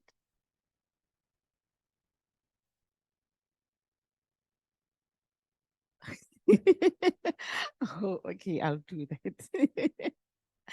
Okay, next slide. I think that this Agnes has touched a lot on the GRP principles and enablers. I'll speak more on the enablers, but first I'm gonna look at the regulatory system that is affected by GRP principles and GRP enablers. So in a regulatory system, yes, we need a regulatory framework. I spoke about that, the laws, the regulation guidelines and guidance document. And then we further need resources, human resources, financial resources, equipment, infrastructure, IMS, and then furthermore, you look at the regulatory system, you'll see that we have a regulatory institution, that's your NRA, National Control Laboratories, Vigilance Center, Research Ethics Committees, and others. As you go down, you look at what is the regulatory function and activities that will be performed by the national regulators is marketing authorization, that's registration, regulatory inspection, and vigilance. Furthermore, and when you look in terms of regulatory output, it will be inspection, and assessment report, registration, regulatory decisions, and approved product label or product information. Regulatory outcome, it will show that we have an enhanced compliance with regulatory requirements. And all that impact is that we will ultimately have an access to health products that are safe, perform as intended use, with qualified quality, less substandards or falsifies health products, increase contribution to the health system of the country and economic revenue. Next slide. Okay, I'll speak about let's go to the enablers. Okay. I left the GRP principles because we have Agnes have touched on that, but before then maybe I can explain in terms of GRP principles how SAHPRA has been applying that within the regulatory system. Like for example, there was one of the principles is flexibility, consistency, and as well as legality. So when we look at what has happened during the pandemic, we were able to use one of those principles to go and be able to make access of COVID-19 test kits through one of our laws, and we targeted section 21. Everybody is aware that that's how we managed to do that, and which is part of the GRP principles. And then if you look at our enablers, we are looking at the political and government support. And that's what happens at the moment. I would say we did have our update on our regulations that are sent out for comments. Regulation with regards to medical device, including IVDs. Those have been derived within the unit and sent to the NDOH for further action for them, and then they publish them for comments during the month of August. So when we look at good organizational or good organization and government and leadership, leadership is very critical for setting and realizing organizational vision, mission, and policies, as Dr. Dimakaso has explain the vision and mission of SAHPRA and strategies, which intend significantly contribute to organizational efficiency. And organizational integrity is most important when it comes to good organization. And then in terms of that, we have effective communication, collaboration, and coordination. That is part of the enablers of GRP, good regulatory practice. That's what we are practicing as SAHPRA. We do communicate and we do a lot of collaboration. And then we do recognize, I think Dr. Dimakas will talk about that when it comes to reliance. And then in terms of that, when you've got good, effective communication, there is information exchange within and outside the regulatory institution. There is transparency and accountability. We avoid misleading the public and collaboration of local and international stakeholders. Hence, we are also part of IMDRF. We are the affiliate with IMDRF, which is the International Medical Device Regulatory Forum. Robust and well-functioning quality management system is a systematic planning and control of and improved quality in all process of the regulatory function, and ensures comprehensive approach, which include a risk management system. Sufficient and sustainable financial resources. I equate financial resources to a sustained regulatory system is quite important. And resources from donation is not enough. Hence, for every, like right now we are doing licensing. For every activities there in licensing, there are a fee attached to that. If you're doing a new application and amendment and renewal, there is a fee attached to it. Hence, we need a financial system to sustain a regulatory system. Competent human resources, there is always, like we are sitting here, we get in training. The human resources should be able, or any organization should be able to attract and retain competent staff, and policies and in terms of training should be available, and development of careers. Such that we all, since medical device is still at the baby phase, we only started regulating effectively through licensing medical device in 2017. So there's still training required, and then development of staff going on as we go on. And preset of organizational ethics and values.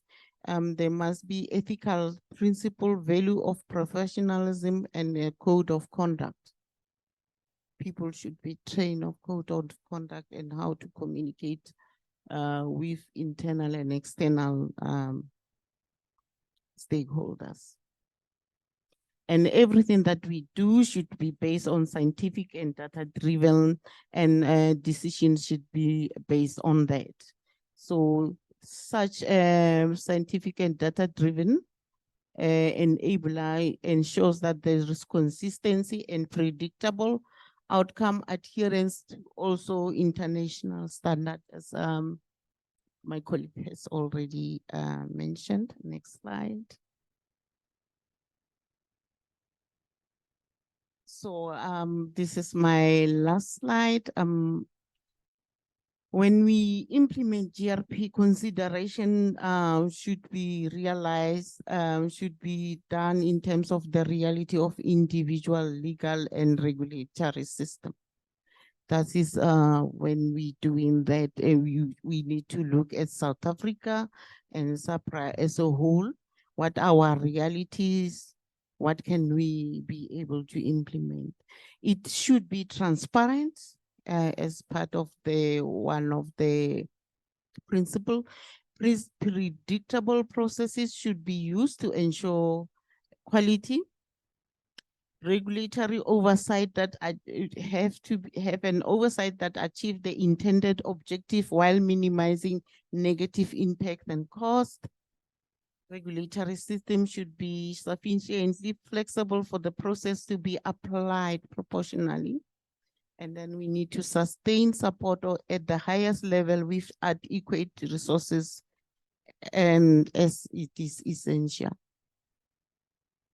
I think that's all from my side. It was a quite short presentation because most of the GRP factors were covered by Mr. Kijo. Thank you. Thank you, Lydia. Thank you so much for your presentation. Can we have a clap for our present?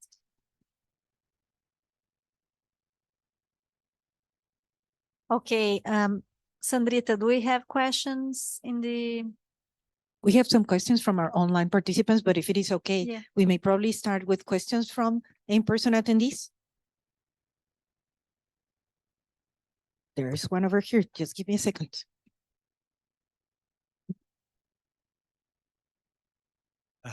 Thank you. Your presentation covered quite a lot. It was a lot to take in, but I do have some other questions for you, and that is, where does the authorized representative come into perspective? The reason I ask that question is that it is typically part of regulations, but it is not something that is written as such. So the reason why you have an authorized representative is so that the regulator can interact with the person representing you in the country where you export to. So that is something that we need to answer. And then the other question that I have for you is could you explain the interaction difference between ASTM standards and ANSI?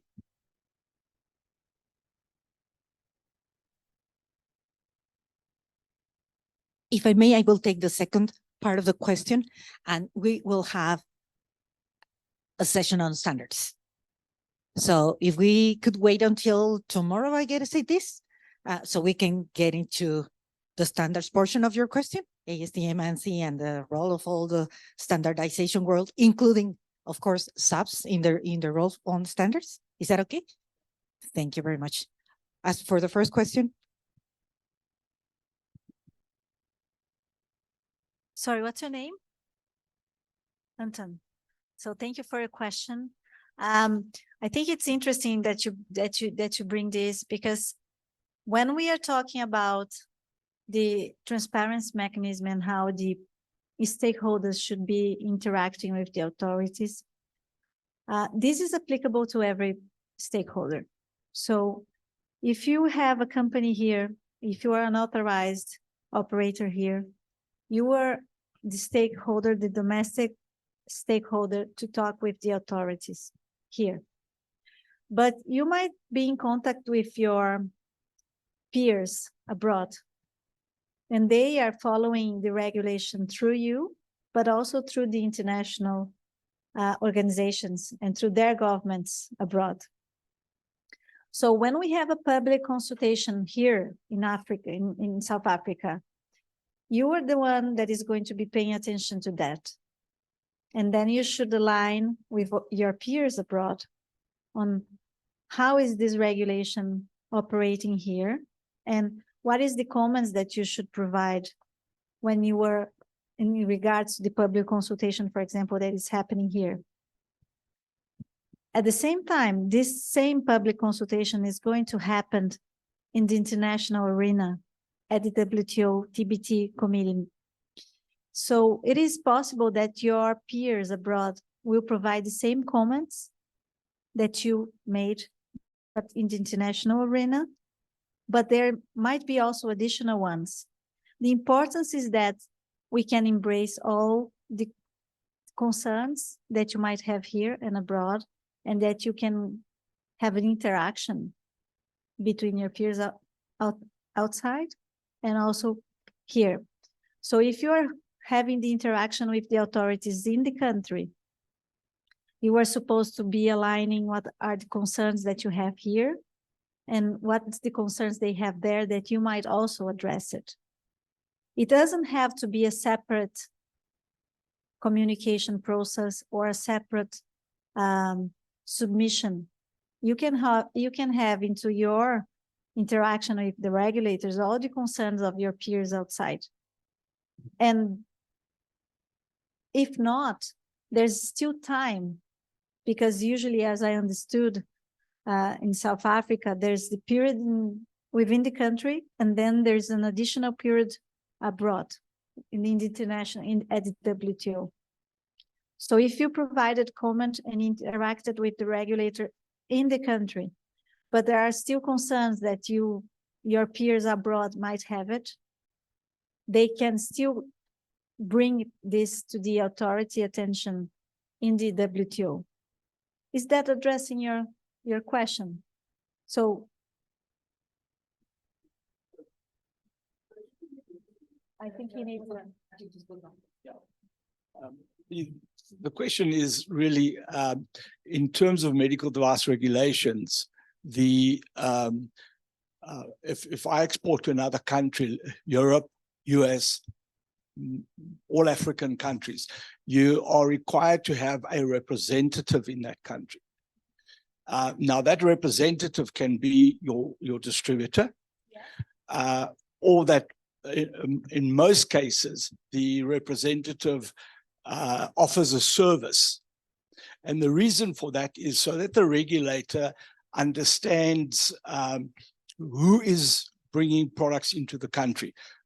If I export to the US, customs wants to see my establishment license as well as the importer's establishment license.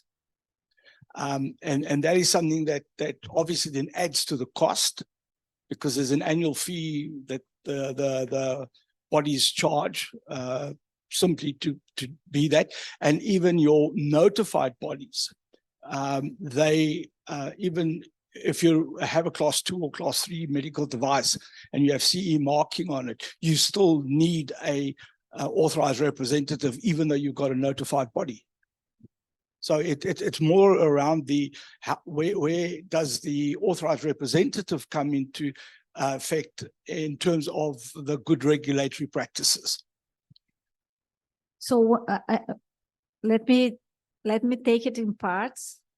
So the good regulatory practice is applicable to any regulation, technical regulation that fulfills that definition that I provided to you. So if the domestic law that you have fits into that definition, and that, as an example, it can be the law that or the regulation that is dealing with the obligation of having the authorized operator here in the country. Then you should assess if this domestic regulation, when it was in place, it followed through the GRP process. And if it doesn't, how can you engage with the authorities for them to review it? And then the review of this domestic regulation, if it applies in accordance to the TBT definition, how they could overcome the difficulties that you might have and the impacts that you might have. So that would fulfill, for example, in the obligation to review a domestic regulation after some period of time where you realize that the effects on it are not bringing the results you are expecting. But this is applicable for any regulation that fits into the definitions that I showed you. And in order for me to answer specifically your question, I would have to assess if the domestic regulation that you are talking about, first, if it fits into those regulations. 2, if the response is affirmative, if the authorities here follow through the process of doing all the international obligations of using international standards, providing for the public consultation, providing for the stakeholders reply to these public consultations, if they notify the WTO on the regulation once it was in place. And after you do this, then you can bring this to the authorities' attention for them to figure it out, a solution to review it or to change the status quo. And that's the relationship between the GRPs and the example that you are bringing. But I cannot answer directly to you, for example, on the liabilities and all the impact of the regulation that you are talking about in particular. Yeah? Okay. Thank you. I'm sorry, I didn't get in the previous. So do we have other questions from the audience? Okay, we have a question there.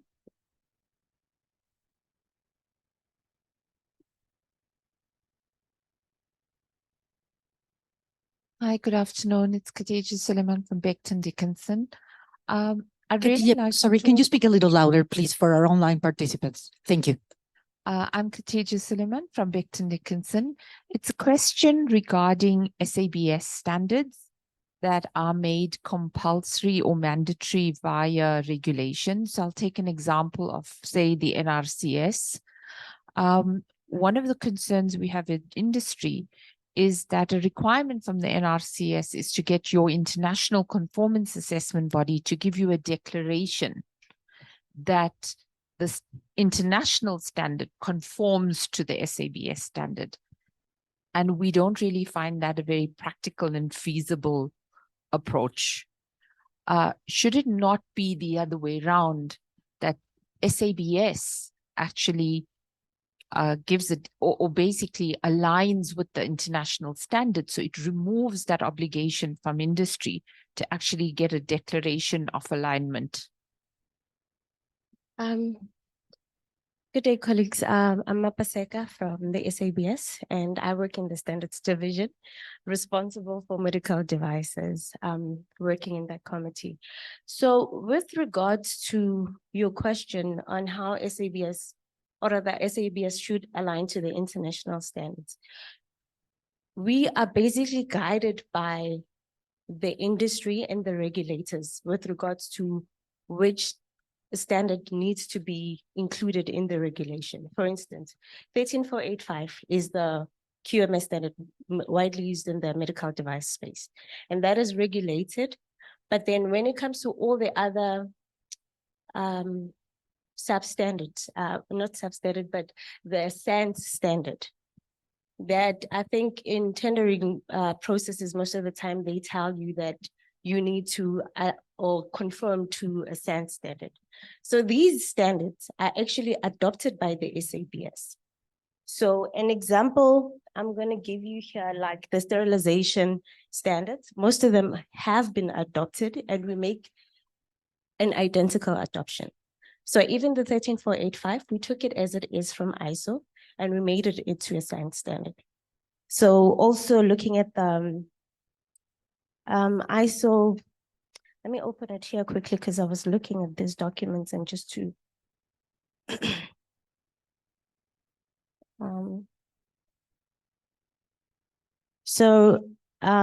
like ISO 11737 part 1, in fact, all parts, parts 1, 2, and 3, those are sterilization of medical devices. We also have adopted those standards directly as they are. So when you're reading those documents for tendering purposes or from the Treasury and they relate to a SANS standard, chances are it has been adopted already and it's there. So if they mention ISO, like the example I've given of an ISO 11737 part 1, there is an equivalent SANS standard and it has been adopted as is. So therefore, it's a matter of making sure that you get hold of that standard via the SABS, because most of our standards for medical devices are actually identical adoptions from ISO. Does that answer your question?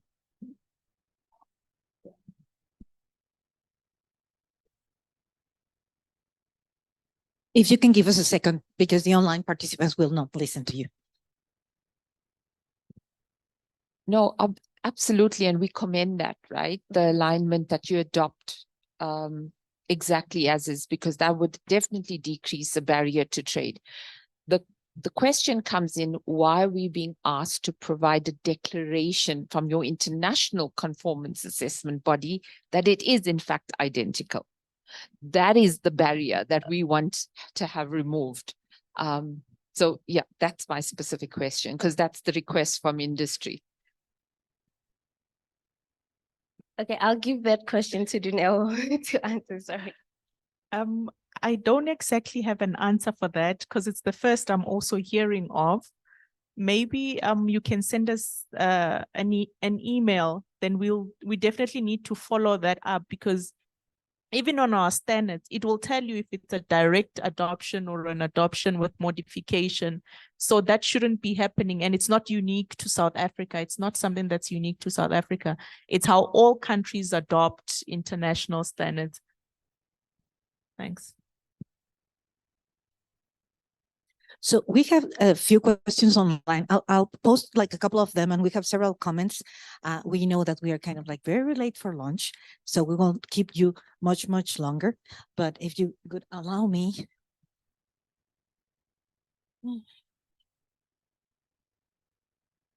So here it is.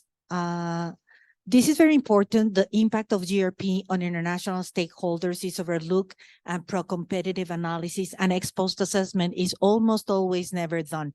How can this engagement be improved in South Africa? So this is a question that probably we may have and Lydia responding. In terms of GRP standard, in South Africa, we really are engaging with our external stakeholders. However, in the end, we are regulator. We are even governed by our local government that we have to comply to. So engagement is there with industry. We do have workshop, even right now we do, but like Dr. Dimakasa has mentioned, that we are learning from each other. At the end of the day, we are regulator. We need to take a decision that is according to our mandate.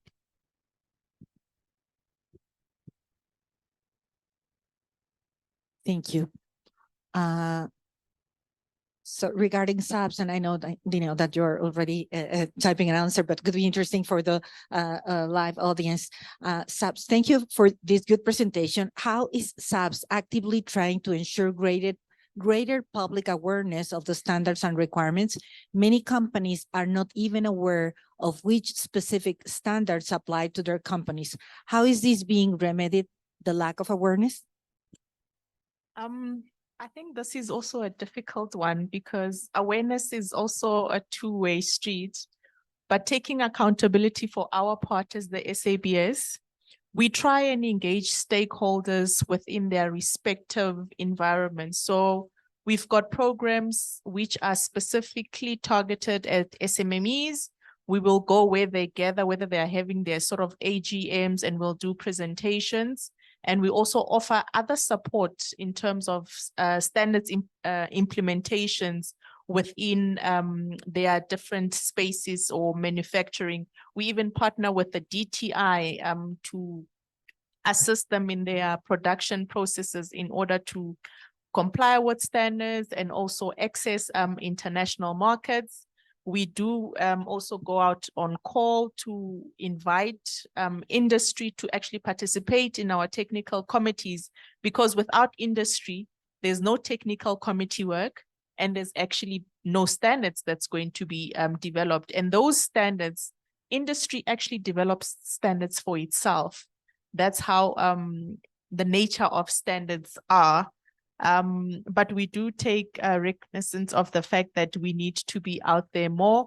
And we also employ industry to actually invite us to their AGMs or any functions that they may have. We are always available. We do have dedicated departments that actually go out and educate people on standards.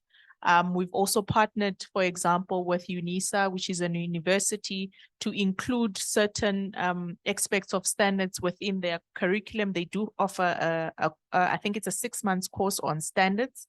So there are various ways that we try, and we also try and keep up with technological developments in terms of staying in touch with industry as well. So if you do wish to invite the SABS to your events, please do. Thanks.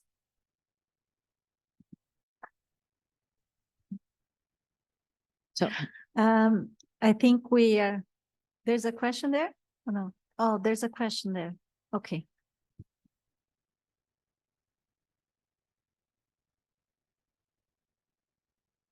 Thank you. Good afternoon, everyone. In terms of, I think it's to add on to Khadija's point, where does SAHPRA come in? Because there is courses that are offered by some of the CABs, like the ISO 13485 lead auditor course. But SAHPRA say you have to be registered as a ISO 13485 lead auditor. So you can be certified as a lead auditor, but you have to register with SAHPRA. I mean, what role does SAHPRA? I think it stands for South African Auditor and Training Certification Authority. Where do they come in? What role do they play?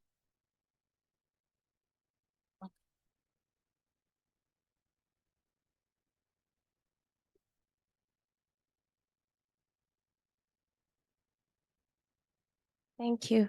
I think with regards to that question, and 13485 particularly, each and every service provider needs to be registered with that organization, as you said, because it's for lead auditors. We do have a training academy at SAPS, but unfortunately, we haven't really set up for 13485. So it is still something that we are working on. It's an ongoing conversation. And I think we've had an engagement with the Standards Alliance group and with SAHPRA as well. We still are working on that. That's just one of our plans for the future in terms of also identifying the gaps and the opportunities for the SABS. But it is definitely on the pipeline, and we do need to register. All the auditors rather are registered with that authorization body, rather, if I may call it that registration body. So in that regard, for 13485 QMS, we still are building capacity on that. Thank you, Mapaseka. So I would like to call all of you to say thank you for your patience and for participating of this panel. I have one final comment, which is, please remember that GRPs and the TBT's rules are here to help, and they're here to support, like SMEs, small medtech companies, for example, in accessing inputs for their products and export markets. And this is through transparency rules and through this kind of compliance procedures when creating regulations. So we are talking about what is behind the scenes, helping regulators to provide good regulatory scenario for all of you. So I think that's a very important message. Remember about IPing, and thank you very much for your time. Is it lunchtime now, or what's? We originally, well, thank you, really, thank you very much. And I think we need a round of applause. And thank you very much. And it is clear that way many more conversations are required in this topic. And I think that what we have had today is kind of like learning where the door is, what is the door that we need to knock on, and to really continue conversations. The door is just open. It is a matter of us connecting and us getting way much more involved, as Dineo was saying, and also Lydia and Marina. This is a co-responsible process. We need to learn about what we need to know, and then get to know what we need to know. And it is also, and we applaud the effort that SAPS is doing in regards of broadening the understanding and the awareness of all stakeholders in regards of not only international standards, but also the beauties and the benefits that are coming out of public consultation. So we really invite all of you to get closer and closer to SAHPRA, get involved into the technical committees, and we will learn much more on standards tomorrow. So with this, I would like to propose, if it is okay, that we just adjust the agenda a little bit, go for lunch, and then we will be getting into the medical device master plan and the role of regulation. So I would kindly invite you to pick a voucher for your lunch outside of this room. Veronica is there to hand you a voucher. And if it is okay for us to reconvene, let's say about 10 after 2 p.m. So we could have like 50 minutes for lunch, if we may. Thank you very much and enjoy your lunch.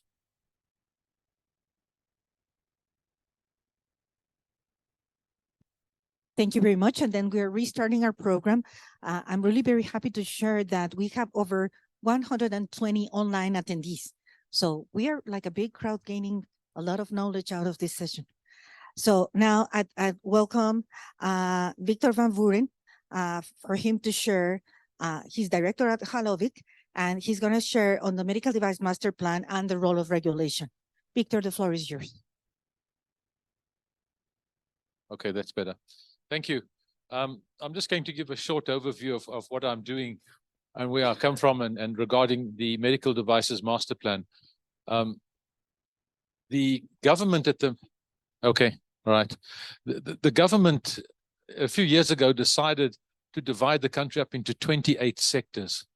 And one of the sectors is medical devices, but in most of the sectors, they have a master plan.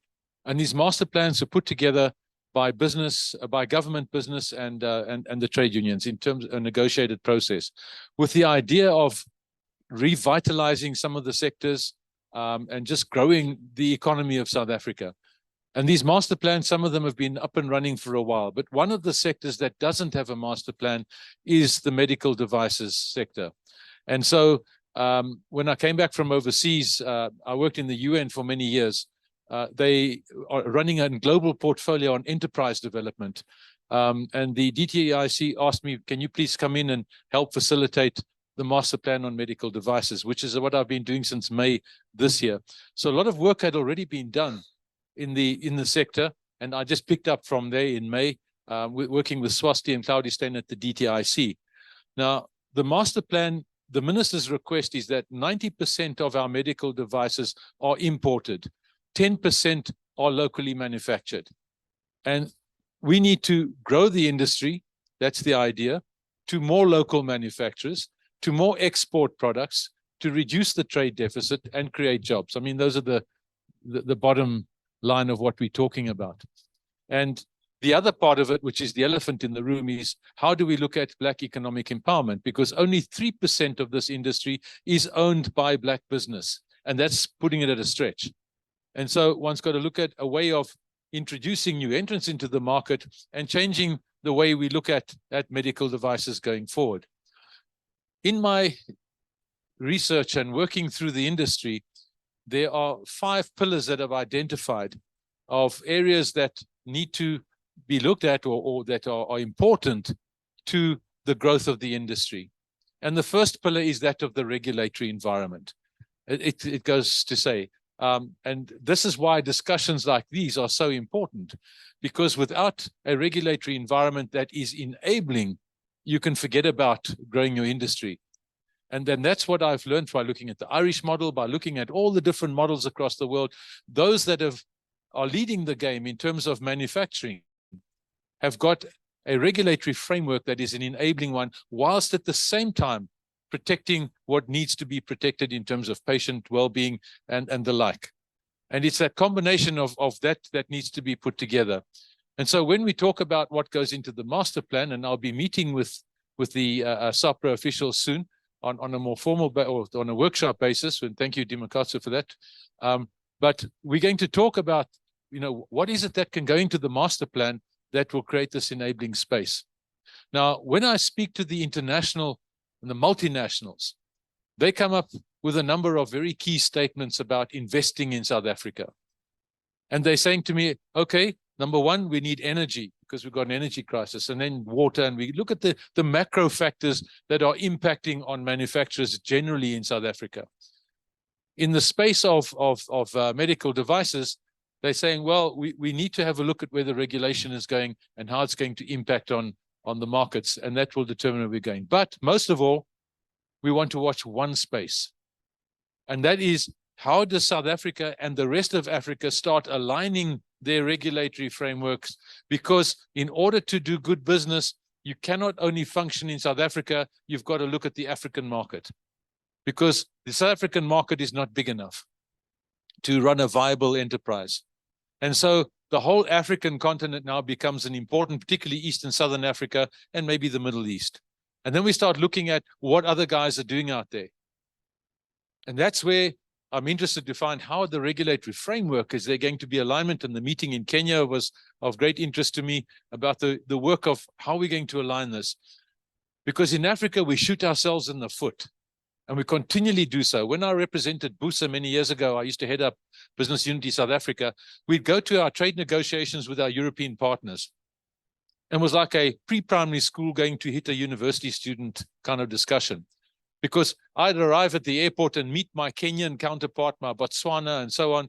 And the five of us would get on a plane and we go across, we discuss our strategy on the plane, and we walked into a well-oiled machinery of economists and accountants and you name it, and lawyers sitting on the other side of the table doing trade negotiations with us. What chance did we have? Zilch.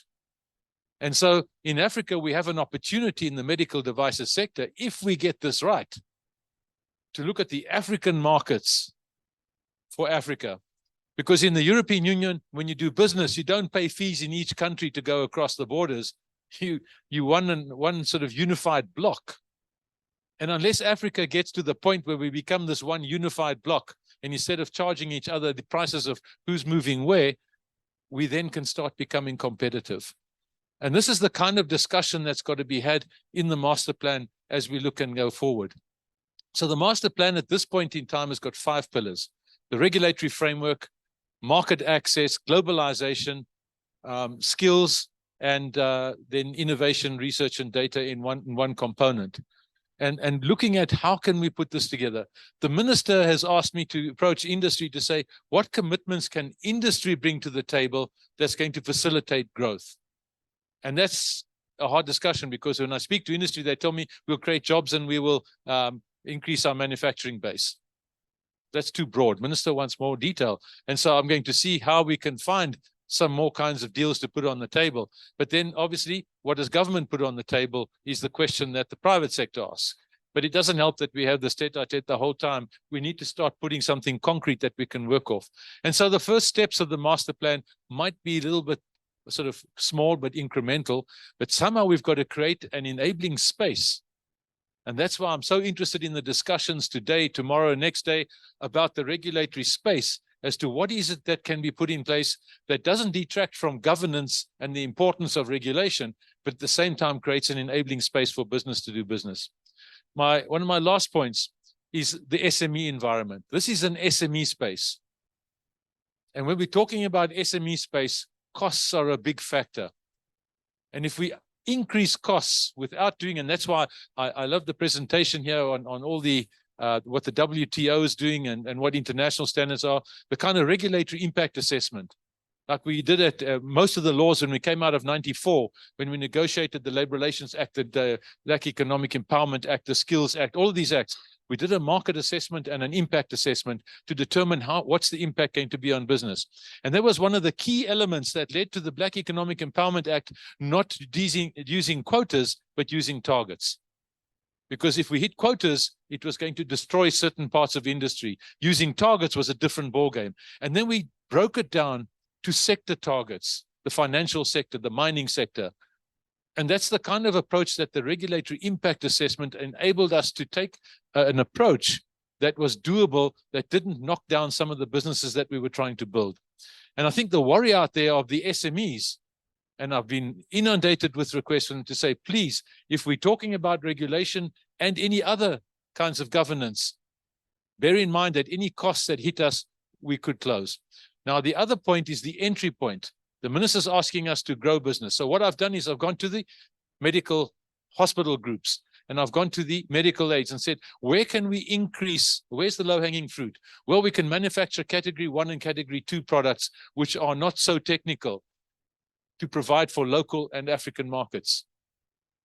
But in order to do that, there's got to be an investment, there's got to be take-up, and there's going to have to be a 5 or 6 year period while these companies come on sides. If we've got too much of a cost base on against them, it's going to destroy the very essence of creating jobs and creating businesses. And that's why there's got to be a fine balance between the regulatory space and the enabling space. And that's what I hope we can achieve with these kind of discussions as we go forward, because that's going to make or break whether we're going to have 100% imports eventually and zero local manufacturing. It won't go zero, but it could go lower. The plastics industry was a 70-30. And I'm involved in the plastics industry. 70% manufacturing locally and only 30% imports. We're now hitting a 60-40. And one's got to start understanding why. It's starting to destroy a basis of job creation and that. The big factor there is energy, because machines can't get started and shut down, started, shut down, while you've got these power outages. So there's different factors there, but it's destroying a whole basis of jobs. In the medical devices, one example, and then I'll shut up because I sound like a preacher. When you go down to, I went down to a factory in Durban, and what I found was that someone was buying, it's an international company, they were buying their products off the shelf, taking them along, repackaging them in their own packaging, and presenting it forward for approval and certification of meeting the standards. Then importing through the harbors because there's no checks and balances there, and distributing a substandard product using the certification that they got. What has happened now? In the last 2 weeks, this company shut down 2 of its plants, and they're going to close down maybe permanently. We're talking of many jobs that are going. We can't afford that. And so we've got to start looking at how do we deal with the realities of what our economy is facing, and that's where the regulation, the enabling space comes in. Now, I can go on and on talking about what I've found in the last 6 months, but I do believe that for the medical devices sector, there are many opportunities if we all work together on this. And that's why the slides that were presented on, the regulatory impact assessment, the stakeholder engagement, and I appreciate the SAHPRA in having these 3 days of stakeholder engagement, because it's so important. And our US guests who have been behind some of the discussions in Kenya and here. By having this, it just creates more and more of a space to find something that will be meaningful, creating jobs and the like. On our skill side, I was pleasantly surprised. I didn't find a skill shortage. I go into the factories and I find a very diverse group of people, well-trained microbiologists, engineers. We don't have a skill shortage in this particular sector. If there's a big demand, maybe. But anyway, I'm available to chat. I'll be here the next 3 days. Those of you who want to approach me on more detail on what I'm doing. But thank you, and thank you for the time to speak to you.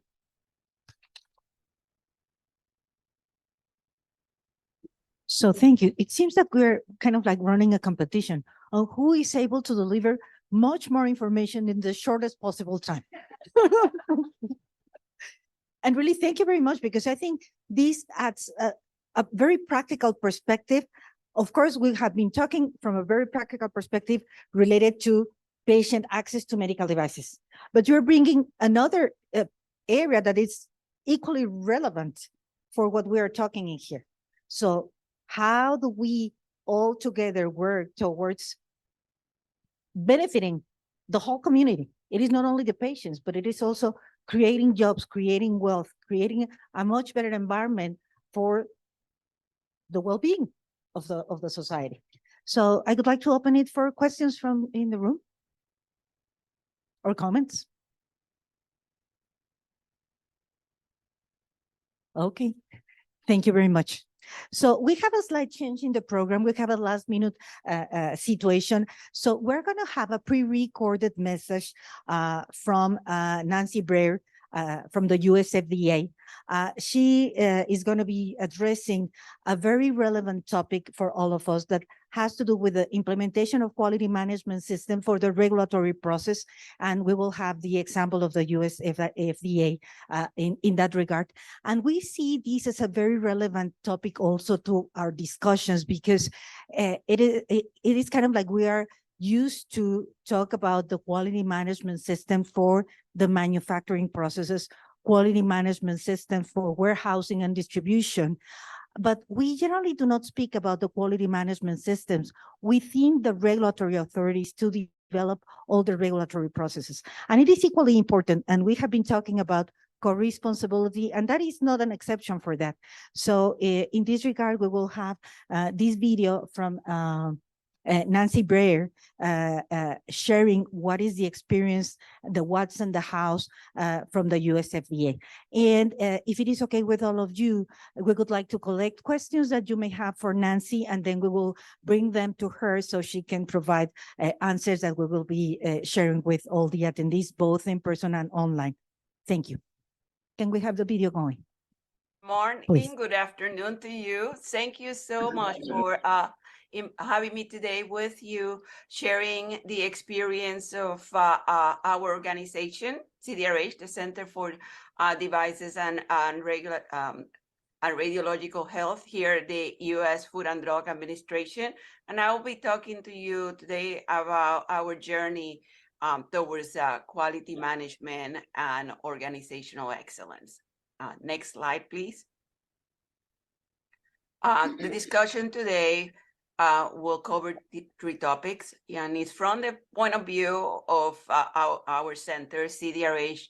What is quality? We'll start with that. What is quality for our center as a national regulatory authority? We will move on to talk a little bit about what does it really mean to us? How do we implement it? What are the main components of a quality management system for our center? And I don't want to leave today without giving you some reflections, maybe sort of a high level, easy recipe, or how to go about thinking when you are considering establishing a quality management system. Next slide, please. Let's start with what is quality for CDRH. Next slide. Well, it's plain and simple. We are a regulatory agency, but we are not different than anybody else, any other organization that seeks quality. For us, it's adherence to the standard, to the ISO 9001 standard. But let's start by defining a little bit what quality means. According to the American Society for Quality, quality management is all those managing activities and resources that we as organizations use to achieve objectives and do the work that we want to do, the work the way it's supposed to be done, and hopefully preventing the most we can errors and mistakes. To do that, we use this infrastructure called a quality management system. And really, a quality management system is a formal system that documents the structure, the processes, the role, the responsibilities, procedures, anything that is required, anything that we need to do to really achieve quality. Why is it important? It really helps coordinate and direct the organization's activities. And, many of you are familiar with the quality standards, and it helps us meet our requirements, either the regulatory requirements that our governments impose and put into us as mandate as regulatory authorities, or the requirements of the people, the public we serve, the industry that comes to us. Help us understand the requirements and try to meet them so we can improve the services that we provide to them. Why ISO 9001? Well, we actually use 9001 2015 is the international standard that any organization interested in quality can use, specifies the requirements for the quality management system, and it gives sort of a recipe to manage the organization, to keep quality and to describe what needs to be done. The ISO standard is based on 7 principles. It is focused on the customer, the people that receive the services or come to us for services. It has an element of leadership who sets the context and the direction of the organization. It talks about, you know, engagement of the people that are executing the services or receiving the services, so we can improve. It gives us a method, a process approach, a plan. It's a PDCA, plan, do, check, act approach to managing the organization, so we can really do what we need to do, which is make improvements to the services that we provide, but also ensure that we make evidence-based decisions, that we make good decision making, and establish a relationship between how the organization is led and how the people that are served and the processes that and the programs that the organization have are to be managed. Next slide. So we use the standard to demonstrate our ability to consistently provide the products and services that we have been mandated through our mission to provide, and to demonstrate that those products and services meet our customer and regulatory requirements. In addition, we use the standard to demonstrate and look for improvement opportunities. Again, why IRASO is the international standard. You can actually, as an organization, be certified to the standard, and our organization, my team, the quality program in CDRH, is actually certified to ISO since 2018. And as I mentioned, it has a very nice basic way of approaching how we do every day, and it's based on the plan, do, check, act methodology. Next slide.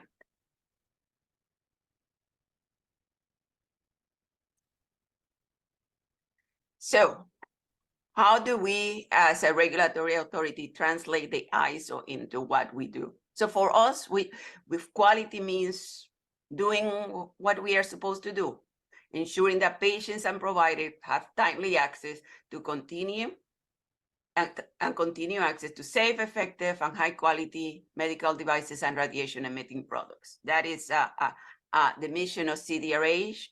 And using the ISO, we translate that in what we call the key tenets of quality for our center.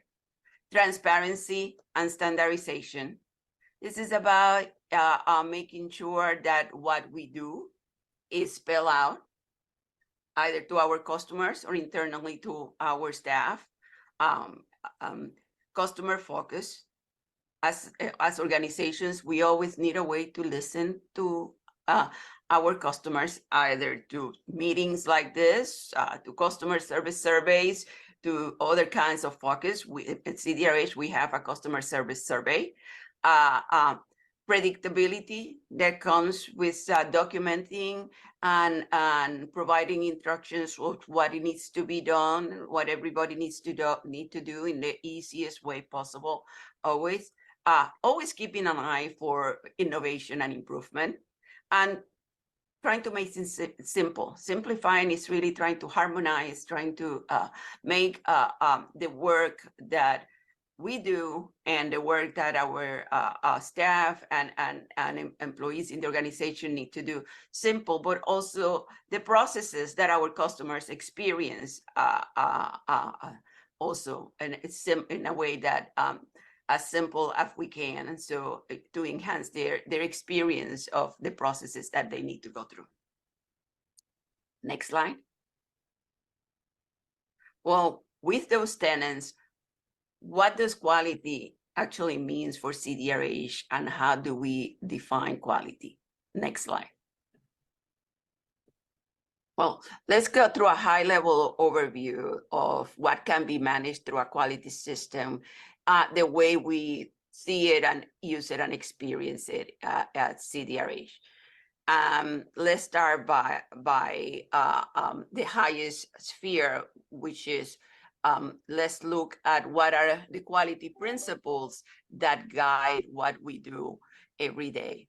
And you will see that our quality principles includes our commitment to continual improvement, a commitment to follow the standard, the family of ISO 9001 standards I just sort of briefly touched before, because it gives us a framework for where to start. A quality policy that for us at CDRH is a commitment to meeting our mission and ambition, and in doing so, ensuring the quality of all we do, ensuring that we meet our regulatory requirements, and ensuring that we commit to continually improve what we do and the quality system that we use to manage what we do. A quality program framework, it is our interpretation of how are we going to apply the standard, and the mission and the vision, what we are supposed to do, all our regulatory mandates, all the commitments that as a regulatory agency we have. And that's what defines quality. So what defines quality is more than a commitment to quality. It's a commitment to do the mission that we are supposed to do, a commitment to meet the requirements that we are supposed to embrace and provide to our customers, to our countries. Moving from there, let's go one level down. So with all those requirements, we have created our quality management system. And what are the requirements for the quality management system that we have a CDRH? So first and foremost, we have, as an organization, decided that we are one CDRH and we have one QMS.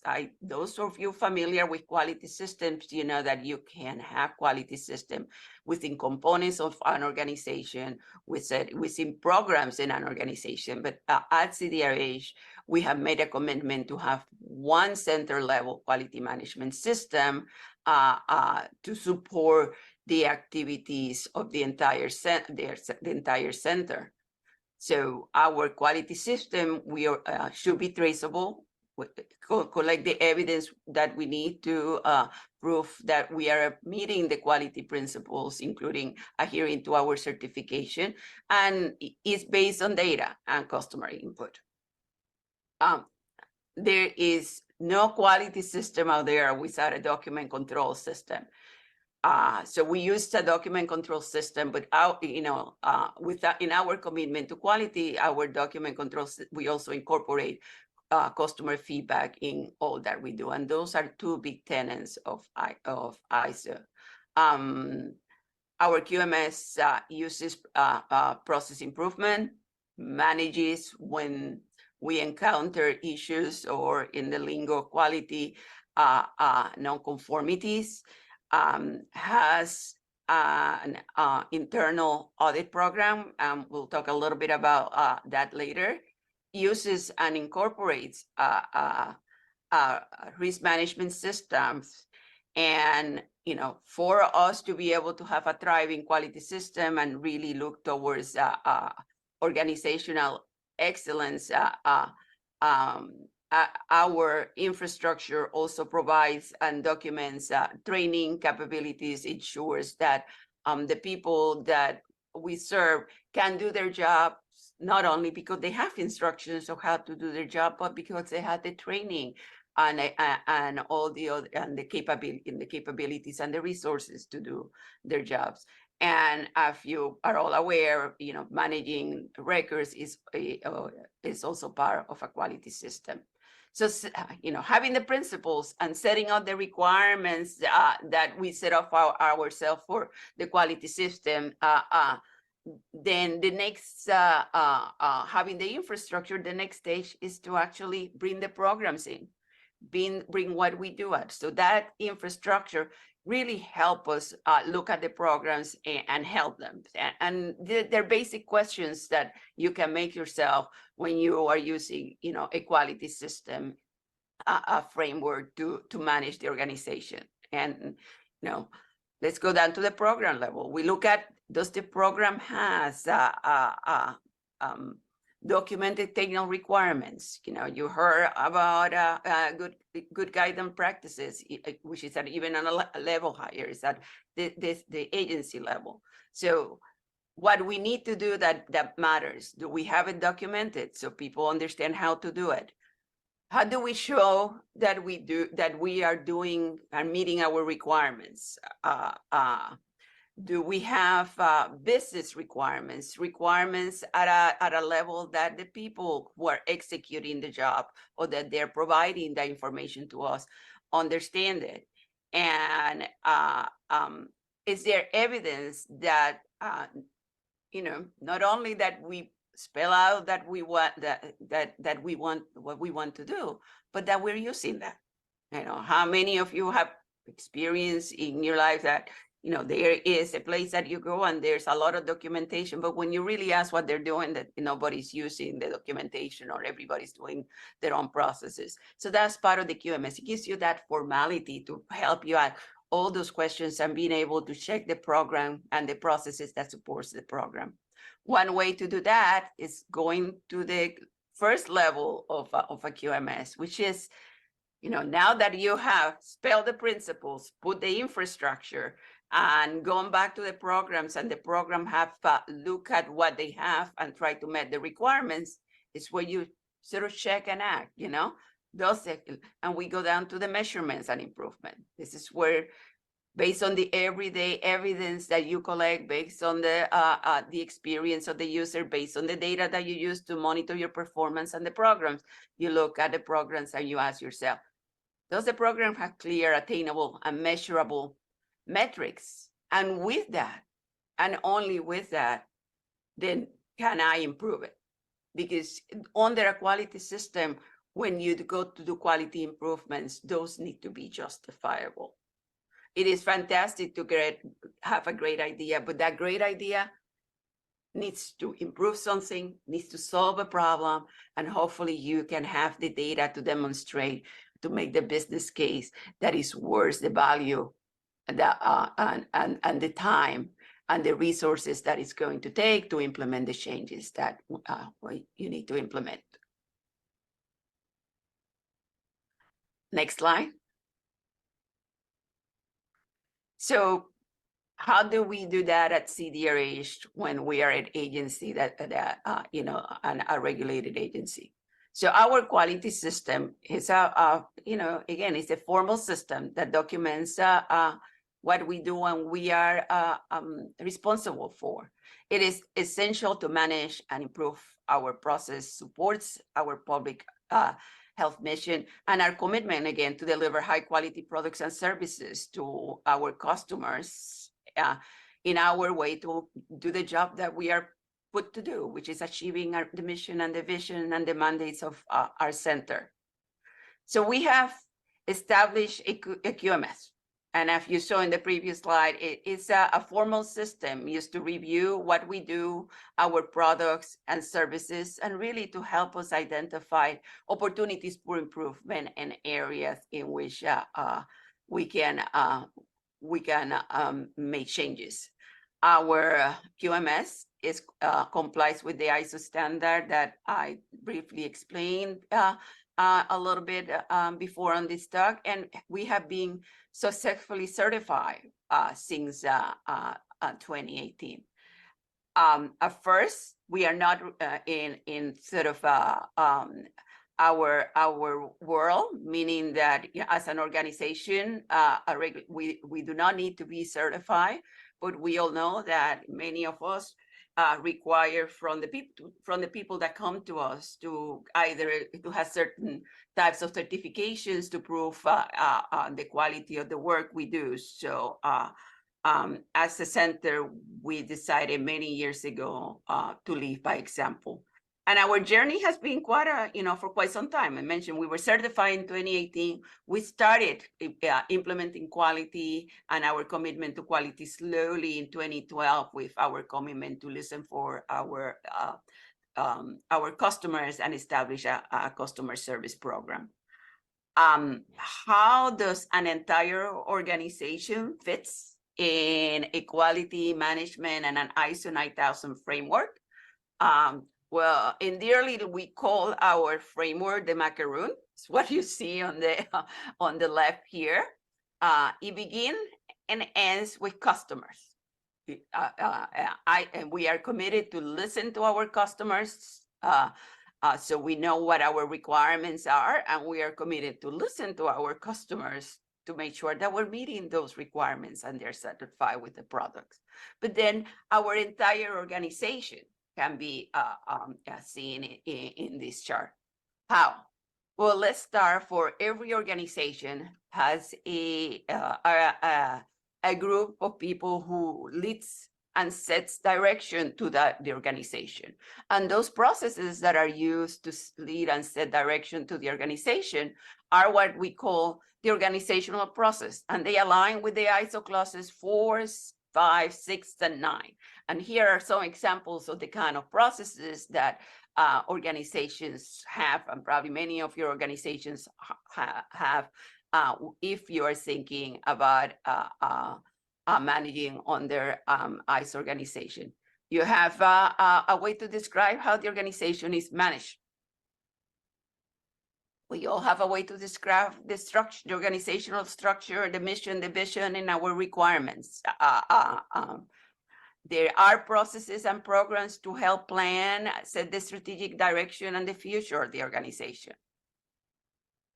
There are programs to ensure the continual improvement of the organization.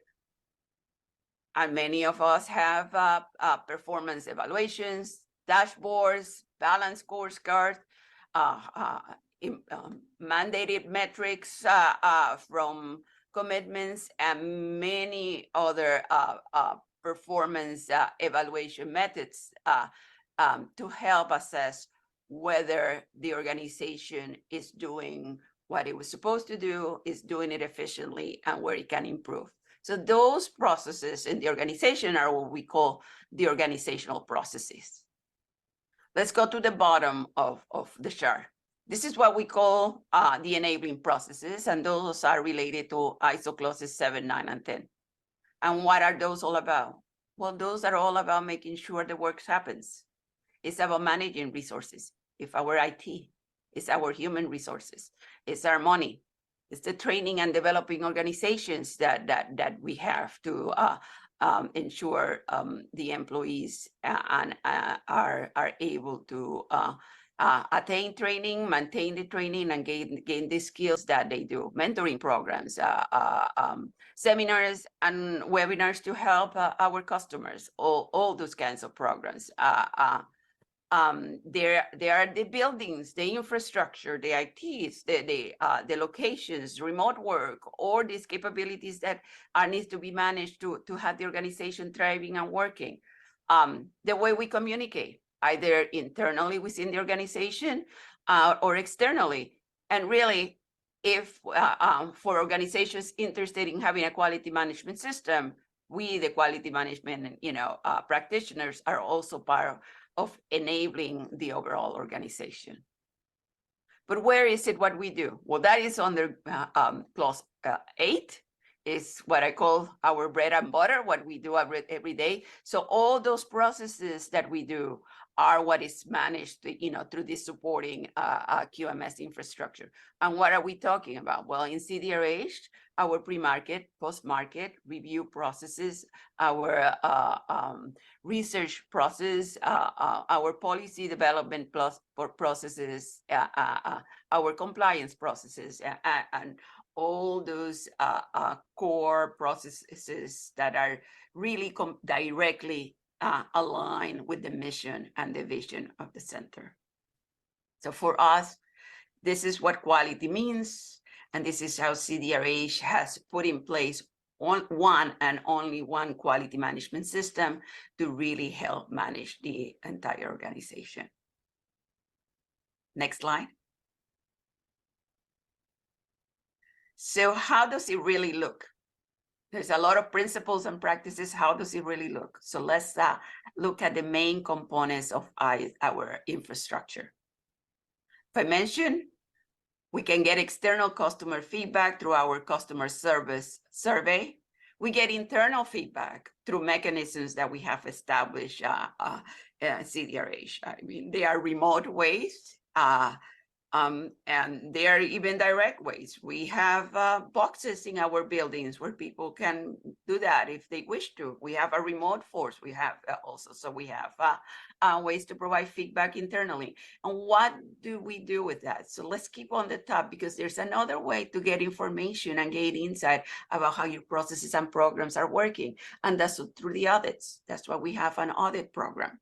So all that information, will generate ideas for improvements, or will discover and reveal issues. And for that, we have a non-conformity management system where we, get that input, make sure that the non-conformities are addressed. And if you're familiar with non-conformities, they not only be to be addressed, make sure that somebody have an effectiveness check, because the definition of address is not only solving the problem, it's coming back later, checking, making sure that the problem is gone and that the measures that they were put to mitigate really mitigated the issue. But all that really gives birth to something else. It's just rises to program improvement.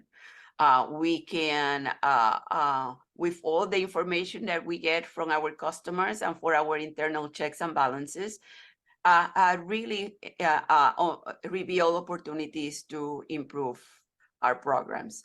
And lastly, we can do all this, but I mentioned our infrastructure also needs to have a way to document what we do and to make it to staff and accessible the information that they need to do their everyday job. So our infrastructure supports our compliance to the ISO and give us a level of rigor of standardization that benefits all the programs across the center. So let me now touch a little bit in some of the main components of our QMS. Next slide, please. We talk about what I call feedback CDRH, which is a way to gather input from staff. We call it a one-stop shop. In our commitment to transparency, our internal feedback system posts not only the requests, but also the solutions and makes them available to all the center. We have a customer service survey that's been going on in CDRH for many years. That gauges adherence to our standards of excellence and the CDRH guiding principles, which are commonly used business practices to that delineate how we want to interact with our customers. We respond within 24 hours. Own the issue, don't pass it along. Make sure that the issues of your customers are resolved. Be respectful. That kind of principles. So our survey gets monitored. We share our results with leadership in the center. They're also the results are also available to staff. Yet another quality and ISO 9000 principle. If you're going to measure, not only keep the measures at leadership, share your measurements with the people doing the work.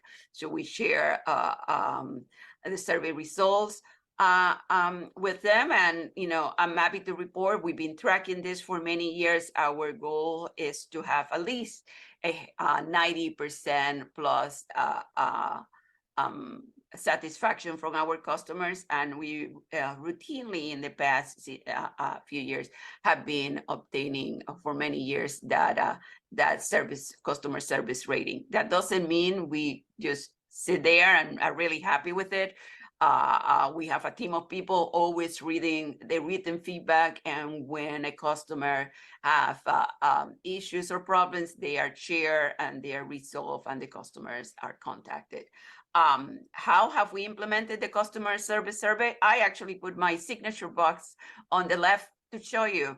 Anyone can give feedback. We have a link on the signature block of every CDRH employee that really links to our organization and will help us collect feedback on how we are done. And together the feedback and the survey and many other, like I mentioned, collecting voice of the customer is not only this for your organization.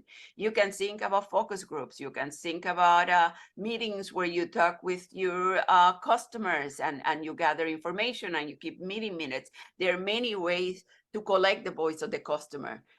The important thing is that you collect it, that you keep it, and at the end of the day, that you do something with it, because that's what having a quality organization is all about. Next slide. We have in CDRH what we call the CDRH document control system. Again, a one-stop shop where all the documents staff needs to do their daily job, work instructions, templates, and standard procedures are available. Again, a word of why we as a center decided on only one documented document control system.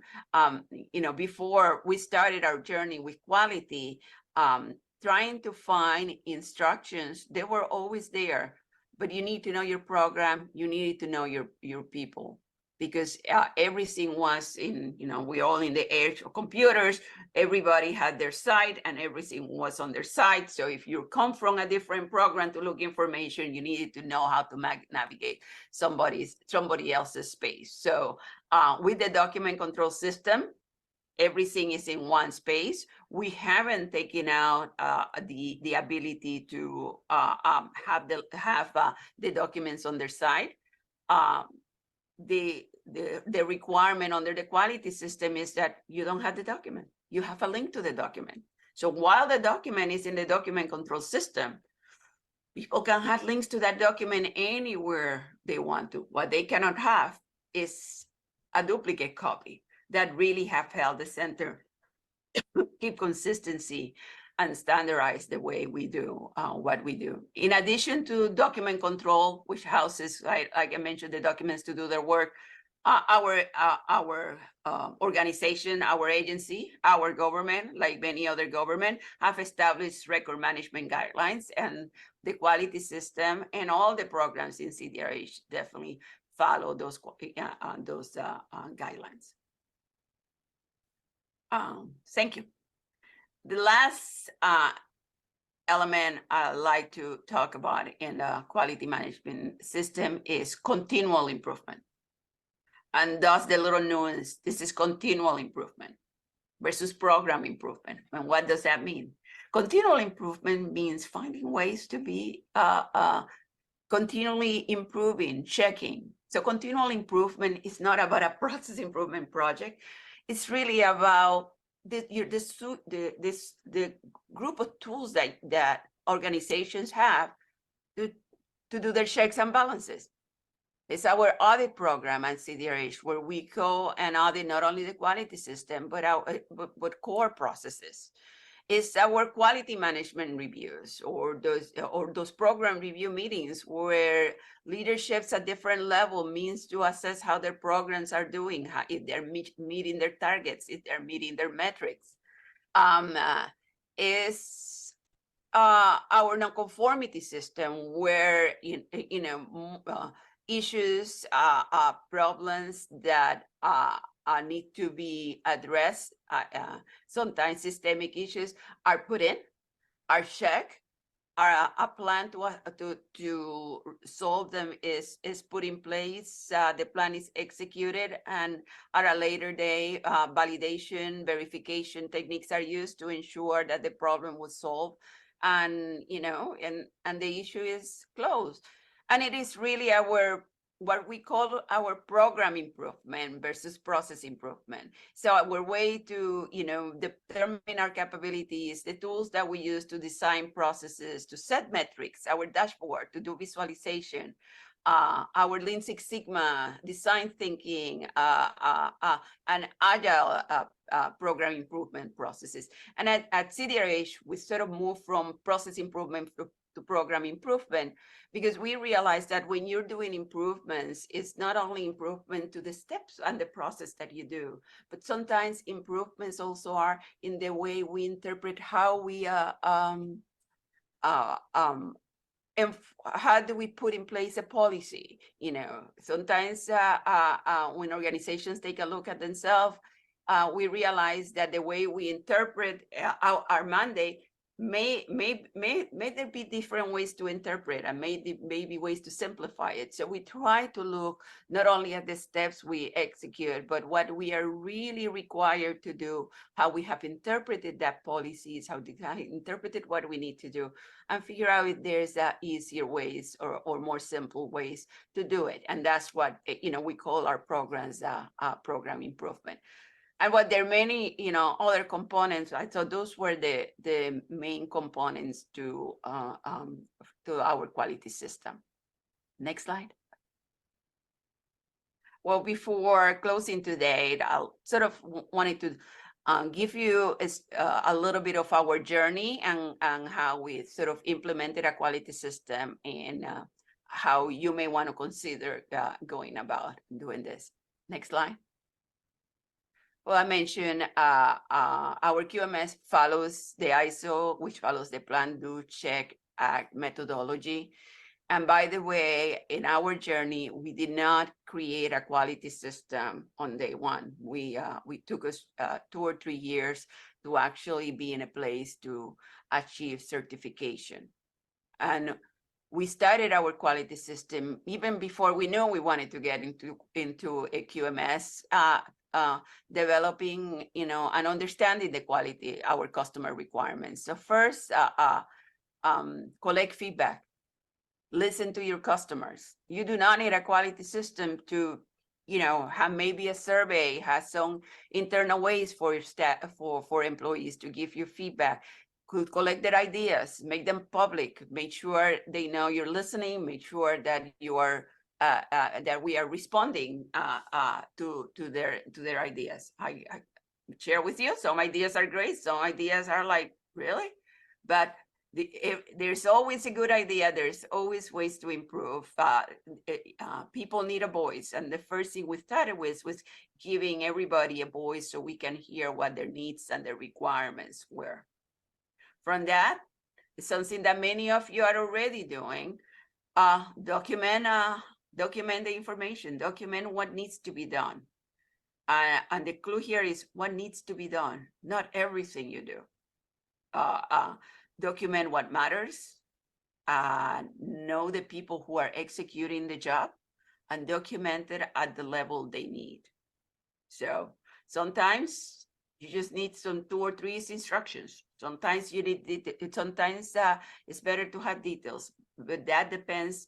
That is not even across the board. That really depends on who's doing the job, the risks in the job, and what do you need at the end of the day from that program on process.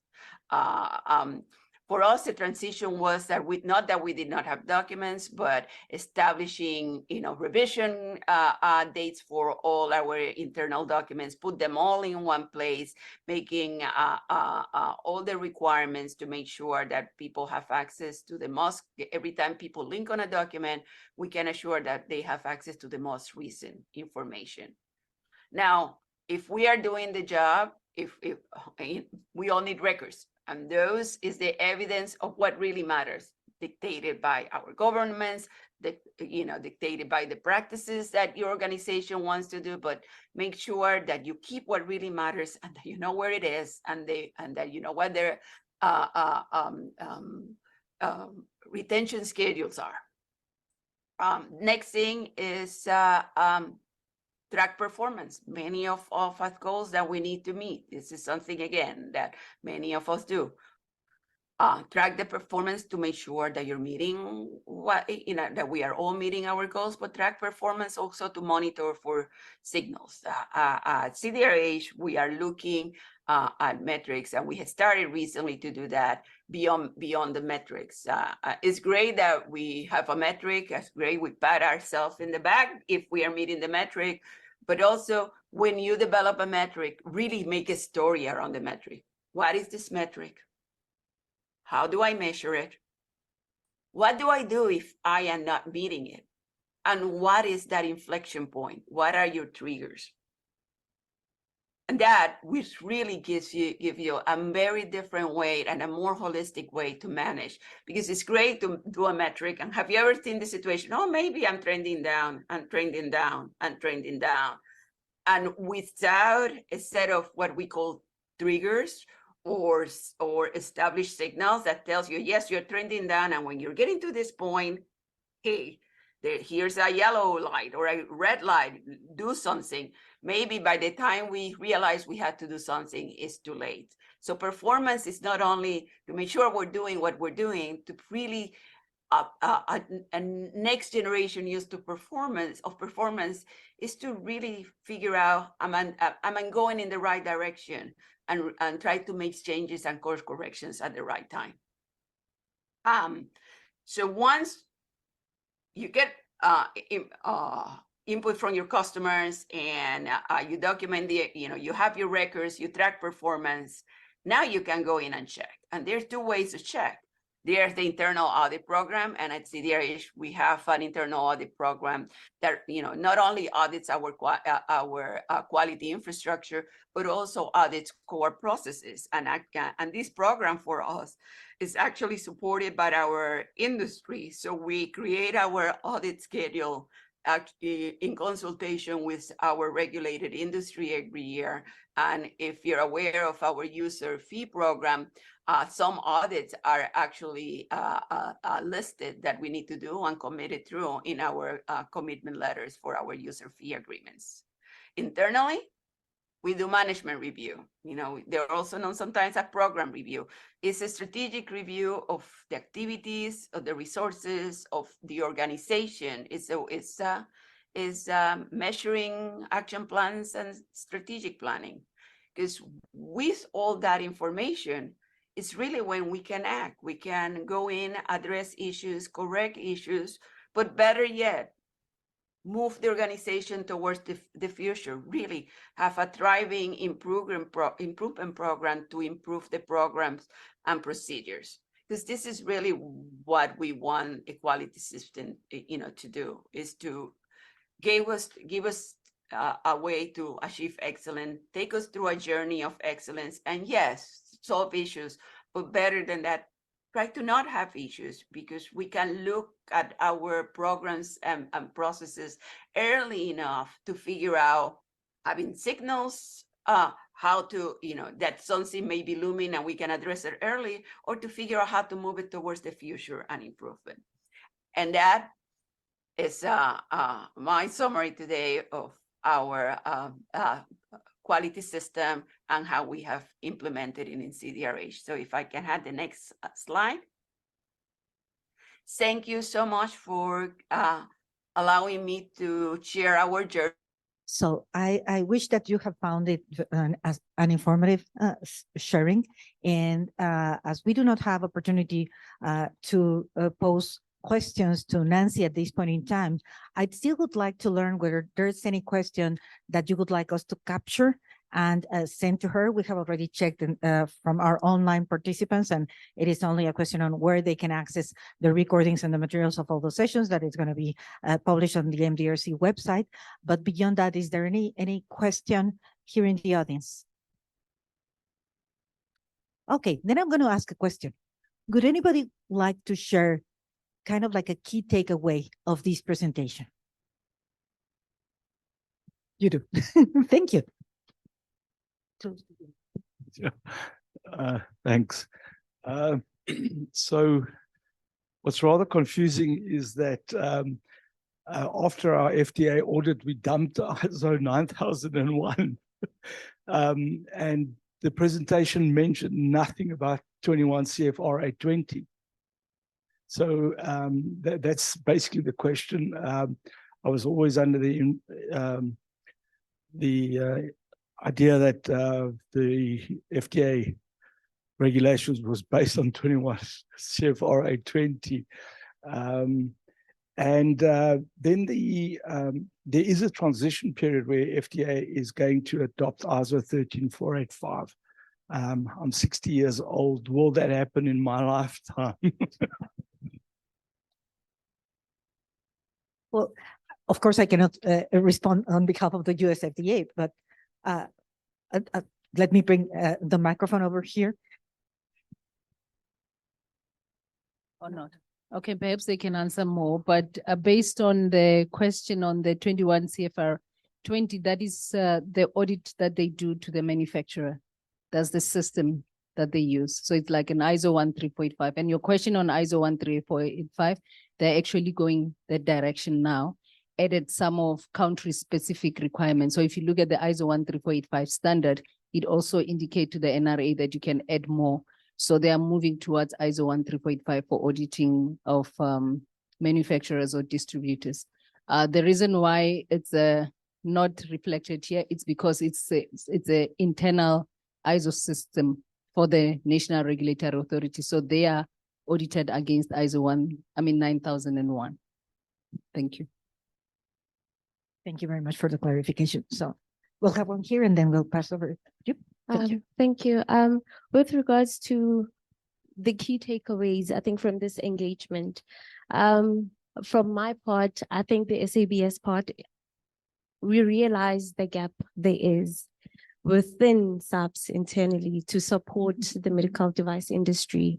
And I think we had an engagement with Dineo because we've been getting a whole lot of questions, even like engagements outside this hall, and it helps us at least to take back all this feedback we're getting in this forum, in this platform here, back to our bosses at the SABS, like the key decision makers. And I think it's quite important, and we're glad that we're invited to sit in this forum here, because it opens up our mind and our eyes rather to a whole lot of needs that are there and the gaps that we need to fill in. We just learned also that we used to have a certification, what is this, a certification scheme in medical devices. That was many years ago. So I think it's time to revisit that, and it's another way that the SABS can rebrand itself and really go back to the former glory of the SABS. Thank you. Thank you very much for that. I think this is really very valuable. And I think it is very much aligned to what Nancy was sharing, the voice of the customer. And it's like not only listening, but taking action on that. And I see that you're really committed to take actions in that regard. So we're very appreciative of that. And we know that that is not going to happen overnight. You're not going to be recuperating all that overnight. That requires all of us to engage and to support and participate for that to happen. But really, thank you very much for the comment. Fatim, you wanted to? Just adding more color to what Dr. Motiba was saying, and from personal experience when I was at FDA, and it's also something that Nancy said, is that so 820, as Dr. Motiba said, is something that's for manufacturers, right? But ISO 9001 was something that FDA decided to do because they realized if they're going to go out there and then they're going to make manufacturers to conform and follow a certain set of standards, then they should be certified themselves. So they went through the whole process. And I do remember when, when I was there and we were going through sort of defining what is an SOP, a standard operating procedure. What's the difference between that and a work instructions and a form and a template? And then what are the different ways that FDA can keep track of it? So that just a random person, I mean, we did mention there are over 2,000 people just in medical device center for medical devices. So not everyone can go in and change an SOP, for example. How could they do an internal audit to make sure there's consistency across the board? Because I mean, as they said, it's a big organization. So they want to make sure that, it's not like if I, as a manufacturer, I go to division 1, I get a different answer. And then I go to division 3, it's a different answer. So they want to make sure there's also consistency across the board and also transparency. Thank you. Thank you very much. And I think it's really very relevant to learn, I mean, how regulators do operate within quality management systems. And that is the only way to provide consistency to what they do and to provide certainty to their customers on what they do. And in this regard, good regulatory practices is also a process that has to be incorporated within the quality management system. A standard operating procedure has to be established to make sure that every single time that either a new piece of regulation or an update on a regulation is going to be incorporated into the work plan, that is going to be processed in such a way that every single time, every single requirement is properly addressed. So that is also a very relevant part of the conversation today. And we will continue with this conversation because we're having in like 12 minutes time, the US FDA sharing on how they do implement good regulatory practices within their regular operation. So I'd like to welcome everybody to go and grab a cup of coffee, a cup of tea, and be back kind of like right away so we can get started sharp at 3:30. And if there are additional questions, please just bring them to us and we will forward them to Nancy. Thank you.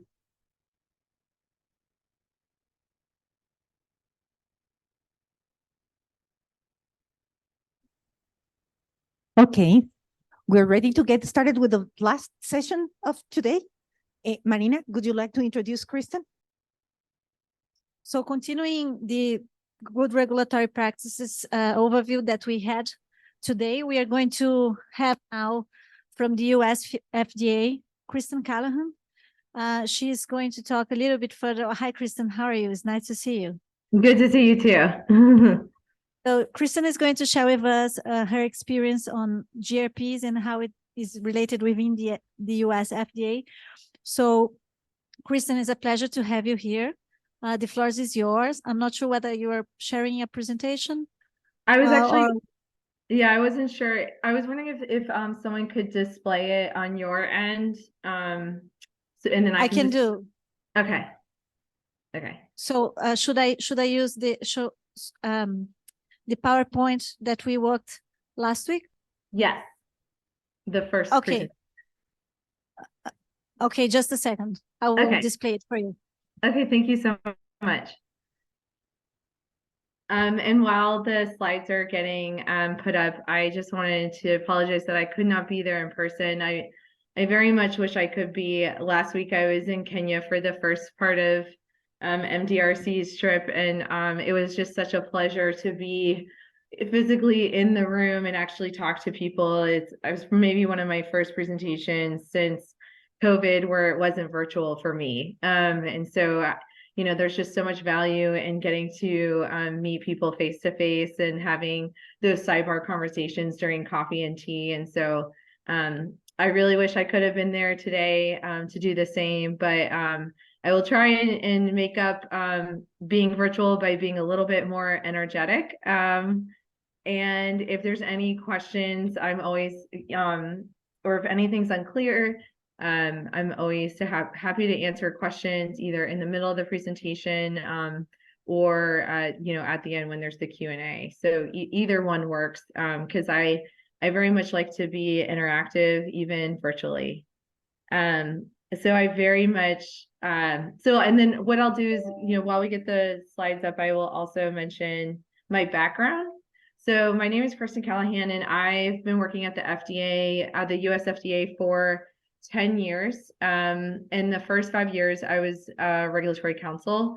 And so I'm a lawyer by training. And so my first 5 years were essentially in an office where we were developing drafting regulations and guidances, which is, you know, policy documents that kind of comments on FDA's current thinking on implementation of a rule or a law.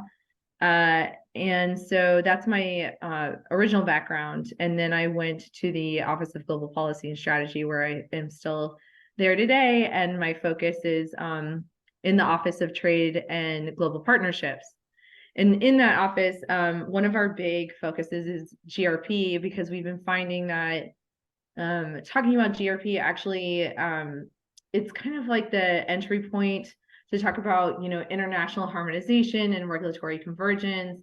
And it also, you know, it complements the World Trade Organization, the technical barriers to trade committee work, you know, and really it's all about transparency and accountability. And so you'll hear me say several of those things today, but you know, at FDA, we really value and have such an emphasis on that. So really looking forward to the conversation. I see there's, I don't know. Oh, perfect. Oh, that's the second presentation, Marina. I think I sent Sandra the first one. I can resend it if that works. Okay, so you want the first one? Okay, just a second. Okay, thank you. So while we wait to get the slides up, I guess the first kind of idea is that we'll be talking about on slide 2 is just about what is good regulatory practices. And if you just stop and think about it, in my mind, the first thing that comes up in my mind is like a good process for public consultation.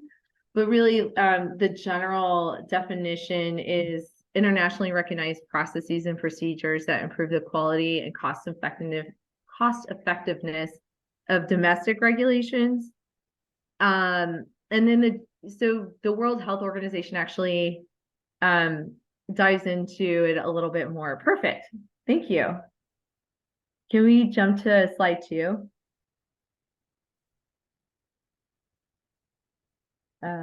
Yes. Okay. So, in the World Health Organization, they describe, you'll hear me say GRPs, but good regulatory practices. They describe GRPs as a guide to regulatory authorities in setting appropriate regulatory requirements and formulating decisions that are clear, transparent, and timely, and based on sound science. So in the United States, we're, a lot of our GRPs are rooted in US law and guiding principles from the executive office to the president. And so that kind of dictates how we do interagency or intergovernmental coordination amongst activities related to rulemaking. And then related to also that you'll hear me talk about the regulatory impact assessments and about how we do stakeholder outreach and engagement and overall accountability. And so the idea is that following GRPs promotes transparency and rulemaking and ensures for FDA that we coordinate with not only within our government overall, but the public, and we also consider international stakeholders to develop and implement regulations that really meet our public health objectives, while also being consistent with the obligations that we have with our US laws, policies, and trade commitments related, for instance, to the WTO, the World Trade Organization. So here on this slide that you're looking at, there's essentially the 3 buckets, I call it buckets, but principles of GRP. And so this is kind of, the idea of what we're going to be talking about today. So the first one is about promoting transparency and accessibility, and then public consultation and regulatory impact assessment.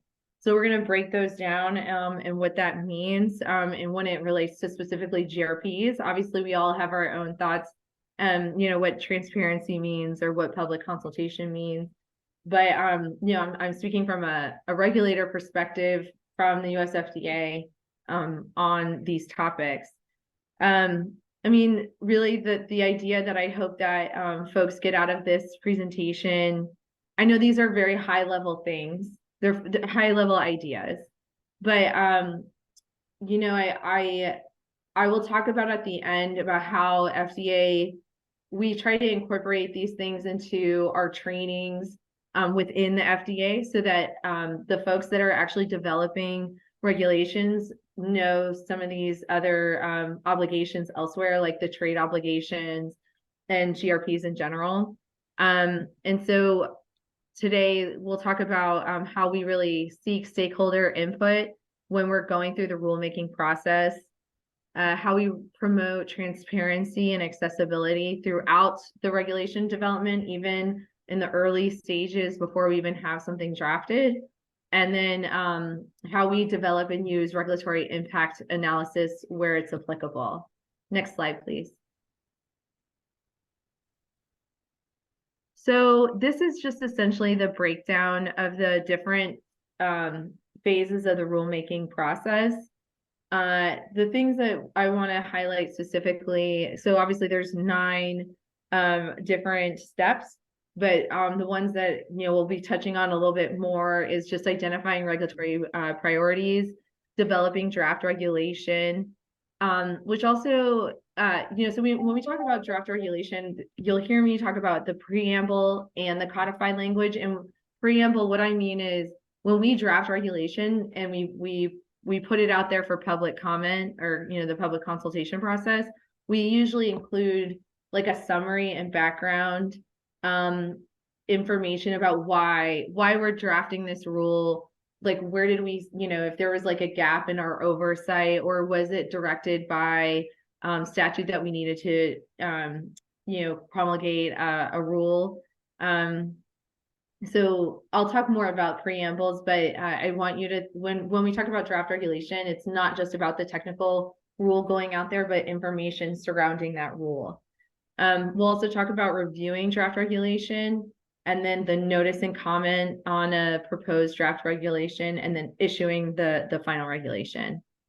One thing before I move on to the next slide that I just wanted, when I say regulation, what I mean from a US FDA perspective is essentially a regulation is a general statement issued by an agency that has the force and effect of law. And so basically what I'm saying is, when we say regulation, we mean something that's binding. And so Congress often directs agencies like FDA to issue regulations for particular topics. So for instance, just a year ago, we got, there was the law that just came out through Congress about cosmetics, and it directs us to issue regulations related to cosmetic oversight, to give an example. Next slide, please. So the first step that I want to talk about is regulatory priorities. So creating and implementing new regulations is resource, and time intensive. I think everyone in this room probably knows that. The need for and prioritization of new rules really can arise from different sources in the United States. So like I was just saying with that cosmetic example, Congress can pass a law that directs an agency to take action on a certain subject, or to solve a certain problem or accomplish a certain goal.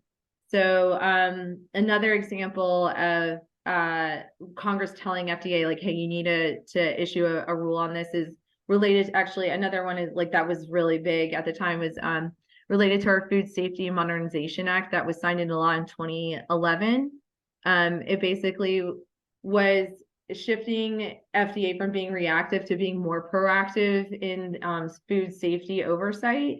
And so it basically told us we needed to issue rules specific to implementing that law. And so it was very specific to enhancing food traceability and things like that.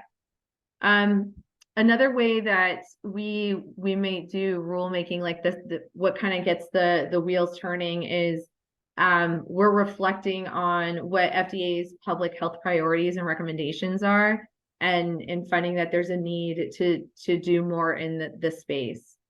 The third area is just identifying a public health need or a public health emergency.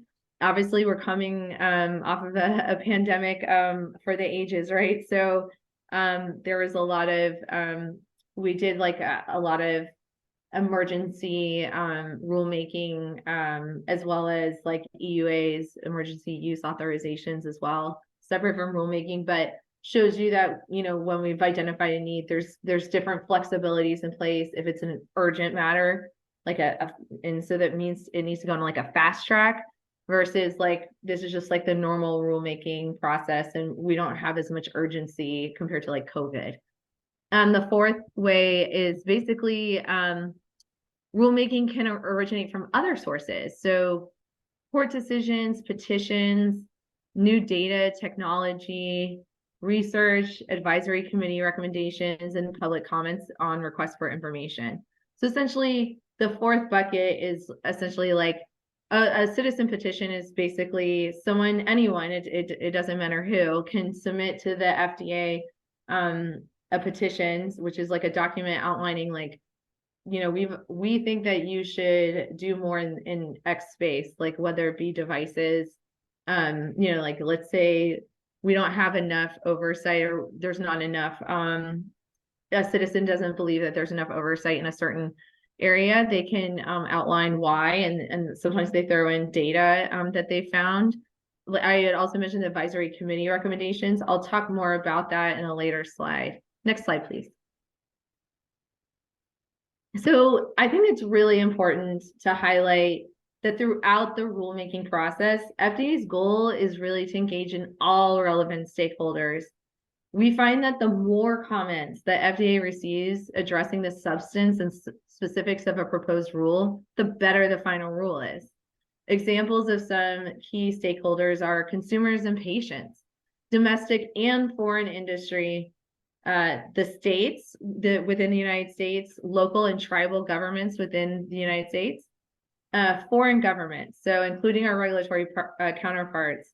So for instance, I'll talk again a little bit more about how the World Trade Organization works in terms of the TBT committee, but sometimes we get engagement directly with our foreign counterparts via either bilaterally because we already have an established relationship with them, or it could be through the World Trade Organization.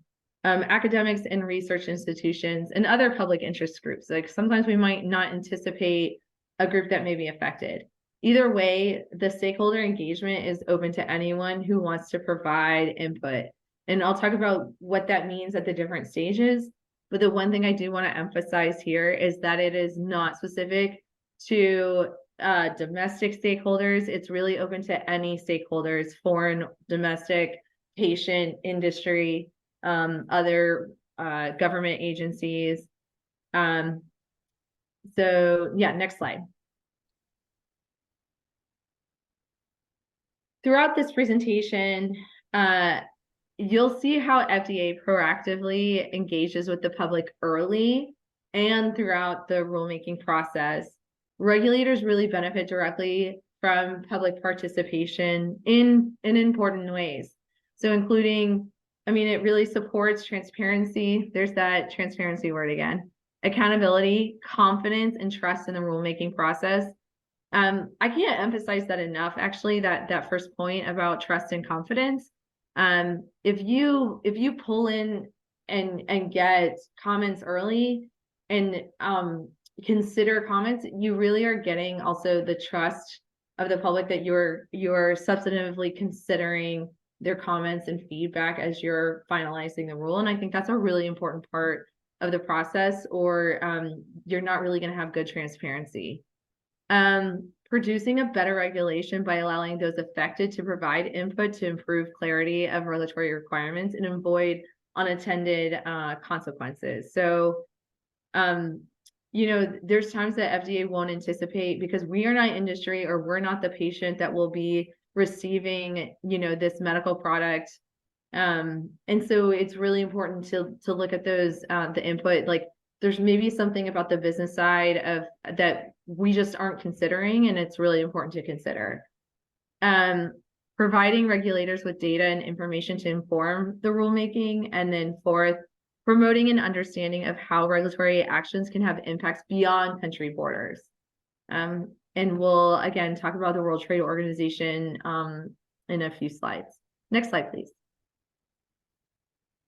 All right, so let's talk about developing draft regulation.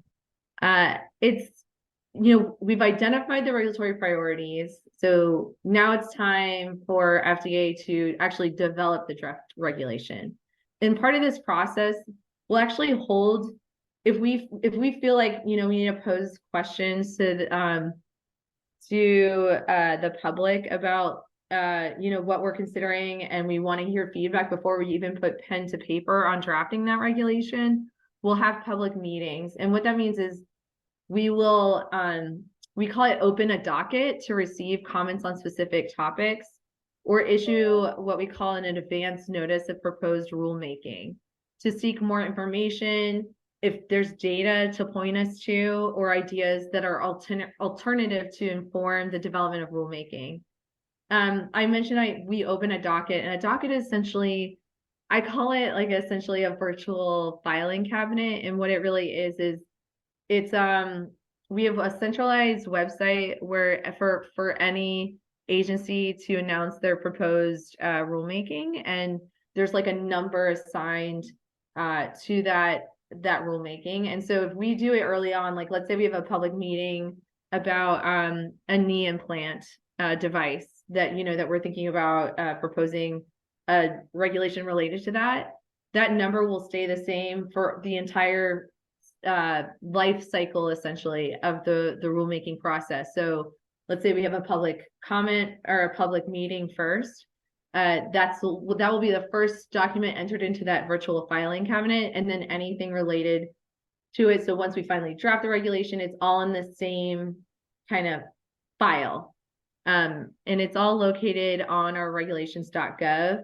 And it's really easy to then look at all the, at every stage of the rulemaking process, what FDA's done in the area. One thing I did want to emphasize here is that the government, the US government, we publish a semi-annual agenda of upcoming regulations in the Federal Register. But FDA, we have that updated agenda specific to FDA announcements related to proposed rules on our own website as well. So you can find the complete unified agenda of regulatory and deregulatory actions on reginfo.gov. But we also have it on our website as well. I think the idea of a unified agenda, it's essentially giving like a tip off to the public, like in the next 6 months, most likely, you're going to see a proposed rule on the subject. So it's not too onerous to, like, essentially as a reg council, what would happen, what would be basically every 6 months, there's like an overall office that oversees what we call the Office of Policy, and they oversee like the rulemaking process. They'll reach out to all the offices saying, hey, what proposed rules or you think might be announced in the next 6 months.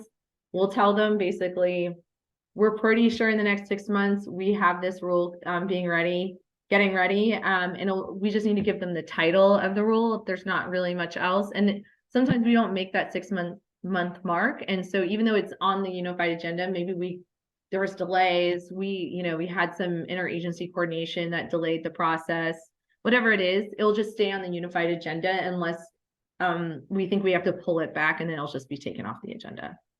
FDA also consults with scientific, technical, or policy matters with established advisory committees. I think this is a really great part of FDA. So basically, FDA has 31 advisory committees, either because it was mandated by law or it was established by the discretion of our agency. And an advisory committee is comprised of academics, industry experts, as well as public health advocates and patient representatives. I think it's really important to think about it like, it's like a think tank that FDA is set up so that we hear also directly from experts in the field, and patient population groups are represented in this. And that's kind of a newer idea for FDA. It wasn't always the case that patients had a voice on these advisory committees, but I can't remember if it was born out of this idea, but for oncology patients, it was really important to hear whether like patients were willing to take more of the risk on versus the benefit of a medicine. Because, obviously for oncology, as an example, the medicine can be, there can be a lot of side effects, but it was really important to hear from patients whether they thought it was worth those risks to the benefit. And obviously we had a lot of input from experts as well. Examples of advisory committees is like, it could be, about like specific to pediatric populations, because obviously that's a specialty population. We also have one on like cellular, tissue, and gene therapies. And the way that people can join these advisory committees is essentially on our website. We post vacancies about these advisory committees, and the positions get filled after like essentially a vetting process. And basically that means that they'll do like a conflict of interest check to make sure there's like nothing, so that we basically, if someone's going to apply for a vacancy on the advisory committee, they have to provide detailed information, so then we can do this like conflicts check essentially. FDA also evaluates available solutions to identify the regulatory approach that best address the public health objective. So, for example, FDA considers existing voluntary consensus standards like international standards, unless doing so would be inappropriate because, for example, the standard does not meet our public health objective, or it's just impractical due to like we have our own legal issues that we're bound by, for instance. By law, draft regulations and other agency documents must abide by the principles of plain writing. I always get questions on this. What is plain writing? So that's the last bullet on this slide. Basically, that just means we are to do our best to be clear, concise, well organized in our communication that the public can understand and follow. And it's really just like a best practices of writing. And I get questions about this from other regulators because they view this as like, well, we have, you know, our rules get pretty technical at times. Like, isn't this like kind of in conflict of plain writing? And it's not going to prevent us from issuing a really technical rule. We also have very technical rules, but what it does is try to make it as simplified as possible. But then the other side of it is, I was talking about at the beginning of this presentation about, excuse me.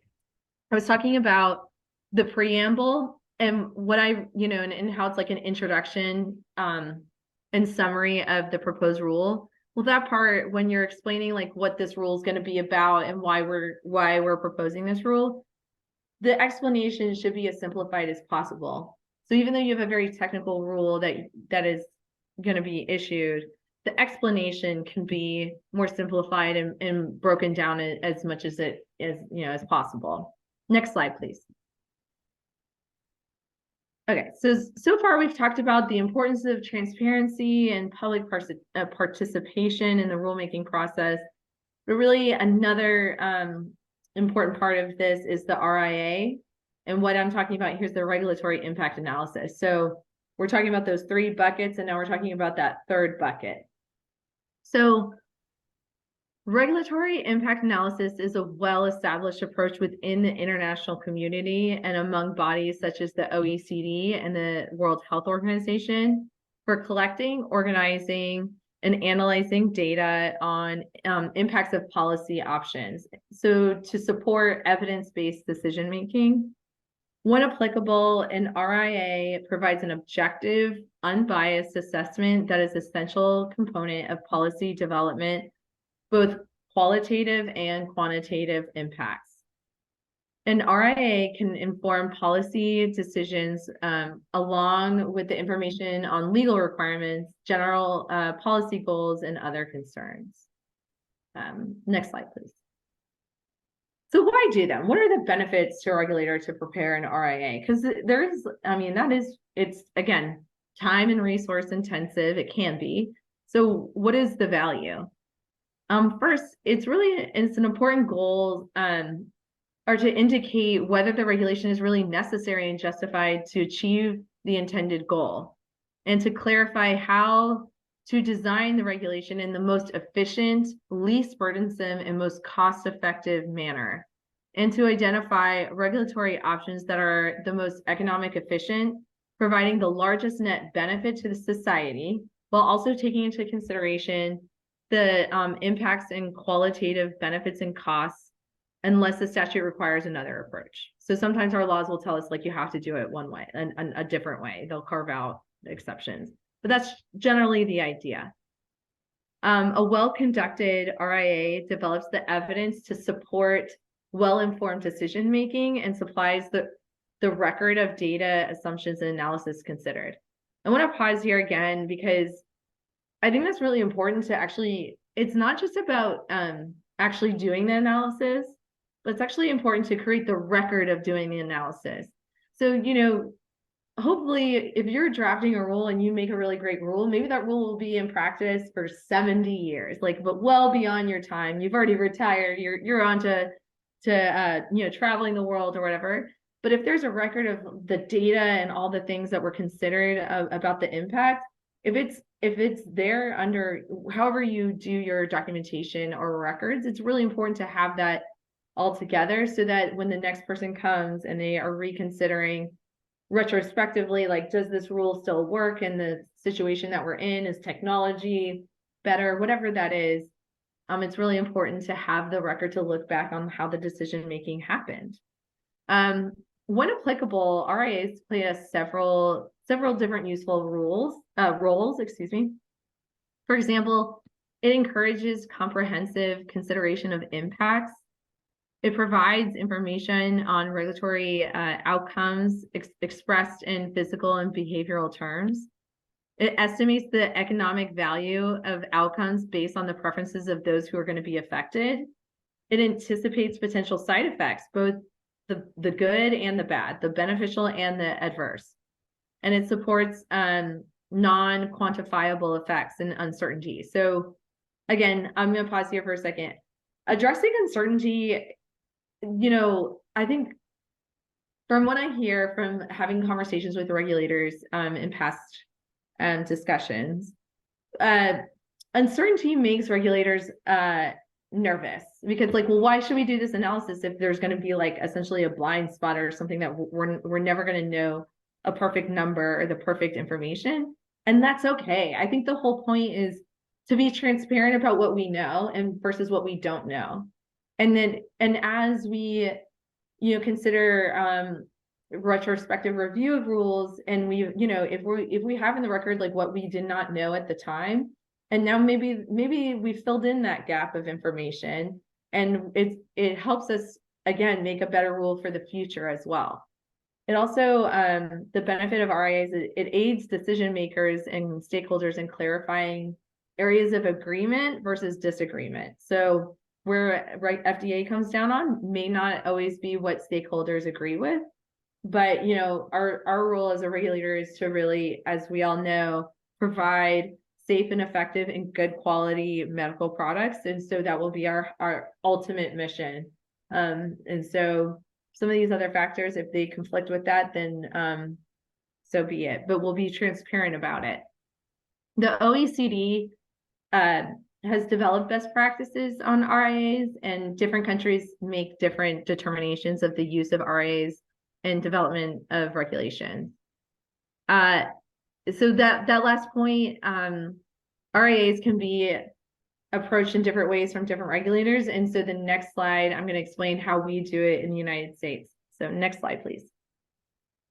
So what you're looking at is essentially the essence of Executive Order 12866 on regulatory planning and review.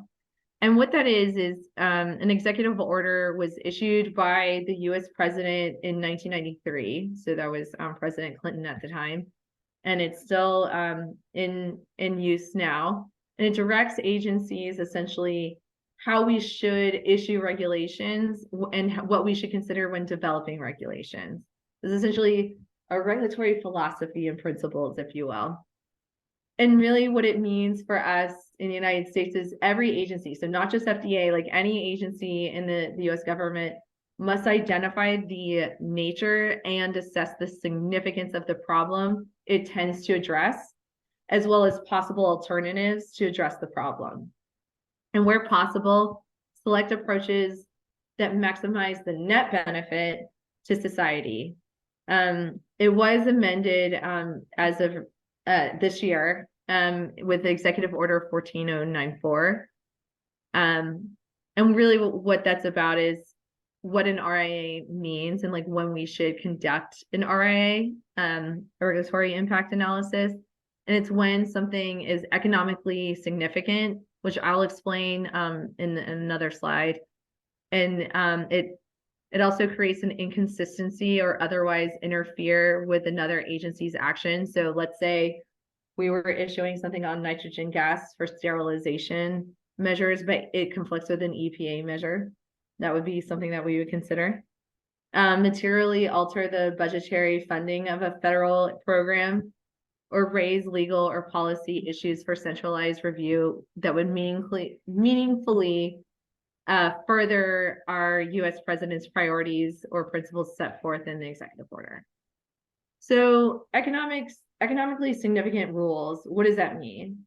essentially it comes down to money. There's essentially, it was just released, I think even as last week, I believe, officially FDA or any US agency will consider economically significant to mean the effect of the rule will be on the economy of 200 million US dollars or more, and that gets adjusted every 3 years due to the GDP.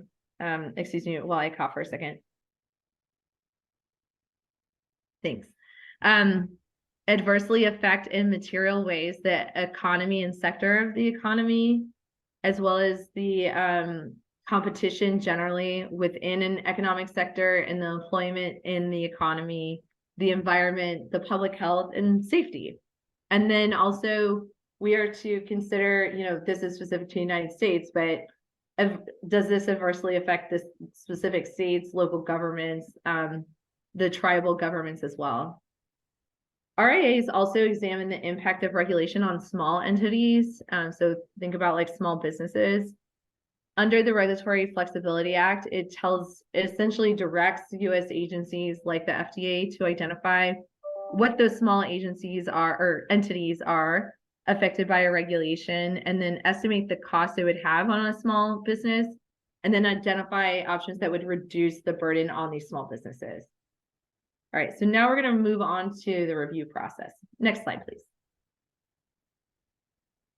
Okay, so once we've developed a draft regulation, before we announce it to the public, it still has a couple of steps. When I say we, I'll be talking about the US FDA. So we've drafted it. The draft regulation is now subject to an intensive review within the US government to ensure that whatever our rule is that we're proposing is in line with US government policies, applicable laws, and international obligations. I think that's a really important point. I've talked about the World Trade Organization a couple of times, but we'll talk about it in more specifics in another slide.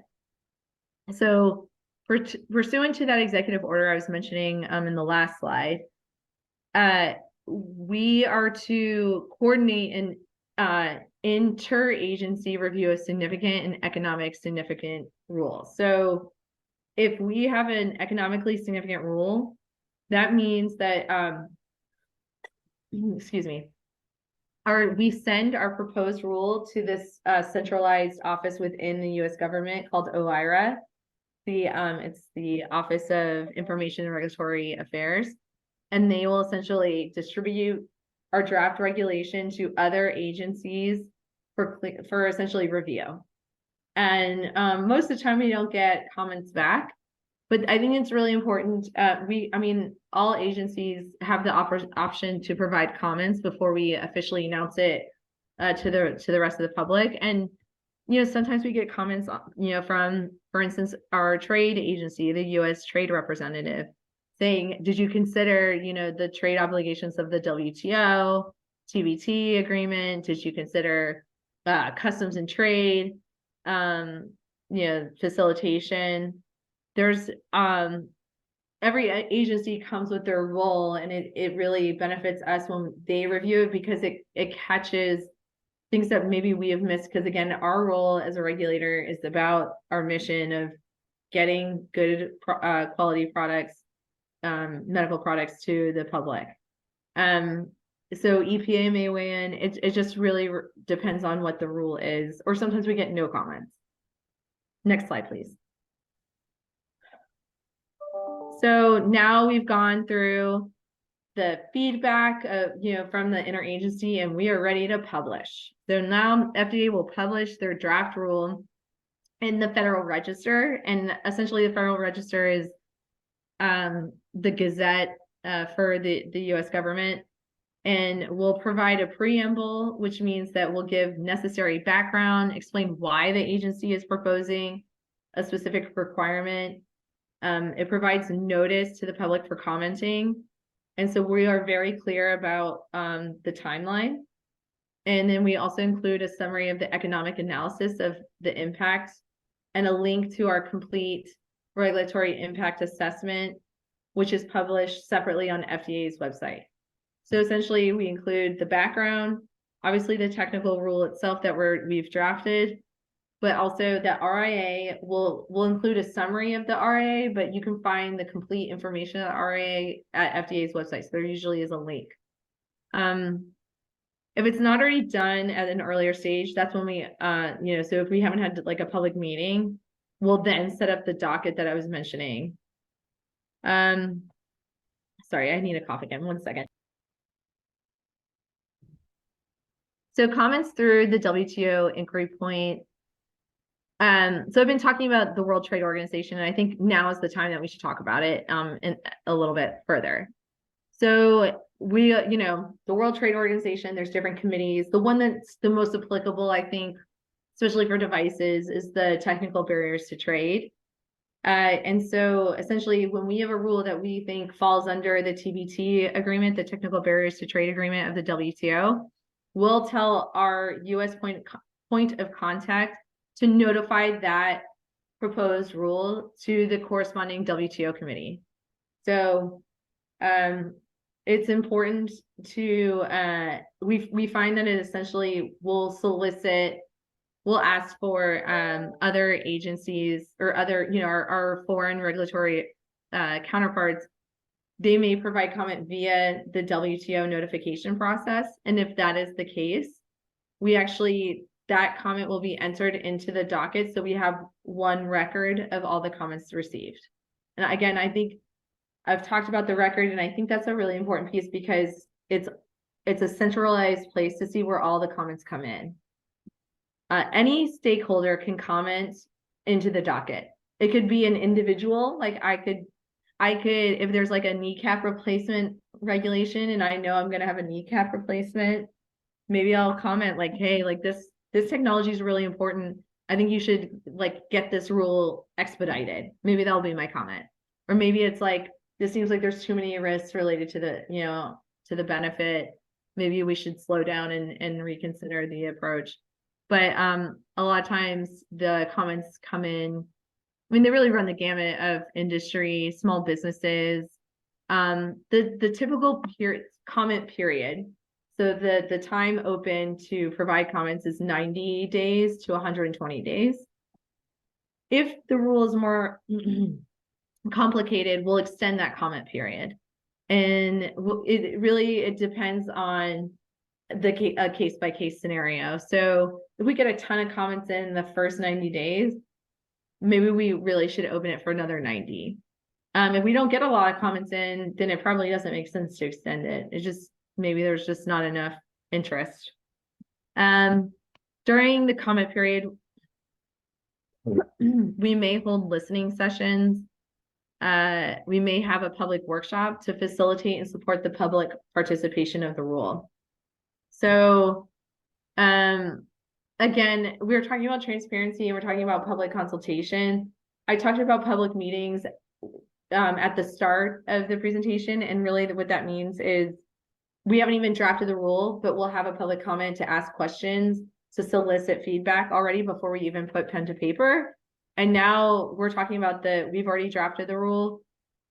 We'll have listening sessions so people can actively, get up and on microphone, whether it's virtual or in person, and talk about what they like about the rule, what they don't. We also find it's really important during the public consultation phase that we get the word out there that we're doing this. So we communicate to stakeholders in every which way. So we have our Federal Register, essentially our daily gazette where we announce it, but we also take to social media. We issue like fact statements, or fact sheets rather, any listserv. There may be like an interview with the media, like asking us, why are you issuing this rule now? We really try to get as much of the word out there, especially if we think the impact is going to be significant and we really want people to look at the rule and provide input or feedback. Next slide, please. So FDA reviews every comment filed in the comment period. Comments that aren't received within that comment period are not considered at that time. and the volume of comments can sometimes be in the thousands. So similar to other federal agencies, FDA's process for addressing comments generally are the following. One, we gather the comments and we add a unique identifier to each comment. We consolidate the comments in identifying form letters, so like essentially duplicate submissions, comments unrelated or outside the scope of the rule, identify issues raised by each comment. So maybe we have a small business that's identified three separate issues within the draft comment. Not only would we have it by comment, but by like the commenter, but we'd also have it a ways that we can categorize each comment, each issue that it's been identified in the comment. And it's by substance and topic.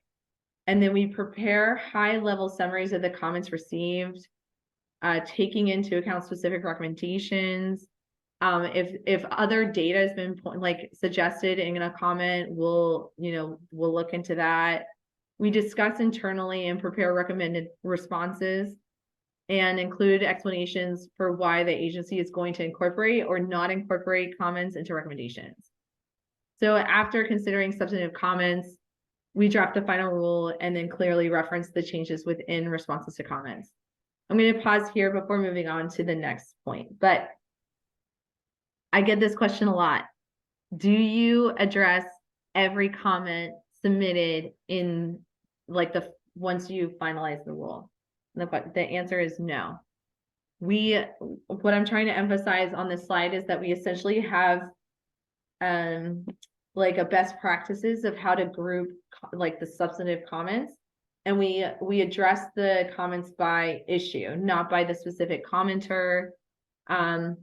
If there's a comment that's out of scope, for instance, I use this example a lot. A couple of years ago, I was drafting a policy on user fees and supplements to applications. But one of the comments that came in was talking about how we should do more about dietary supplements.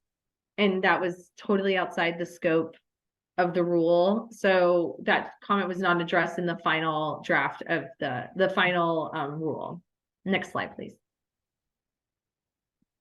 So after reviewing public comments, now we're moving into the final drafting phase. And then in that preamble, that's when we usually add what FDA has done to consider comments, and really, if there's changes to the draft rule based on comments, we really try to be very specific about why we made those changes based on the comments, and what we hope to achieve with the change. Our responses address usually, we don't specifically address individuals. We usually do it by the comment substance. Our Office of Management and Budget also reviews significant final regulations, and they'll also do feedback again with the interagency group. So similar to what we were describing earlier. And then we publish the final rule in the Federal Register, and then we notify the relevant WTO committees that the final rule is going to be in effect, and if there's a transition date, things like that.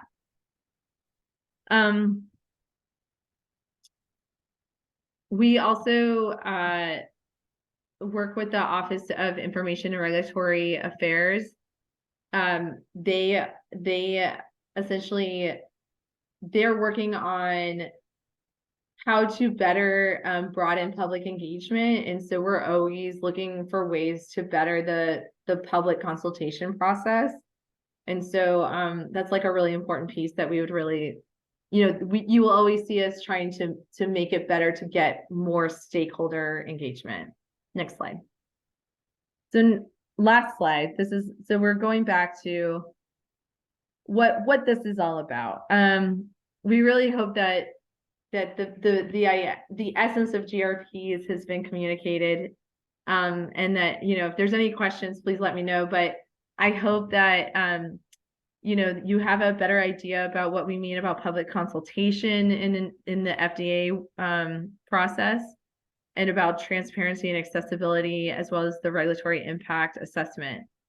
As we mentioned, like FDA is very committed to GRPs for all stages of rulemaking. And we try to make this as practical as possible, but to get GRPs it's the foundational layer of really developing good rulemaking that can kind of stand the test of time if it's done well. And I'm really happy to answer any questions that you may have. Thank you. Thank you, Kristen. That was excellent and deep presentation. So let me check if we have questions from the audience here while Sandra helps me with the Q&A at Zoom. Do we have any questions for Kristen? It's a very good opportunity. Okay, we have a question here. Thanks, Kristen. I've actually put my question on the text on the chat, but I'll just read it out again. I just wanted to find out, how does the FDA normally would deal with a lot of technical comments? You had made reference to a period of about 90 days, but then in an instance where the regulation or document that's being circulated, it's actually very important to the industry. And obviously, given the technicality of the comments that you receive, would you extend that even further? I ask because I'm currently sitting with a document like that where now we're wondering, should we even go for a third or second or fourth public comment period? How would you guys normally deal with that? Absolutely would extend the comment period. If we are getting a lot of comments, or we may hold not only would we extend the comment period, but we would consider doing maybe a listening session where we have essentially a room, like we call it the great room of FDA, but it doesn't necessarily have to be on FDA's campus, where it's a hybrid event to encourage experts and whoever your relevant stakeholder is to actively comment as well.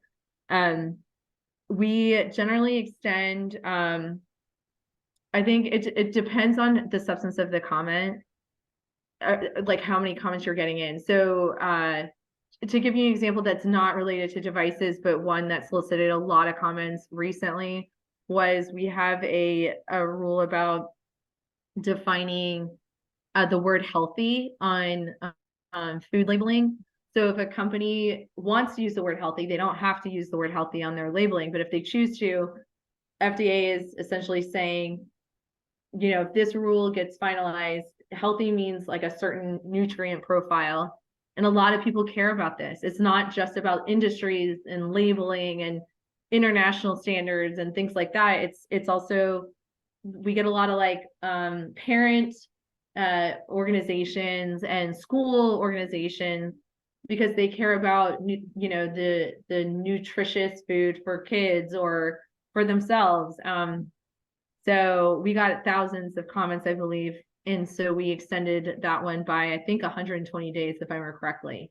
Tobacco is another one that we get a lot of comments on. Like, it just tends to be a topic that solicits a lot of feedback, and so we usually extend. If at the beginning, if you think you're going to already know, like, there's going to be a lot of comments, we would automatically do at least 120 days, and then we would even extend it 120.